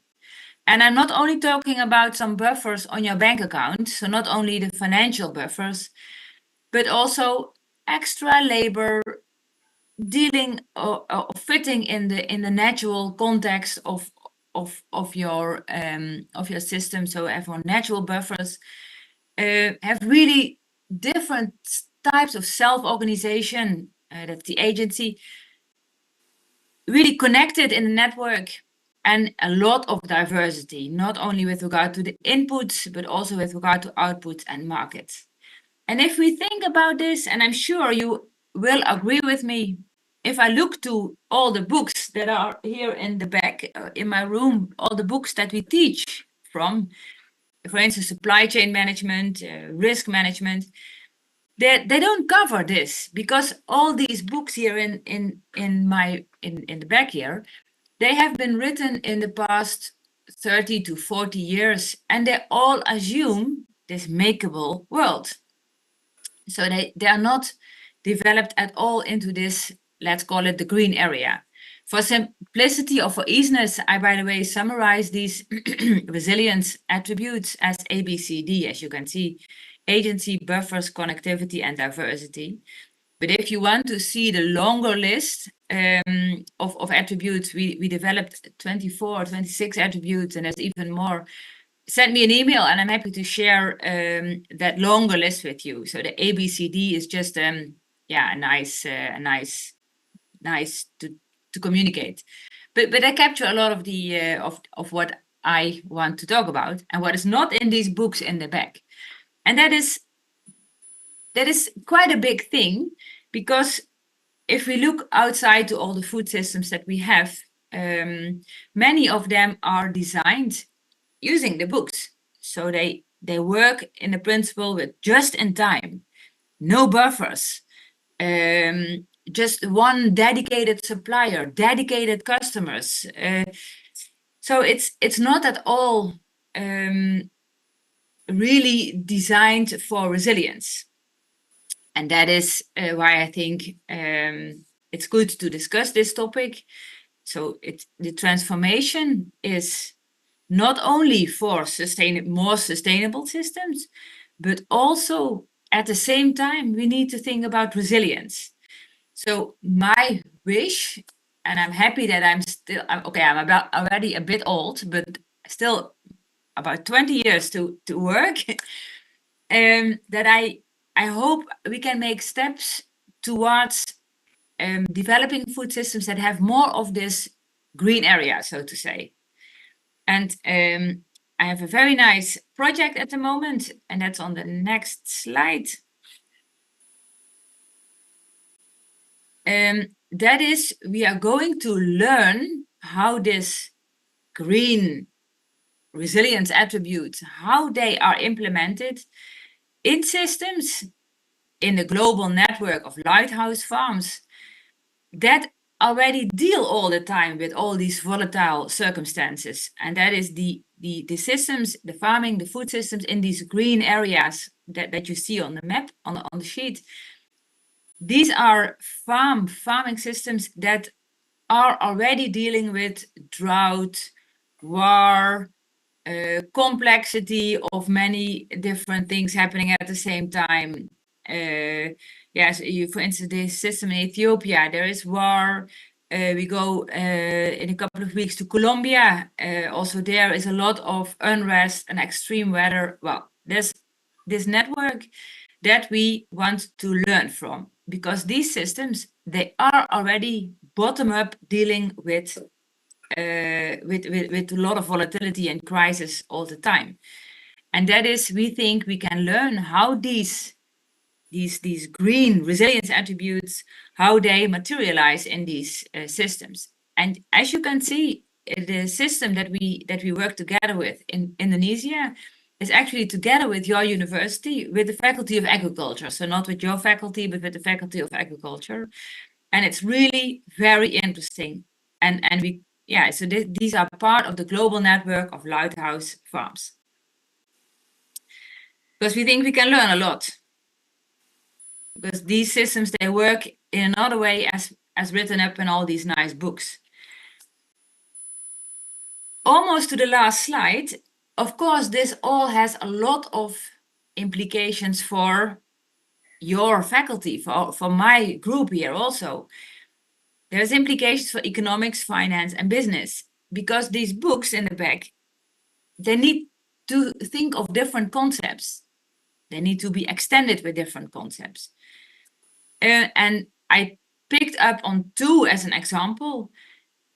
There will be, and there's also already a lot of activity going on, a lot of alternative business models. So alternative to the current mainstream that we, for instance, have in Europe, with global chains, very efficient, just in time, a lot of transportation all over the world. We need alternative business models. For instance, we need business models where consumers, customers, pay for ecosystem services that are provided. We have a nice project on that. It's between brackets. In case you want more information, also feel free to ask me afterwards if you have questions about it. We need systems that are much more diversified instead of all these super large specialized farms. And we need, for instance, much more appreciation and working with value chains that use underutilized crops. We also have a very nice project about that. These underutilized crop farms and farmers, they're so different farmers. They're really different from the mainstream type of businesses going on, and we can learn. And there is a lot of interest to learn. So these type of farmers are not seen anymore as, oh, they're just a hobby, they're just, as we say in Wageningen, wearing gray socks and wooden shoes still. No, but we the mainstream sectors and governments see that there's a lot to learn from these wooden shoe farmers. But they are much more appreciated nowadays. That's the first one.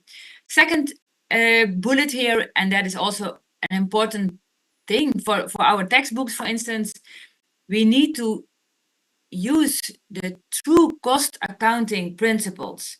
So we should not only think anymore about asset values, depreciation, cost price, which just based on the cash flows, but we need to think, what are all these negative consequences for the environment if we import our soy from Brazil to Rotterdam, to the Netherlands, to the Dutch harbor?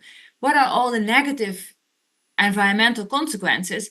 And that should be included in the cost price as well, and included in the supply chain margins and cost price as well.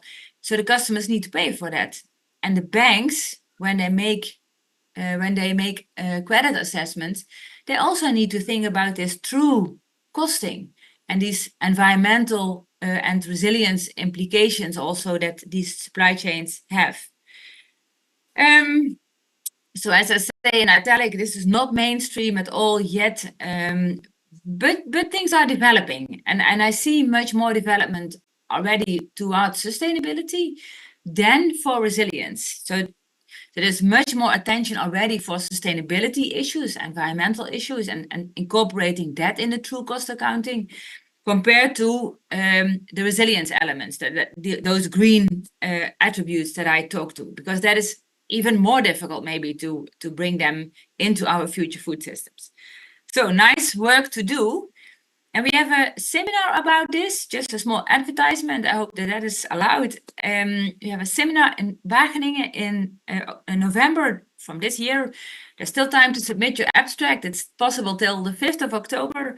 That is about financing sustainable and resilient transitions in agri and food systems. So that is exactly what I was talking about. Well, I think that ends my presentation. I hope I could give a bit of inspiration into your nice conference, although doing that online is always a bit more boring than when I would be standing in your group and in your nice room. But anyway, I hope still it was a bit useful. So I give the floor back to the chair. Thanks a lot, and I hope that you have some questions for me. Yes, thank you, Prof. Miranda. Give applause to Prof. Miranda. Well, give applause to yourself. Yeah, actually, Prof. Miranda, you have still 15 minutes more. Yeah, but if your presentation is finished, is okay. Yeah, we continue to question and answer. Audience, any question? Okay, starting from the left-hand sides. Yes, over there. The student with microphone. Please introduce yourself, your name, and your department. Yeah. Okay, so let me introduce myself. My name is Deva Saputra, and I'm from Department of Economics. And the topic we talk today is an important topic, of course, for the future of humanity. The topic is the food system here. And I want to ask Professor about what is your thoughts about food estate? Because our government in Indonesia, we have a program that called food estate, and is that a sustainable program for Indonesian, and is it suitable for Indonesian food system? You have to tell me a bit more about how does the system look? What does the system do? In my mind, that's a program that the government create a large farming, and then they use it and they distribute it to the community, like that. Large. Okay, so it's really about increasing farm size. Is that what you say? Yeah. Okay, that's that we can ask critical questions about that. Thanks a lot for the question, by the way. So large farms is not per se very bad, but if they produce only one thing, if they produce only for instance, potatoes or only rice, then they are very vulnerable. And if they only have one input supplier and one output market, for instance, and they're very much dependent on a small group of employees, then they are very vulnerable and they are not resilient. So you could see, if you go into that Lighthouse Farm Network website, you can see that the system that we work with in Indonesia with your university is super diverse. It has an integration of many different activities, and it combines rice with ducks, and it does all kind of things together. So you can be large, but please don't do only one thing. I hope that helps a bit in your thoughts. Yeah, thank you, Prof. Any feedback? Okay, maybe that's it, and thank you for the answer. Yeah. Okay, now let's continue with the second. There is still any question from the right hand side? Yeah. Okay. Very nice that you ask questions, because then I can also see you. Otherwise, I'm just talking to myself.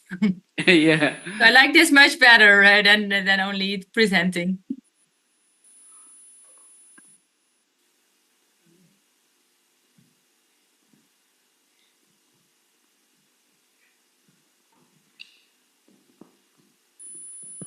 Good afternoon, Professor. Good afternoon. Let me introduce myself. My name is Indah. I'm from Department of Economic Development. I would like to state first that, as we know, Indonesia has very large green areas, and most of it is also used for agriculture. But in the last 1 or 2 years behind, we have had food security issues, which ironically means we have to import foods, because example is the rice is became scarce, and one of the main factors is nature, because there's disasters, which means it is something that cannot be controlled and predicted. My question is, what should the government do to deal with this issue so that it can maintain food sustainability and reduce the significant impact on the economy? Thank you. Thanks a lot also for that question.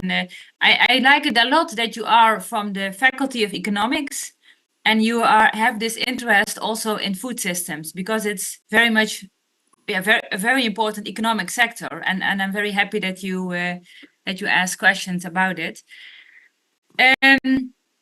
Yes, so if I could ever give recommendations to the governments in Indonesia, we do that for European Union, but not directly for Indonesia. Of course, you got to do that. I would recommend to try to develop systems that are having more of the sustainability aspects, but also you see these resilience aspects also would be very important, because if you use the ABCD resilience attributes to redesign your rice system, for instance, then you would make it like the system we work with in Indonesia, much more diverse and much more in balance with what is locally possible. So you don't then have a system that is maybe super efficient in the good performing and the no drought and the no extreme situation years, then super efficient. But as we are facing all these crises all the time, you need to rethink your system and make it more diverse, having not only rice, but also other commodities, and maybe have other type of rice, and maybe have other type of suppliers. So if you will do a thesis or an internship with the government, I would recommend and I would wish that you work on this, making the systems more resilient. That's my suggestion. Not easy. It's costly. It's very different than current systems are, but we are convinced we need to have that transformation towards the future. So away from the efficient super monoculture type of systems. Yeah. Okay. Thank you, Prof. Miranda, for your answer. Now let's continue with the third question. This one in front.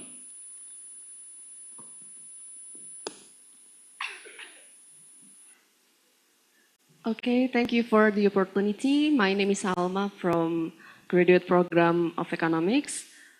Thank you for the presentation to Prof. Miranda. I think it's interesting to discuss about transformation of the bioeconomics.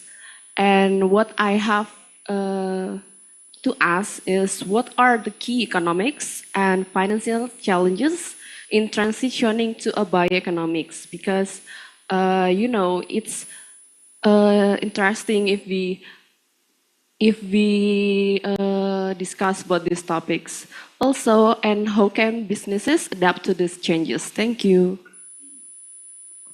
Very nice. You're asking really interesting questions. Super nice. Thank you. Yeah, I would say that two things. In the first place, what is a challenge is that we need to have this true costing and these alternative business models. So if I look at your rice system, for instance, in your country, if the farmers also provide other ecosystem services, so that not only food, but also other ecosystem services, maybe it's good for the biodiversity, it's maybe good for the water quality, it's good for soil quality, they need a compensation for that. Otherwise, it's not going to happen. And that requires this different business models, different way of looking at food systems. That's one challenge, because who is going to pay for that? And what is actually the value of this biodiversity? And I would say, as a second challenge, is that I don't know whether any of you is working together with banks, with the finance providers. It can also be sometimes the government, it can be a private bank, it can be microfinance. They need to also make links to this need for biodiversity and need for resilience and need for more sustainability. Because if they keep on financing mainstream, but not the other type of businesses, it's not going to change. So they are also a key player in stimulating the transformation. Maybe they can give some extra, some relatively cheaper finance for more sustainable and resilient type of farms, and more expensive, or they don't finance at all, maybe in the future the mainstream or the super intensive monoculture type of systems. So they're also a key player, and finance is also a very important part of the economics faculty, I presume. So they also really have a fundamental role here in the transformation. Thanks a lot. Yeah, thank you, Prof. Miranda. We still any time for this session? Moderator, MC? We still have any time for this session? Or enough? Okay, we still have any time, Prof. Miranda. We open the next question from the audience.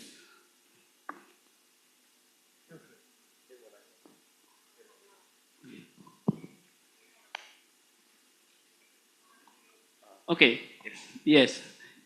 Okay, thank you. I'm very sorry I'm the master of ceremony, but I would really like to ask a question to Professor Miranda, since I found this topic is very interesting, and I would really like to ask Professor about how have cultural attitudes and practices towards agriculture and food distribution influence food scarcity. Since the previous participant asked about food scarcity in Indonesia, since our main dish is rice, like in Holland or Dutch, I've noticed that your main foods are meat, bread, and potatoes gitu. And how have cultures in general affected food scarcity? And have you ever done any research relating between cultural attitudes and food scarcity, especially towards economic policies? That's all. Thanks a lot. Again, a very interesting question. If you remember this green area in the graph, so the resilience attributes, one of them was agency, and the other one was ABC, agency, and the C was for connectedness, and this very much relates to cultural, social aspects.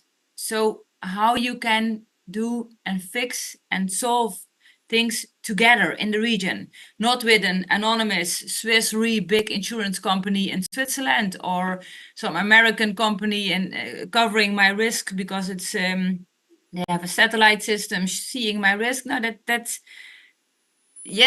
has some role, but it's not what we need for the future.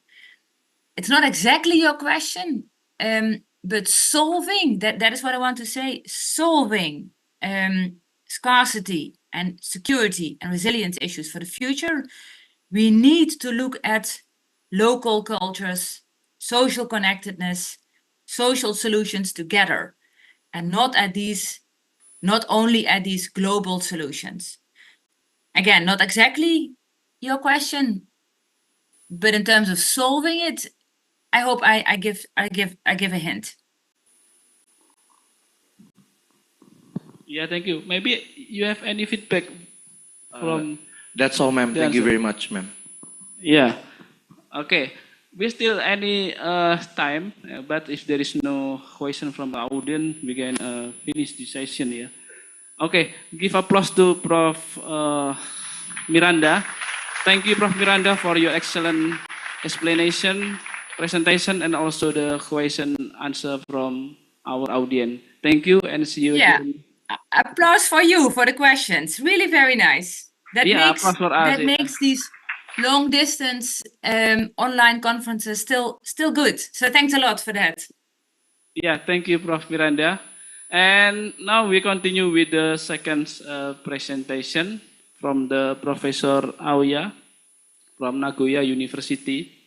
Yeah, I would like to say hello to Prof. Aoya. Hello, Prof. Aoya. Yes. Can I start? Yeah, Prof. Aya.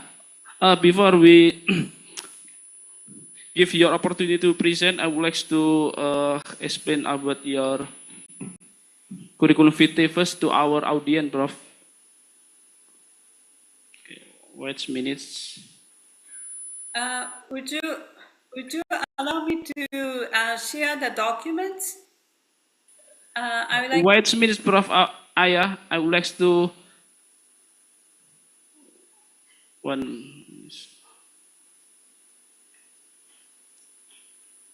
Can I share my slides?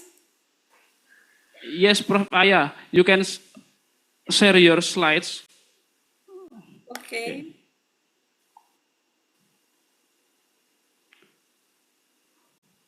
Okay. I would like to explain first about your curriculum vitae, Prof. Aya Okada from Nagoya University. Her research interest in international development, economic development, education, and also development, social development, and regional planning. Prof. Aya Auda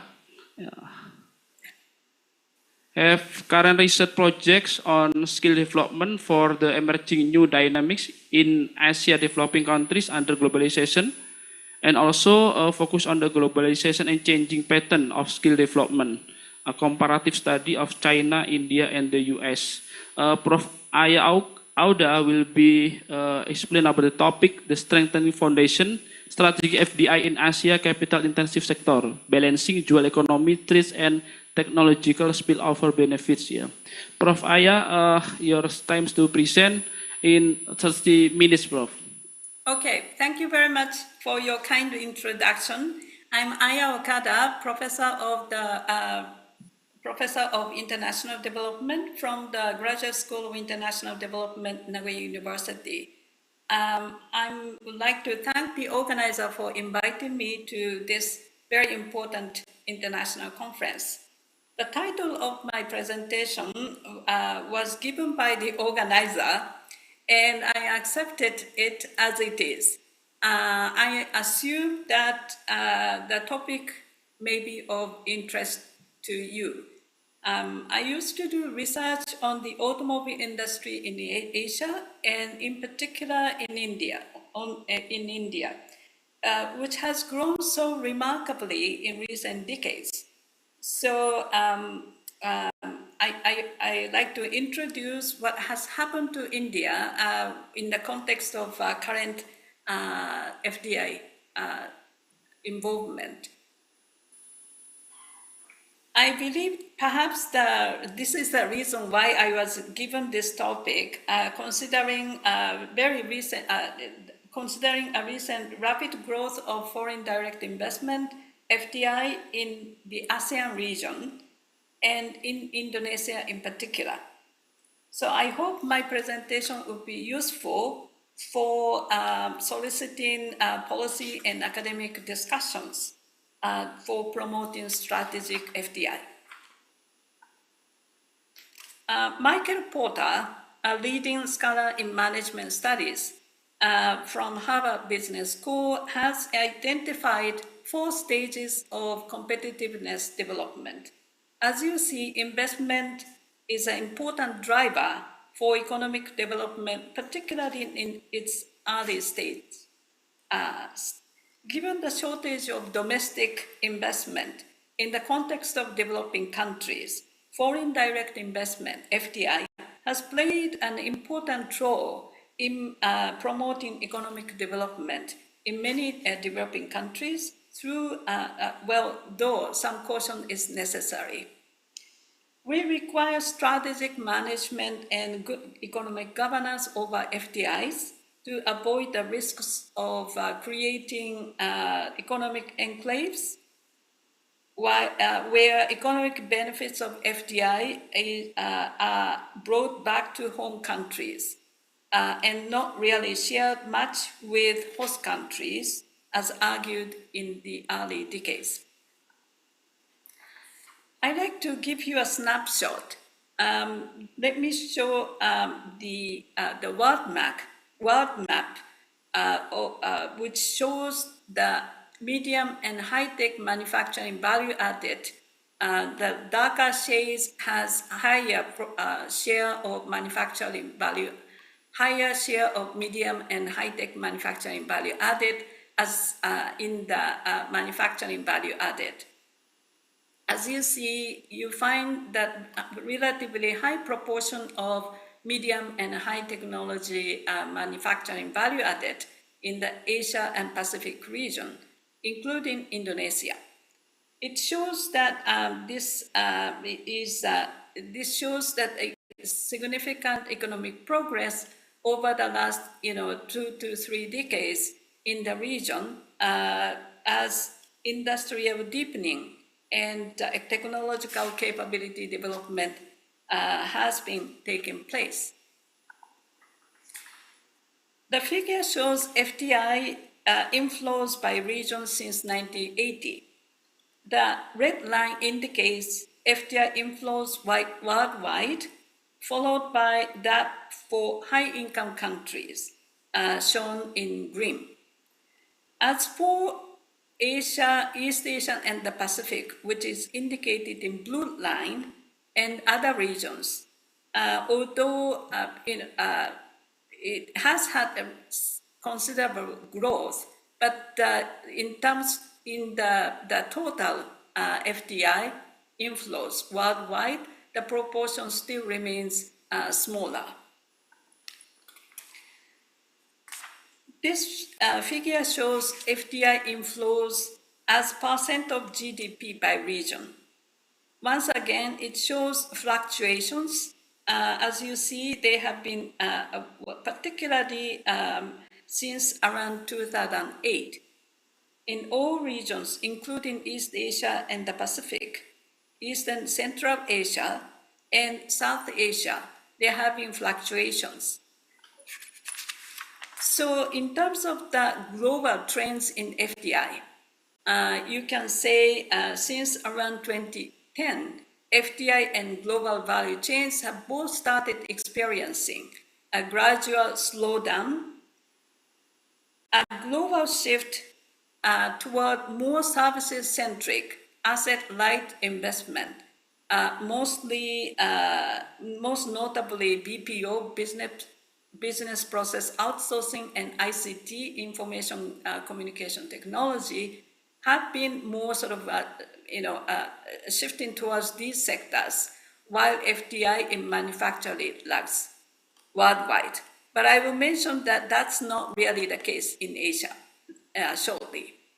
Manufacturing in FDI has declined since the outbreak of the COVID-19 pandemic, while global manufacturing activity and investment remains robust. The diminishing role of FDI in China has been observed as a recipient country, though it maintains dominant position in global manufacturing and trade. This is maybe due to instability in terms of investment climate. However, as I mentioned, as this figure suggests, the relative importance of Asia and the Pacific, as shown in terms of global share of FDI inflows, has steadily increased in recent years, though the last few years have been affected by the pandemic globally and also in this region. Clearly, China has been a major recipient of FDI, but other developing countries in the region, including Indonesia, receive more than 1/4 of FDI inflows into the region as well.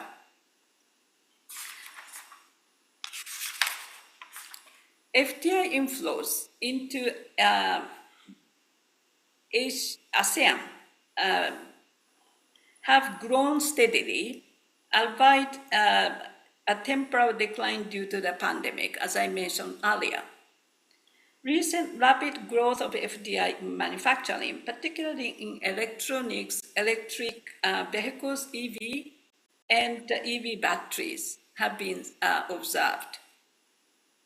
As far as Indonesia is concerned, it has become an important hub for EV battery manufacturing, as it has the world's largest nickel reserves and as it has grown as a large auto manufacturing hub.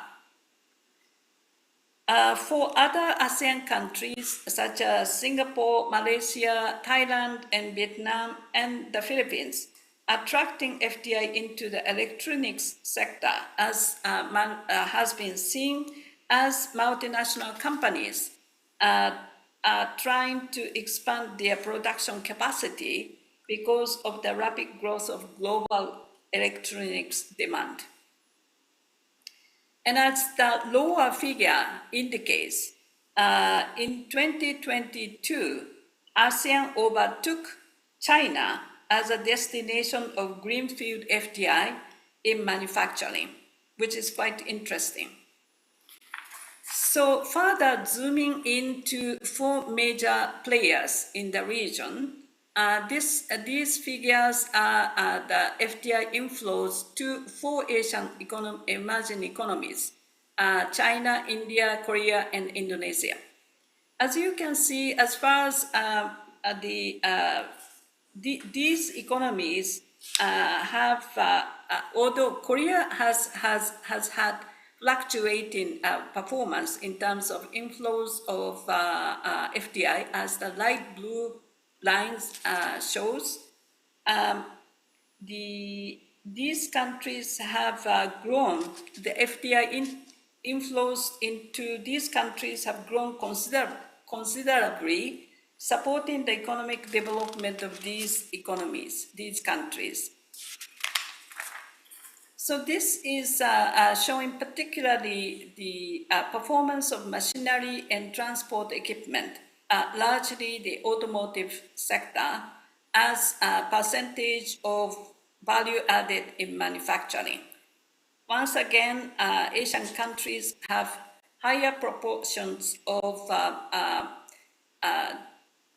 this sector, the machinery and transport equipment, as percentage of value added in manufacturing, which indicates that the importance of these sectors in economic development. For Japan, Japan is also has been investing the home countries of FDI firms for ASEAN manufacturing sectors, Asian manufacturing sectors.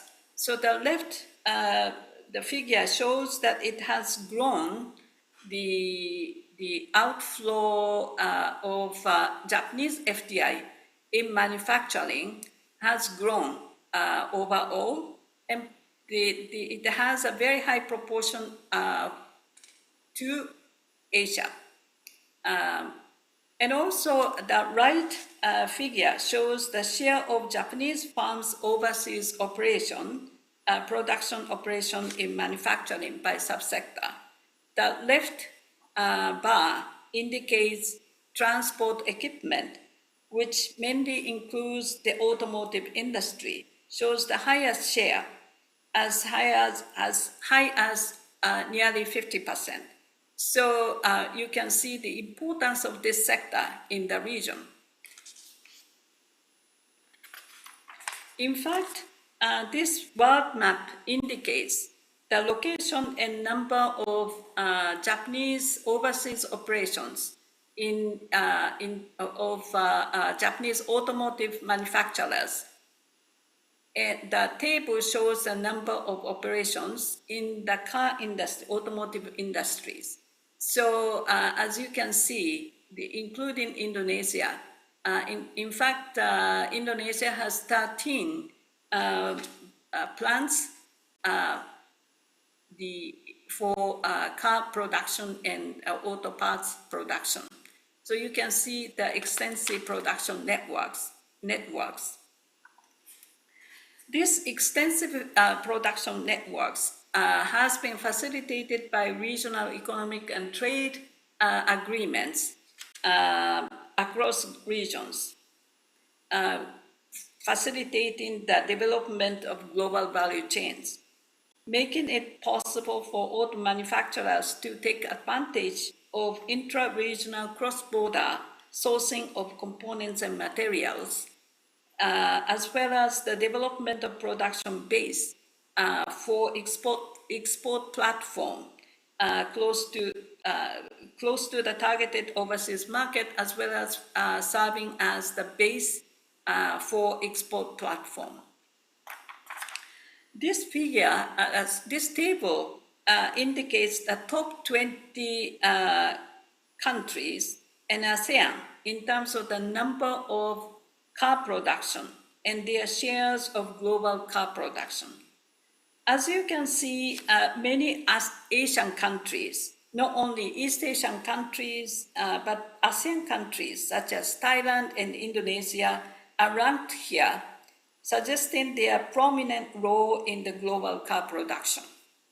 Indeed, China was 23%, Japan was 12%, India was 4.5% back in 2010.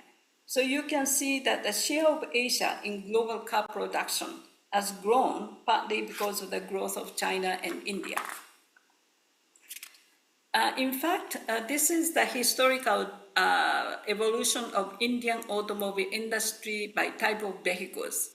As you see, passenger vehicles, which are shaded, which is shaded in green, shows that in the until 90s, until 80s, the performance was very slow. The growth was very slow with very small number of production. However, this picture started changing in the 80s onwards, which I will mention more in details shortly. This diagram shows the typical process of localization of foreign manufacturers in emerging economies. The India case, however, was different. When the main player, Suzuki, came to India, India was already in the second stage as strengthening local content, as it has already accumulated substantial engineering capability among local small firms, albeit low quality. So it was not jumping into greenfield as foreign direct investment and building the supplier base from the scratch. It was not the case. It had many domestic small farms which could be sourced as suppliers when FDI companies came. So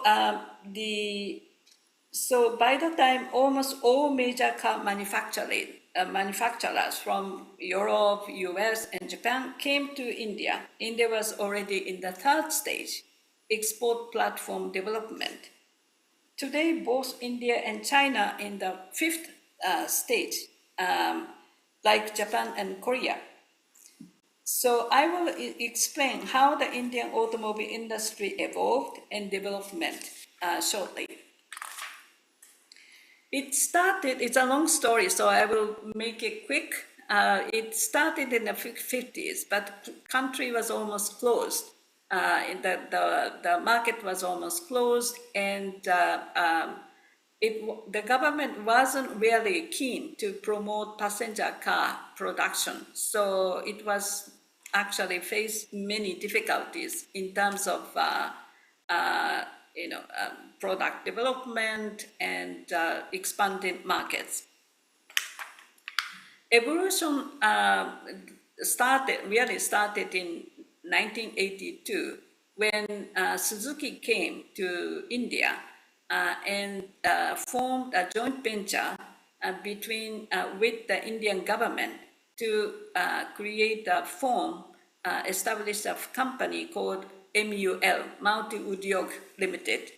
And that really changed dramatically the course of economic development or the industrial development in India. So in the 80s, the passenger car segment grew remarkably at 19% annually. The component industry grew at 13% annually. And also, cars were 1% cheaper than the lowest price existing passenger cars, domestic cars, cars produced by domestic manufacturers. And also, it offered much higher quality, more safety features, and greater fuel efficiency. So at one time, by the end of the 80s, Maruti Udyog achieved over 90% localization and very high the market share. At some point, nearly 80% of the market share.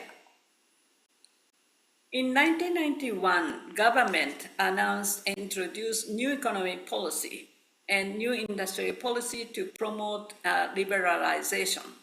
And that really changed the business environment. In 1992, the government abolished the industrial licensing and also lifted some conditions to allow FDI to come up to with up to 51% of equity share in 35 priority industries. This also encouraged many foreign companies to come in. So it was a surge in the inflow of foreign capital. Also, there was other global player. There was a big sort of spurt in the entry of major global players. You can name almost all global players such as GM, Ford, Mercedes, European firms, they came. But because of Maruti's dominance, they had to enter middle-sized car segment because Maruti concentrated in small car segment. And Maruti continued to grow with its share in the passenger car market 80%, and even after the entry of other global players. Also, they diversified their product range. Tata Motors, which is a domestic firm, also entered small car passenger car segment, even though previously it focused on commercial car segment. Tata's growth in the passenger car segment, in the passenger car market, was also encouraging to the domestic suppliers too. Also, the government encouraged these companies to promote exports. So this export promotion was kind of a contract with the government that really it kind of challenged them for in terms of quality development. This is the breakdown of passenger car sales in India by manufacturer. As you can see, even the latest figure shows that the dominance of Maruti Suzuki. They changed the name from Maruti Udyog to Maruti Suzuki after the government withdrew its equity participation. As you can see, most international global players, American or German players, have had to, or French, player like Renault has only 1% share. Some of them had to withdraw their operations from India. So, but Maruti's dominance still continues, which is quite interesting. This shows the location of 3 main auto clusters in India. Basically, auto companies and their suppliers, local suppliers, are concentrated geographically in 3 locations: National Capital Region, Mumbai, Pune in the western region, and Chennai, Bangalore in the southern regions. And this, in each area, when the manufacturers came, there was a growth of local supplier network, which I will mention more.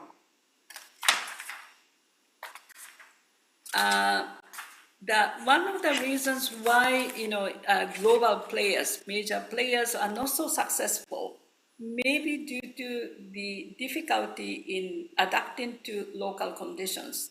You need to consider product development taking into account the local market conditions, the road conditions, infrastructure conditions, constraints, and the culture and social elements of passengers.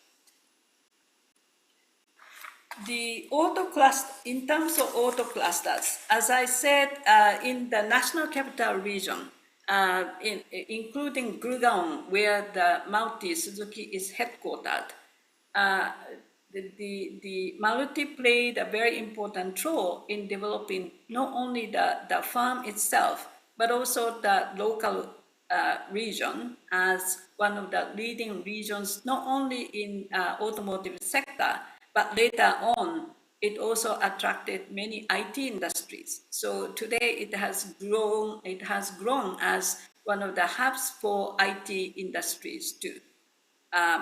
So Maruti was a national project. The reason, this is actually a long story, but Maruti was a national project by Indira Gandhi, the late Prime Minister of India.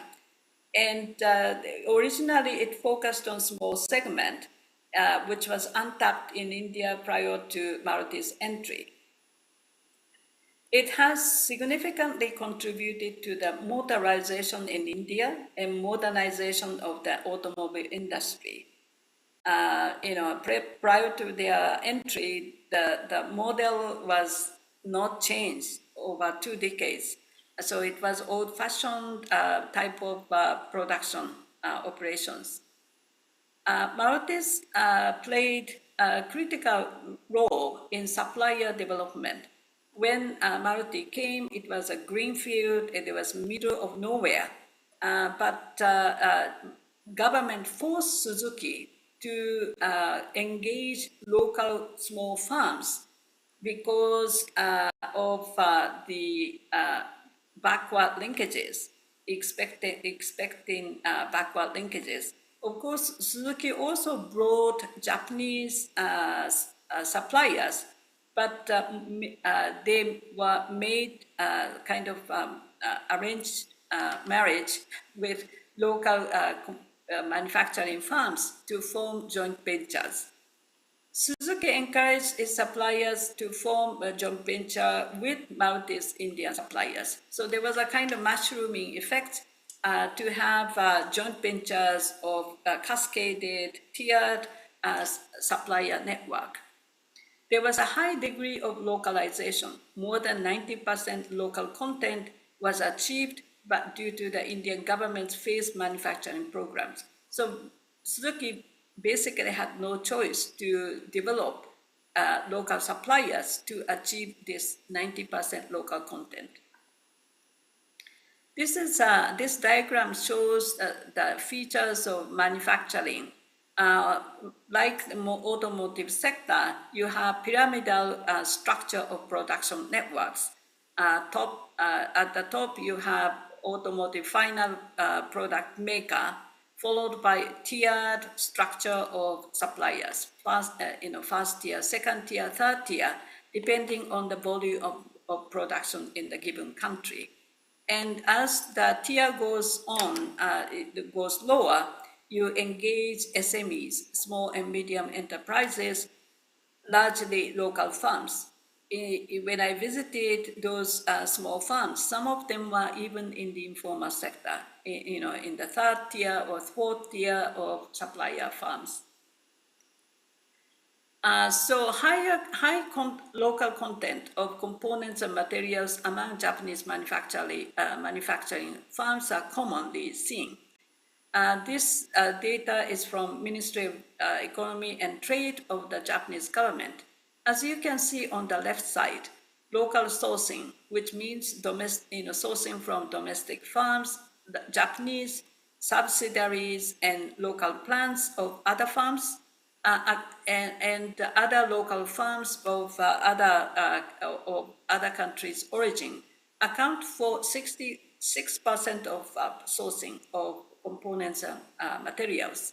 So the high degree of local content means that it has a great impact on the development of local manufacturing industry. I will mention more later. So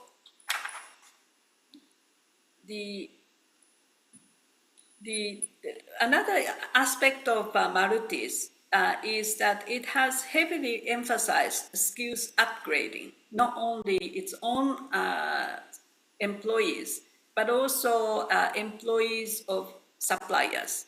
There are many institutional mechanisms which encourage suppliers to engage in skills upgrading in terms of production skills, managerial skills, and innovation skills. I will mention more later if I have time. Also, the Maruti-induced learning culture within the industry through the production networks, but more largely the industry-wide learning. Here, I'd like to emphasize the role of the state. The government played a very instrumental role in supporting the industry in terms of giving concessions on land tax, etc., localization, which I mentioned already, and also, they made sure that there will be no political interference. Also, the Maruti also benefited from close and long-term stable supplier relations. Actually, they built it. And so that was made, easy to improve quality through various institutional mechanisms. Also, it developed service networks for the first time in India. I will skip here. I'm a little worried about time. So there are many theoretical explanations of industrial clusters. I will skip here. Maybe you are already familiar from your classes. So okay. So I'd like to mention Ann Marksen, who is a leading regional economist, identified 4 types of industrial clusters, regional clusters. The first one is Marshallian model of industrial cluster, where small farms dominate, as in the case of Emilia-Romagna region of Italy, North Italy, where that small farms kind of organically concentrated in a geographically bound area where that extensive coordination and cooperation takes place. The type 2 is hub and spoke model, where that large farm, which plays as a hub farm, plays a dominant role in engaging local suppliers and collectively they benefit from that in terms of knowledge spillovers and labor skill pooling. And I would say Maruti's case is this type 2 hub and spoke clusters. But Marksen identified there are 2 other models. I will skip here. But together, the regional cluster can create regional innovation ecosystems. So there's also, by having this regional concentration of industries, you can sort of expect some knowledge spill over and externalities, particularly when these 4 dimensions are in place. Diversity in human resources, innovation activities, diversity in final products, intermediary goods and support services, diversity in public goods, universities and public institutions, and diversity in consumer goods, human recreation services. So when regions grow, these dimensions also need to be taken care of. So to summarize, going back to the topic of FDI, in the case of Indian automotive industry, FDI contributed to the modernization of the industry. It also brought new types of work organization and management practices. It changed the dominant model of labor relations. It changed the dominant model of supplier relations. Also, it led to the dynamic restructuring and transformation of the component industry and to the creation of tiers within the component industry. It also introduced new manufacturing practices and techniques, partially implanting lean production and flexible just-in-time production principles. Although the complete introduction of such practices were not really happening. There was also introduction of dealers and after-service networks, and auto loans through institutional arrangements were made available with the banking sector. Another aspect is the importance of industrial governance. The government gradually introduced liberalization policies and strategically sequenced and coordinated various policy measures to protect the domestic market while fostering the growth of the industry and preparing the industry for the fast-changing global automobile markets. Another element is that regional government also played an important role in promoting the industry by supporting the environment of industrial clusters. For example, the establishment of industrial estates, supplier parks, with a lot of incentives provided to those companies located there. So this is all for today. Thank you very much for listening. Yes, thank you, Prof. Aya. Give applause. Okay, before we continue to question and answer, I would like to invite Prof. Devanto to come to the stage. Yeah. Prof. Devanto, please accompany me in the stage. Yeah. Yes. Okay, let's continue to question and answer from the audience. Please raise hand if there is any question. Yes, from the left-hand side.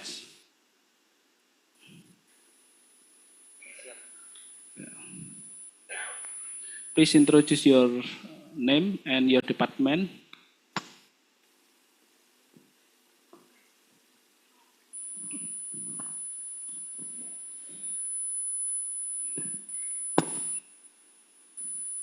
Tes.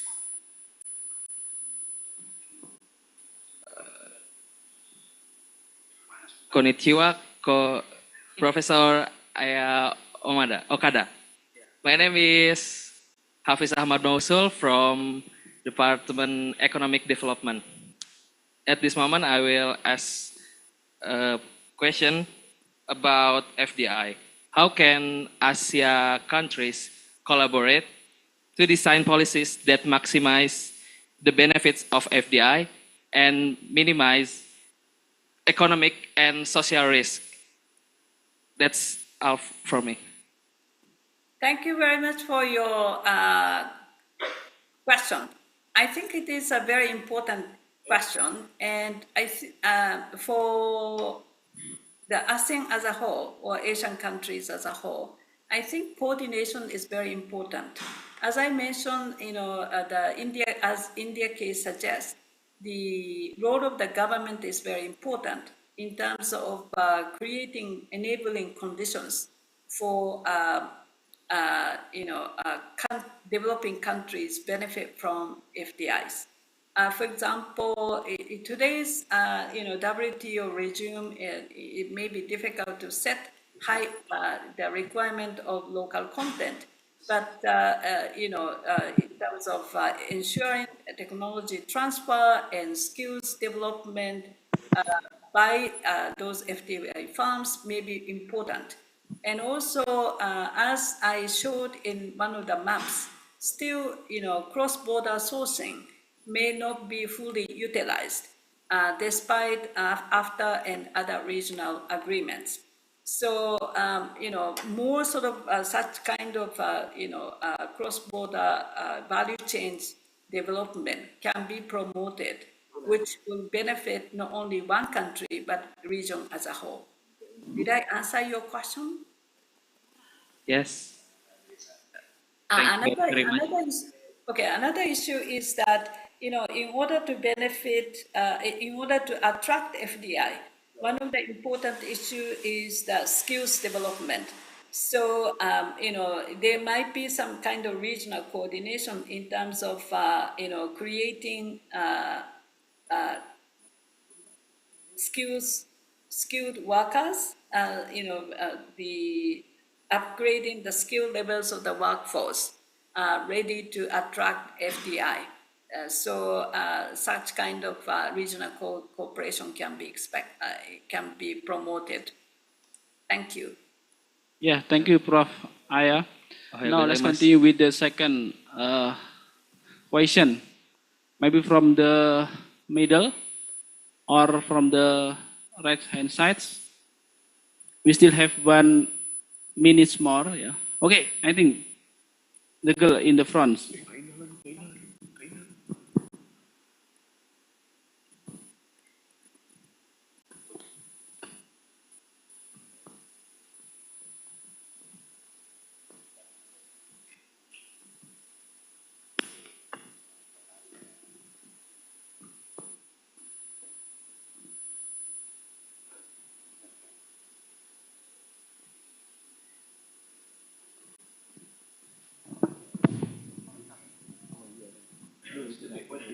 Okay, thank you so much for the opportunity.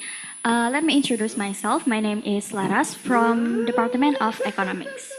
I'm curious about one thing, but I think it's related to the previous questions. It's about how can Asian economies strategically attract FDI in capital-intensive sectors while mitigating the risks associated with the development of a dual economy. I think that is for the questions. Thank you very much.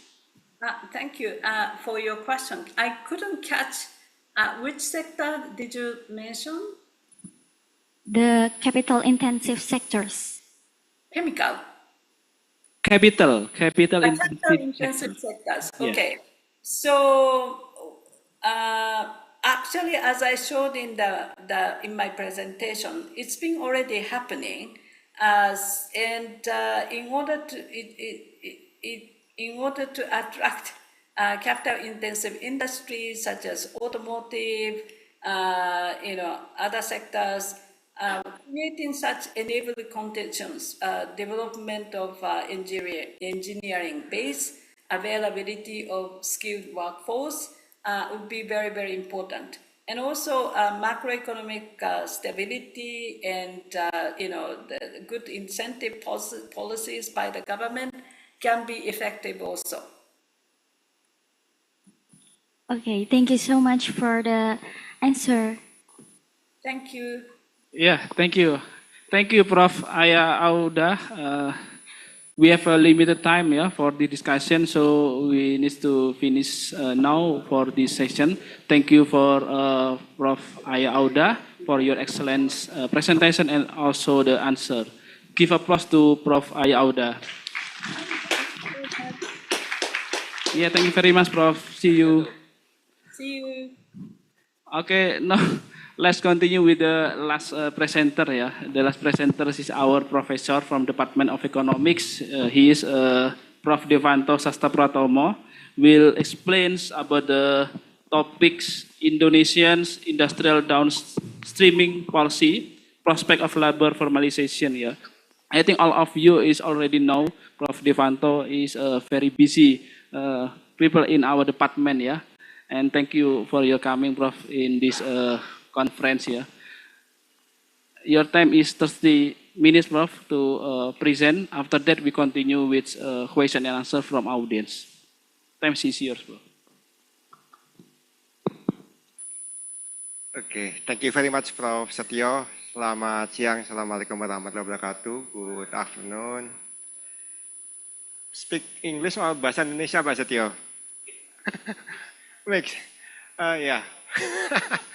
Yeah, first of all, thank you for Pak Kadep, Pak Ferry, for inviting me to here to speak in front of you. And then congratulations also for BEFIC. I think BEFIC become one of the quite strong conference in our department. So congratulations also to Pak Kadep. And teman-teman sekalian, my title of my presentation today is about the industrial downstreaming policies and employment challenges in Indonesia.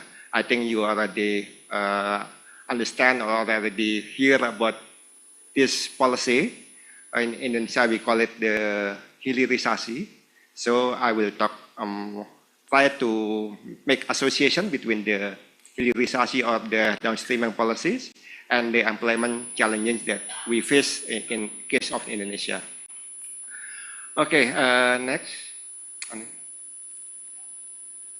Okay, I start from the some theoretical framework or some definition. What is the industrial downstreaming atau hilirisasi? Downstreaming, based on the definition, is the processing of the raw material into the ready-use goods or the final goods. So, like a process from the raw goods into the final one. And we also here it is in line with the campaign of our next President Prabowo Subianto, because Prabowo also tried to increase the economic growth, not only 5%, but he tries to to jump into 8%. And one of the strategy is by industrial downstreaming. So the aim of the objective of the industrial downstreaming is increase the added value of the Indonesian natural resources. I think we already know that Indonesia is abundant with the natural resources. We have nickel, we have bauxite, we have oil, and any natural resources. And before we export to other countries, so we try to make our natural resources more value added, and then they can more benefit to be export. So this is one objective of our next president. However, in the case of the industrial downstreaming, it's not always easy, because it needs some improvement in the technology and also some human skill of human resources. So that is the homework of our country, to improve the technology and also to have some skilled human resources.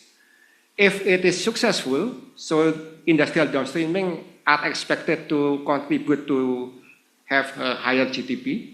So the economic growth is not only 5%, but we can jump into 6 or 7%. And also the second one, it can help to increase the employment opportunities. But we can see our challenge related with the employment opportunities. Okay, next, Mas. Okay, before we move to the employment side, I would like to ask you to see how the export potential map of the Indonesia. If we see the data, the export potential map of the Indonesia, we can see that export structure in Indonesia is still dominated by natural resources. So the first one is the palm oil, the second one is the nickel. That's why our president tried to move the nickel, our nickel, to make a higher value added by generating battery, electricity, car, and so on. Yeah, and then we also depend on the palm oil. Palm oil, even though still there is some contradicting from the environmentalists, but palm oil is still the most dominant export in Indonesia.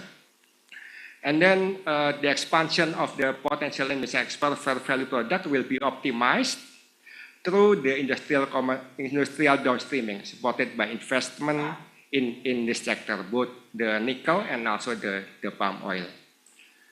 Okay, next, I try to compare to our neighbor. Next, Mas.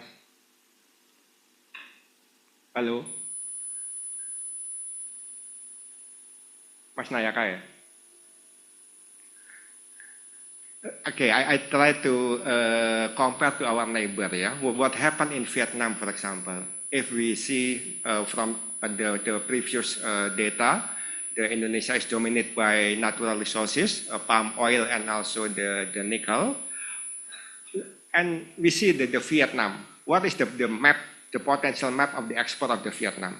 We can see most of the export in Vietnam is dominated by the more higher value added, with the, for example, telecommunication, electronic, mobile phone. So Vietnam, I think, one step ahead in front of the Indonesia. Even though we abandon with the natural resources, they more have the value added and more technology compared to our country. So Vietnam can be successful in the technology because Vietnam is dominated by the FDI, foreign direct investment. That's Indonesia try to invite, but still, yeah, because of our political situation, most of the investors coming to Indonesia still wait and see the condition, yeah, because movement from our government Jokowi into the Prabowo Subianto is the political economic aspect. Okay, next. Okay, I continue to the history, some history of this downstreaming policy in Indonesia. Basically, hilirisasi or downstreaming coming from the President Jokowi, but it's a long way go. starting from the President SBY Yudhoyono, began to receive attention during the leadership of the President SBY. In that period, SBY issued is the implementation. The implementation faced various challenges, including the infrastructure and also the capital. Okay, next. And then government during the President Jokowi Widodo continue what the President SBY starting. And then encourage industrial downstreaming more intensively during the administration of President Jokowi. For example, he tried to focus on various sectors such as nickel, bauxite, and also copper, and also tried to confront with WTO, for example. Yeah? So they tried to make Indonesia into a successful downstreaming country. So this step is expected to improve the manufacturing industry. So manufacturing basically is the main spirit of the downstream policy. Okay, next. If we see the map potential of the downstreaming industry in Indonesia, the data from the BKPM, Ministry of Investment, yeah. From Sabang into Merauke, we have potential of the downstreaming from the natural resources and very various. From Aceh, we have gas. Until the West Papua, we have copper. Southeast Sulawesi, we have nickel. East Java, we have nickel. Central Java also. Almost all of the province in Indonesia have their potential. It can see from the map of the BKPM. And our homework is how to make the industrial downstream happen. That's our challenge. Okay, next. Okay, previously I already mentioned about the definition of the downstreaming and then history of the downstreaming and also mapping of the potential of the downstreaming industry in Indonesia. Now, how the connection of the downstreaming industry to the employment? Yeah, in the previously I already mentioned that if industrial downstreaming successful, it might be increase the employment. But how the employment will increase? Yeah. In fact, if we see from the employment condition in Indonesia, there are at least two challenges.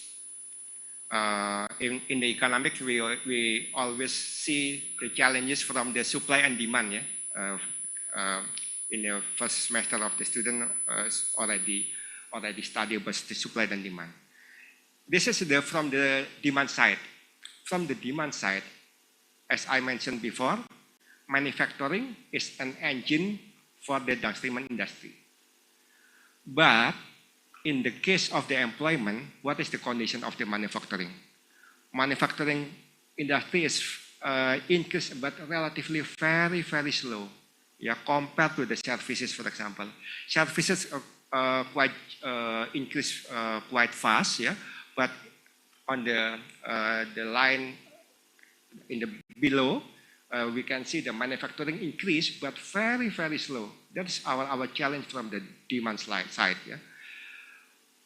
The other challenge related with this figure, the increase in the services sector is not like in the Vietnam. Vietnam, the services related with like the technology, mobile phone technology. But in Indonesia, the increase in the services sector is dominated by the informal sector with the less skill, less education. I think in the less skilled labor. That is our challenge. Our services is not have the higher value added compared to other country, for example, Vietnam. So that's the challenge. And then we can see also the agriculture, our main domination sector in the past period now is downturn, and then is the opposite side with the services. Yeah. This is the first challenge from the demand side. The second challenge related with supply side. Okay, next, Mas. The supply side, we can see how the quality of our labor. The quality of our labor, we can see the average of year of schooling of our labor force. Yeah? In Indonesia, from the 2020 to 2023, the average year of schooling of our labor force is still 9 years. That means 6 years is sekolah dasar, ya, SD, and then 9 years is SMP. So the most education of the labor force, our labor force, is still SMP. So we are in the university is one of the luxury labor force in Indonesia. Yeah? We are one of part of the luxury one. But in average, Indonesia is still dominated by the lower education background, which is still in the SMP. So this is the challenge from the supply side. Yeah. So it is not easy enough to push our industrial downstreaming because supply side challenges and also demand side challenges. We still have some big homework to make this condition jump. Yeah. So that's our challenge. Yeah. Okay, next. So I jump also to the conclusion. Yeah. So I think if we try to associate or have a relationship between the industrial relationship and employment, so in my opinion, creating job in Indonesia through industrial downstreaming is very important, but it is not enough because of the characteristic of our labor, which is most dominated by less skilled worker, less education, something like that. Yeah. But in the industrial downstreaming, we are more likely to need to have a higher value of the labor force with more education, more technology, which is still our work based on our demand and supply side. So to meet overall workforce need and overcome the challenges of the unemployment in Indonesia, a more comprehensive approach is needed. Not enough to solve with the downstreaming. So downstreaming is only a small portion to improve our employment challenges, but I think still need some broad spectrum to improve our employment condition. Okay, next.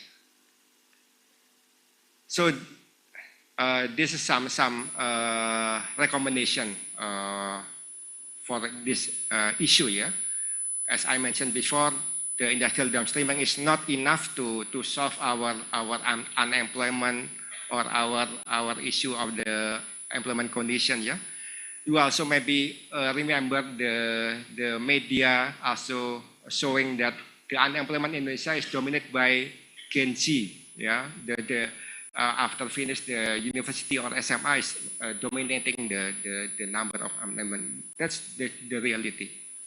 So we need a broad spectrum program for a country with one of the highest population in the world. Indonesia is a country with one of the highest population in the world. So I think we need some diversification of the economic sector, not only the downstreaming. We need also to push agriculture because we still have some spirit or strength in the agriculture sector, services, tourism, and also creative economy. We also learned from during the COVID pandemic, that one sector that moved into the positive quite fast is the tourism and then creative economy, because people need healing, people need holiday. Yeah?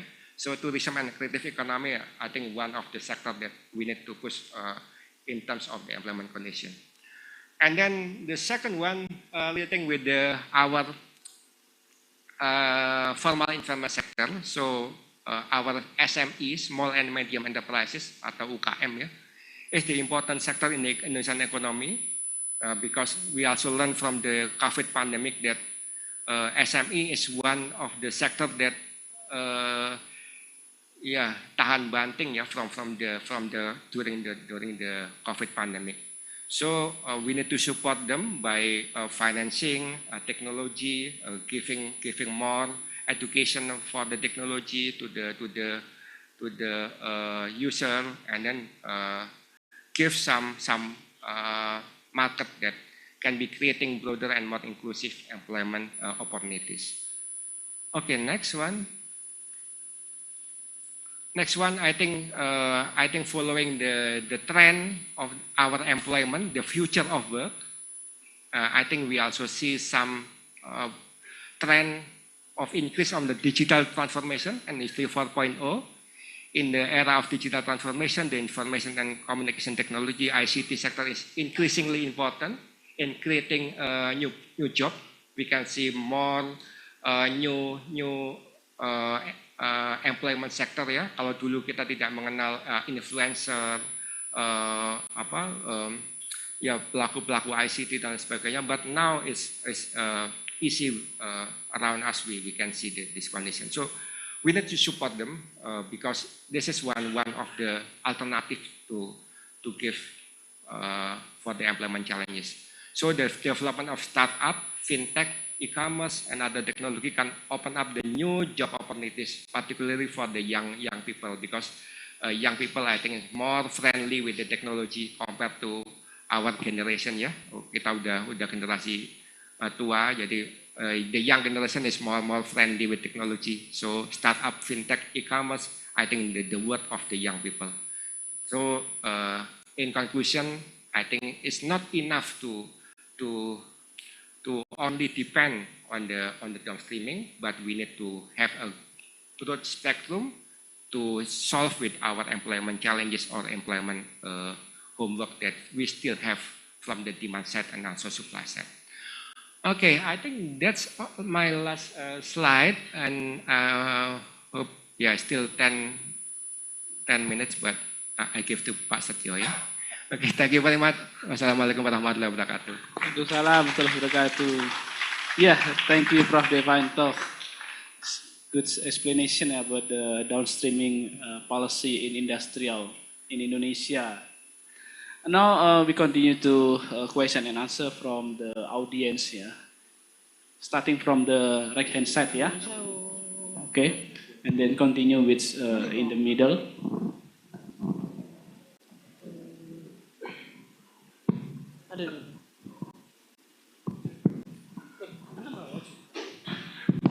Check. Thank you, Prof. Devanto, for your very brilliant presentation. But before I continue my question, it is a bit nervous for me to talk in English. Please introduce yourself, your name. Yeah, I'm sorry, but before I introduce myself, I really like to just express my nervousness because I am kind of very nervous because this is actually only just a few days after I become one of the students here in Brawijaya. So let me just enjoy this for a few seconds. But so thank you, Mr. Prof. Devanto. My name is Anang Febri Sulistiono, and I am one of your students actually because I am one of the postgraduate student in the economic department. And I would like to ask about one of your remarks that you said during your presentation that one of our challenges in order to achieve those very incredible 8% of economic growth is related to the labor and the technology. I absolutely agree with these remarks, and I've been thinking there is kind of one very magical solution, if you will, that could solve this.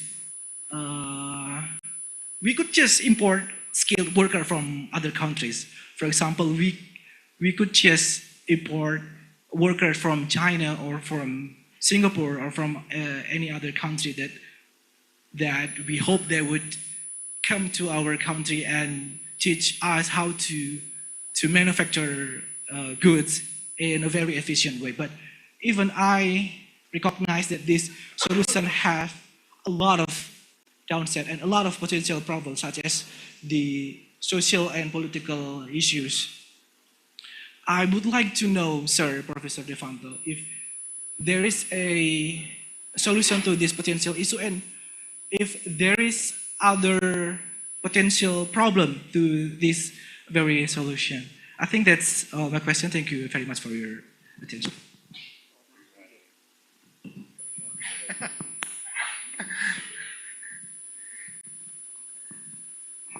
Okay, thank you for your question. I also a bit nervous to answer your question.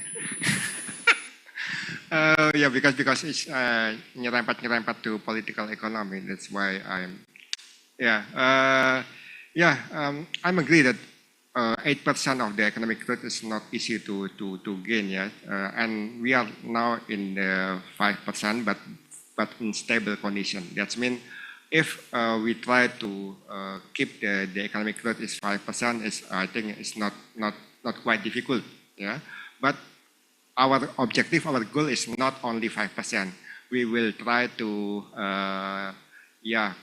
if we see India, for example, they have 6% or 7% at the moment. Yeah, and one of the spirit of the India why they can have the 6 or 7%, they begin with the technology. That's why they have a Silicon Valley, a small Silicon Valley in India.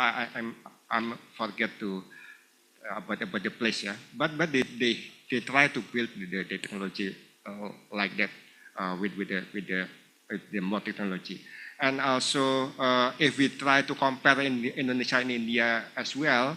The condition basically is the same. If you landing in New Delhi, for example, you can see poverty everywhere, and then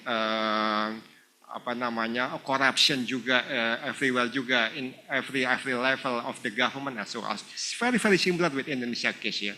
But why they can have more than 5% of the economic growth? And one of the key is the growing on technology. And also the India is also help from the what is called diaspora from the India. If we can see in other country, in the modern country, in US, in England, or maybe in Australia, you will see many Indian people that still connecting with their home country. And then it will have the trickle-down effect to their home country, at least by having some connection, something like that. We hopefully will have some connection with Indonesian diaspora. That's why President Jokowi try to make some connection, because they try to gain some trickle-down effect to their home country by the diaspora as well. And then apalagi ya? I think that's my comment. Yeah, I hope answer the question. But the conclusion is, if we try to 8%, I think the one of the key is 5%. But I think also it can be gained step by step. So we cannot expect Prabowo in next year will be 8%. But maybe we will expect or predict in 5 years of period, maybe one time 8% is already very good and very successful what the president. But until the 8%, I think we need to gaining step by step after the stable condition or something like that. Yeah. So I think that's my comment. Thank you very much, Pak Setio, and also your question. Ya. Sampai ketemu di kelas ya, Mas. Yeah, we break a while ya for Azan. Okay.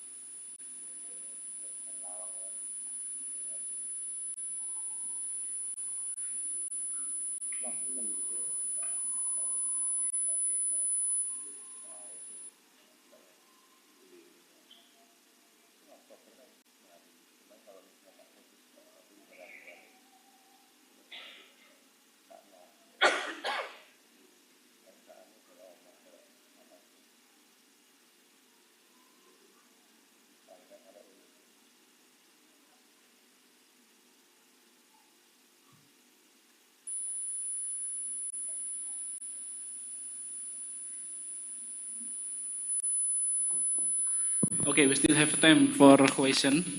Now let's continue with the student, I think in the middle.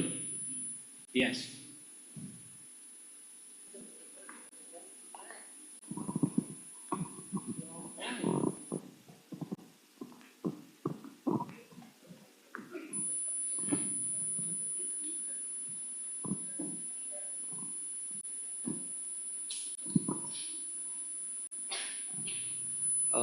Good evening for Prof. Devanto and Prof. Setio. I am Israf Alfiansyah from Development Economics Department. I want to ask about the effect of downstream. Downstream does profit benefits for Indonesia, like reduce of unemployment and economic growth. But in its application, downstream also has negative impact, such as environmental damage and violation of the human rights of indigenous people. This can be seen from the rejection of nickel mining by indigenous communities in Halmahera Island. What policies should be implemented to overcome this problem? That's my question. Yeah, thank you. Monggo, Prof. Yeah, I'm actually not the environmentalist economics here, so maybe it's quite hard for me to answer the question. Yeah, but maybe I comment the next issues about the indigenous people or the local people. Yes, and so we can see some issues because the downstreaming and then yeah, I think following from the first question, downstreaming industry also needs foreigner pekerja asing foreign worker to come to Indonesia, and in this case sometimes they have some issue with the local people. I think the key point is if you can see my presentation in my previous presentation, that the issue about our local condition of the employment, we have some lower skill, so that's why maybe in some case we still need foreign worker to come to Indonesia. But the main point I think is foreign worker needed in one case, but at least we can gain the help for the foreign worker into what is called the transfer of technology. So the foreign worker, it needs for the transfer of the technology. But after the technology is transferred to the local people, I think step by step, foreign worker will be reduced. So because I think the local people or indigenous people already have some skill that needed related with the industrial downstreaming. But yeah, as I said before, in the first case, in the awal, I think we still need the help from the foreign worker. And then the second one, in some cases, the MOU between the Indonesia and also some institution from the foreign country stated that they can bring some foreign worker to come to Indonesia. So hopefully, yes, I said before, hopefully we can gain from the foreign worker is the transfer of the technology. So and step by step, so the need of the foreign worker will be decreased, and the indigenous people, I think, can be gain a job, and there is no conflict anymore with the local people. I think that is my response. Okay, thank you, Prof. Devanto. One more question, if there is still any question, from the left hand side. I think this is the last question, because we have a limited time.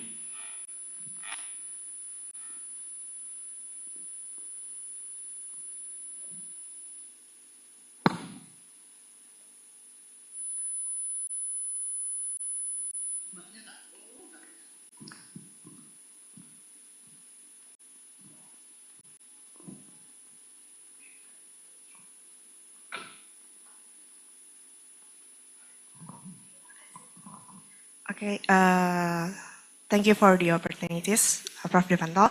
Let me introduce myself. I'm Novira, and I'm from Economic Development major. And in your presentation, it's talk about labor or employment, right? So I have one question that about these issues, and this issue is talked a lot in Gen Z. It's about we have a culture or some roles in most company in Indonesia. It's national company or almost in company in Indonesia about discrimination in the labor market because this because most of job vacancy limit the age application maximum 25 years old, and we know the productive age it's until 65 years old. And how about the labor with 26 or until 65? I think we should fix about this. And what is your thought about this? And how can we make our labor market more inclusive? Thank you very much. Okay, I think looking for the economic employment issues, discrimination, yeah, for example, not only age, maybe a gender, segregation of the male and female. I think that's still our focus, how to hinder the situation, yeah, and relating with the issue of the age, the age discrimination.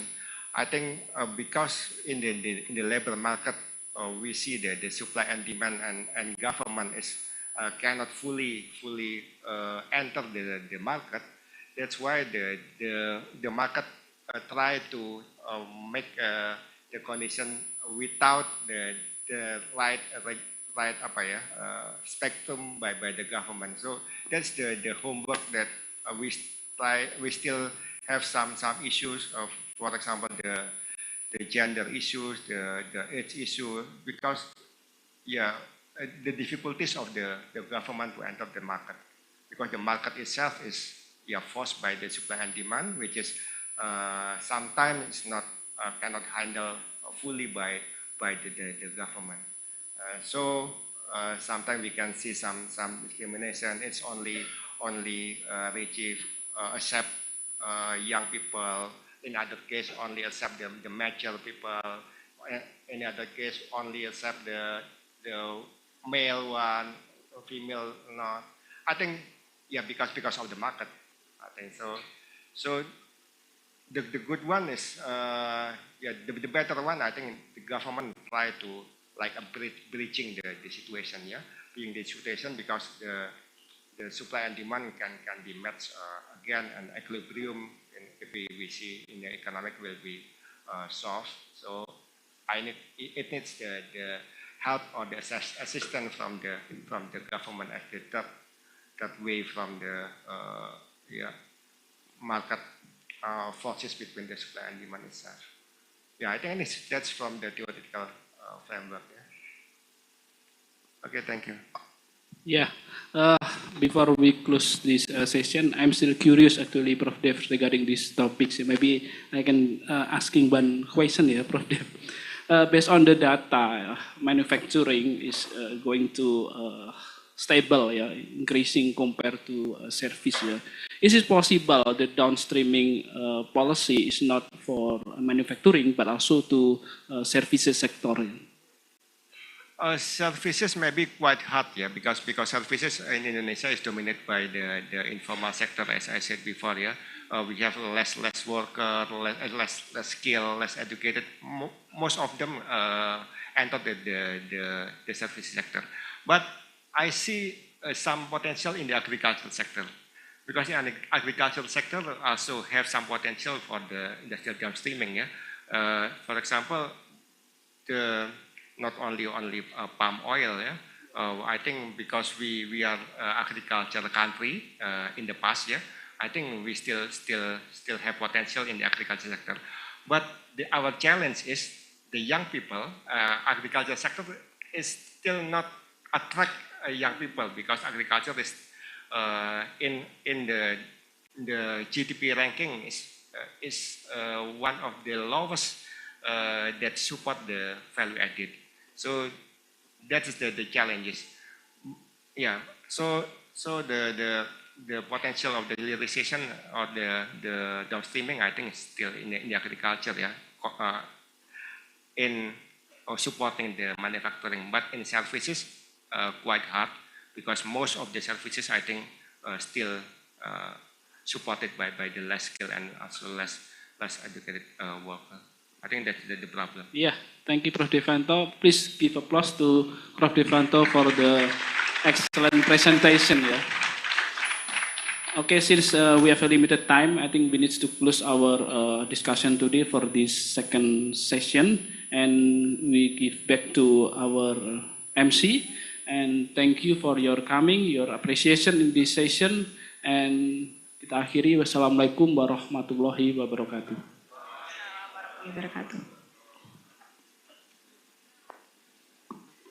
Thank you so much, Mr. Professor Satio, for leading the second session. To Mr. Professor Satio and also Mr. Professor Devanto, please stay on the stage because we will have about 2 sessions after this. Then we would like to invite a few participants who have actively participated in this conference to come to the stage. Please to Deva, Indah, Salma, Hafiz, Laras, Anang, Rafli, and also the girl with the white shirt in my left side. Please come to the stage because we have a kind of souvenir for you. Then we also would like to invite the High Department of Economic to come to the stage in assisting the souvenir.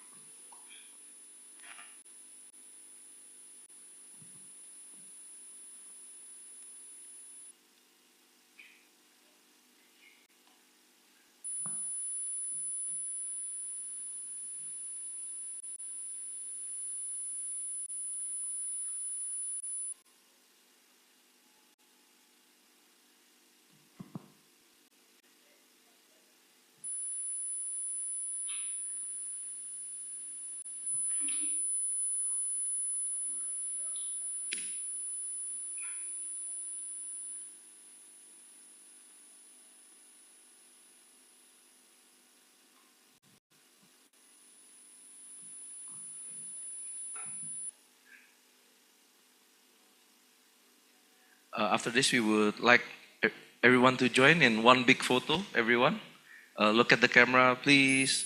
1, 2, 3. Okay, 1, 2, and 3. Last one. 1, 2, and 3. Thank you very much. Give a round of applause for everyone.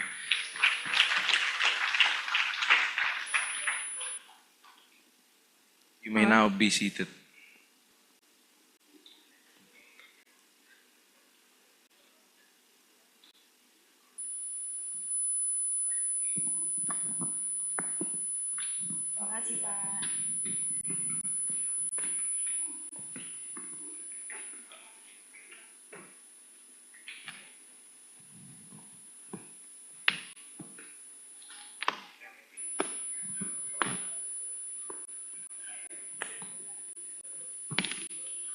All right, once again, thank you so much, Mr. Professor Satyo, for leading the second session of our conference today. We would also like to express our gratitude to all the panelists who have shared their insights and knowledge with us. Thank you so much for Mr. Professor MPM Miranda Musin from Wageningen University, Netherlands. Thank you so much, Professor Aya Okada from Nagay University, Japan. And also thank you to Professor Devanto Sasta Pratomo from Universitas Brawijaya, the President Advisory Council of Indonesia. Your contributions have been invaluable, and we appreciate your effort in making this conference successful. We hope that all the participants enjoyed the discussion and gained valuable knowledge from our speakers and all our panelists. But don't worry, the conference is not over yet. We will have an exciting online parallel session which start at 3:15 p.m. in each room distributed by the committee for the parallel session. For all the Zoom breakout rooms or the parallel sessions has been opened by the committee, and then the event will continue at 5:15 p.m. with an awarding ceremony for the best presenters and best paper in this venue. After that, we will also conduct the closing of this event. We kindly ask all participants to ensure that no trash is left behind in this venue. Please kindly take any waste with you as you leave the room. Your cooperation in maintaining the cleanliness of this venue is greatly appreciated. We hope you enjoy your day, and we will see you again later. Thank you for your attention. I'm Adrian Ramaputra Messi. And I'm Nazira Mustakila. That's all from us today. Wassalamualaikum warahmatullahi wabarakatuh. Thank you, everyone. Have a nice day.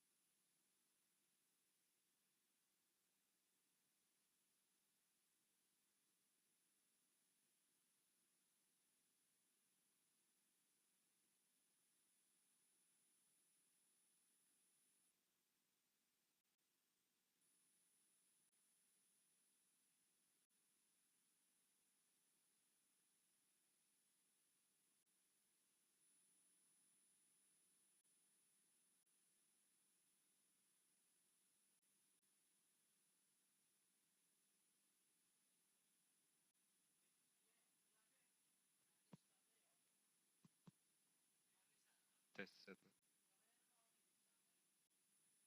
Cek, cek. Tes satu dua. Cek, cek.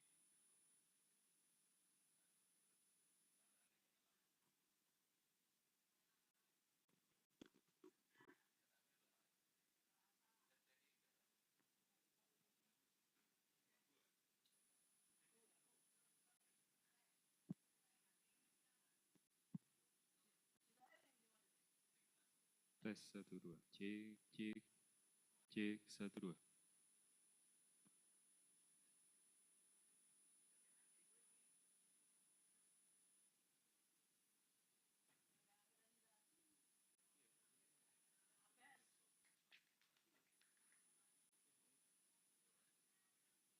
Cek, cek,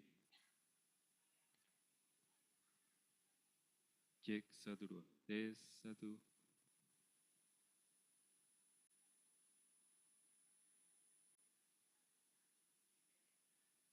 Cek, cek,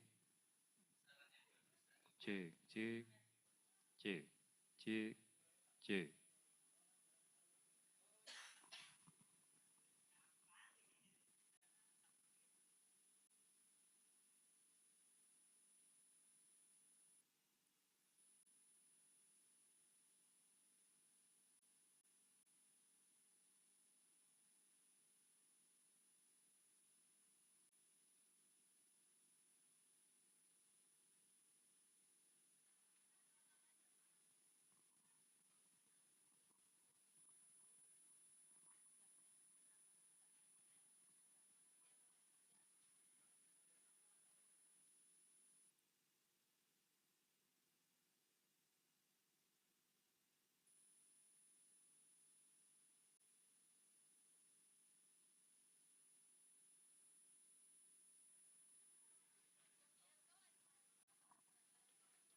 Cek satu. Cek.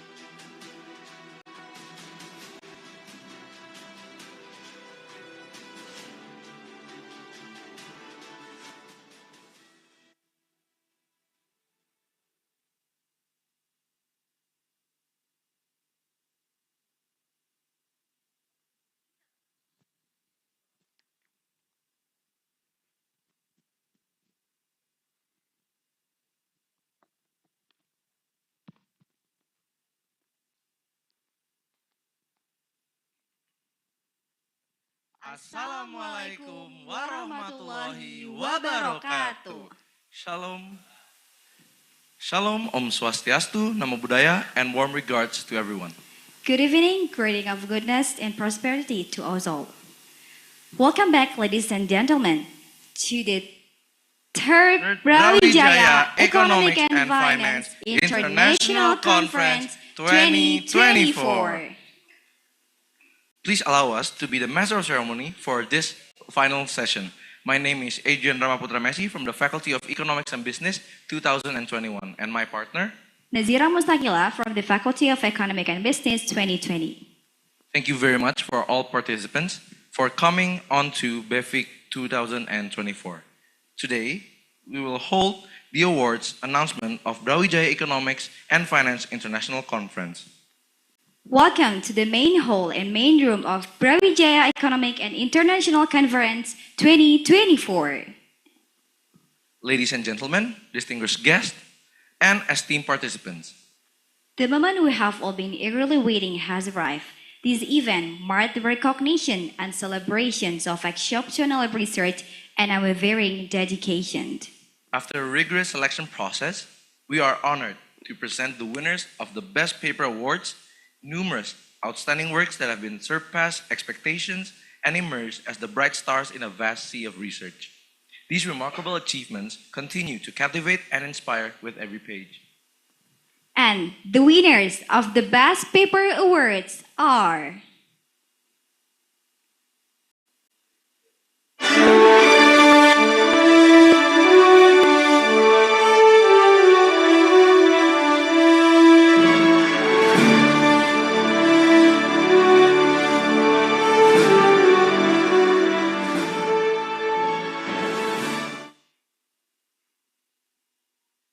Congratulations to all the participants that have won Best Paper. In third place, we have Ninyoman Ayu Diantini with the topic Sustainability in Merger and Acquisition, How Environmental Initiatives Influence Firm Value.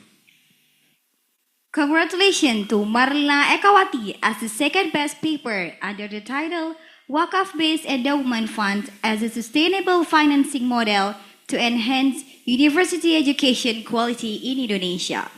And in first place, we have Ave Shania Simamora with the topic Carving a Regional Path, Harnessing Digital Taxation for Smart Society and a Sustainable Digital Future in Asia, in ASEAN, I'm sorry. Let's give a round of applause to our brilliant award recipient. Ladies and gentlemen, please join us in celebrating these remarkable achievements. We present these awards with the utmost respect for the tremendous contributions these researchers have made to the world of research.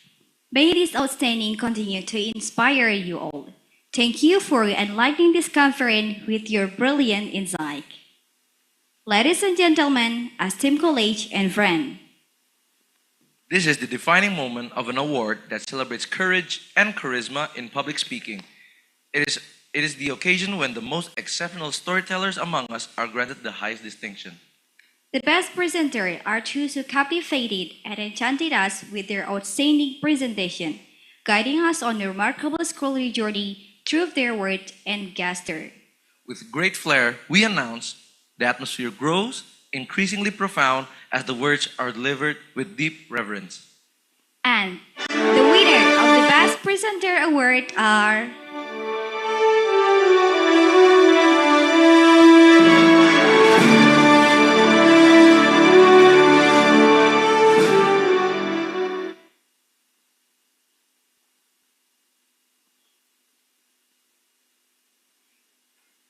For the best presenter in room 1 goes to Putu Adi Putra Arimbawa.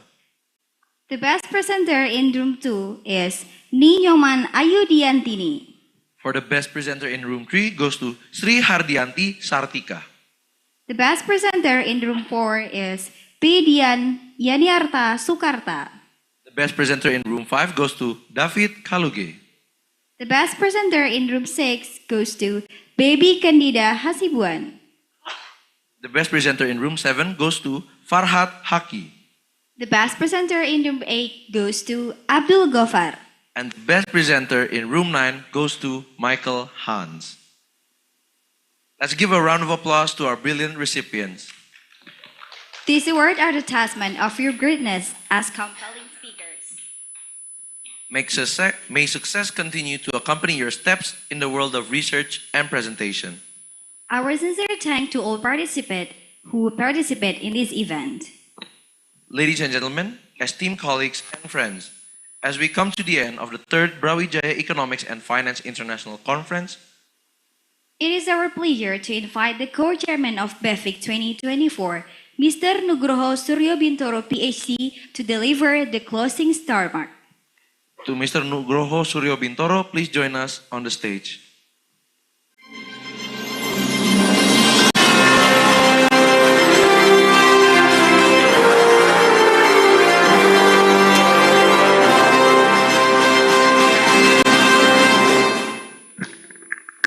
Bismillahirrahmanirrahim. Assalamualaikum warahmatullahi wabarakatuh. Ladies and gentlemen, in conclusion, we would like to express our sincere gratitude to Prof. Muhammad Ali Berawi for the keynote speech, and then for Datuk Prof. Ulung, Dr. Raja, Associate Prof. O'Neill, Prof. Aya Okada, Prof. Miranda, and then Prof. Devanto Sastapratomo for the materials that are so good and useful for all of us in updating science knowledge. Also for the attendance, which is your presence has made this experience truly meaningful. Let us carry the knowledge and inspiration gained from this moment forward, applying it to our lives and making a positive impact in our communities.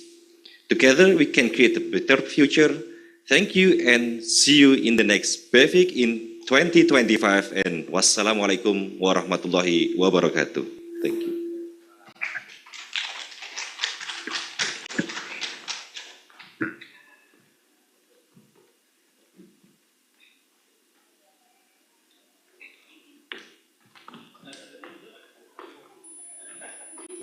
Thank you so much, Mr. Nugroho, for the closing remark, and also thank you so much for making this conference successful. Ladies and gentlemen, unfortunately, we are at the end of the event. We would like to say thank you to all the speakers, moderators, and participants for making this conference successful. We hope that you enjoy our hosting and gain valuable insight and knowledge from the conference. I'd like to extend my gratitude to our speakers, moderators, participants, and organizers for making this conference a resounding success. Your contributions have left an incredible mark on BEFIC 2024. As we were at the end of the event, let's not say goodbye, but rather see you again. We look forward to reuniting at the 4th Brawijaya Economic and Finance International Conference, where we will continue this journey of exploration, learning, and innovation. Well, until then, on behalf of the organizing committee, I bid you farewell and I wish you a safe journey back to all your destinations. Thank you for being a part of BEFIC 2024. Have a wonderful day and see you again at Brawijaya Economics and Finance International Conference 2025. Wassalamualaikum warahmatullahi wabarakatuh.